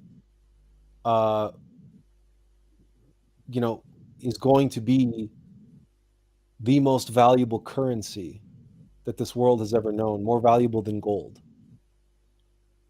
or jewels or anything else, oil or anything else. We are going to usher in the real knowledge age. Up until now, it's just been the information age. But the true knowledge age will be born. And that is what we seek, self-evident experiential knowledge. That is the true knowledge age, the age of metamind, the true metaverse. This is what we're on the verge of, and this is what, this nobody with no credentials and no background and no experience and no nothing and no money is here to give to the world. And guess what? It doesn't require any servers, and it doesn't require you to put in your password or your credit card number. Right? And if you've ever ridden a bicycle and you know what a tugboat is, you're off to the races. You can participate in the new knowledge economy and the new knowledge age. That's what we're here to give to the world. And that's what we're working on right now in this moment that we're sharing with you in little bits and pieces, little dribs and drabs. All right, Jennifer says, thank you. And she also says, as always, I appreciate the words you share. Well, Jennifer, thank you for being here. We always appreciate your presence. One day, we're going to coax you to come on the chat and show us your lovely face and bring some much needed feminine energy into this masculine powwow. So, does anybody have any questions or comments or anything else do you want to share before we say goodnight? Because we're past the 5-hour mark. We gotta call it a day. Yeah, That's no, why I have I'm no being very questions. quiet. That's why I'm being very quiet. All right. Okay. Listen, thank you all for joining us. It's been a hoot, Blake. Thank you for joining us and making thank it you for having me. extra fun. I don't know what time it is there for you, but It's 7 a.m. in the morning now, so wow. it's a new day. So you've been up since 2? Yeah, I work nights, so I'm used to it. It's fine. Oh, okay. Well, there you go. Yeah. All right. Okay. Yeah. Well, listen, thank you all. I won't drag it out any longer. Thank you again. Hope to see you next week, and take care. Inverential peace. Have a good week, everyone. Take care. Yeah. Take care.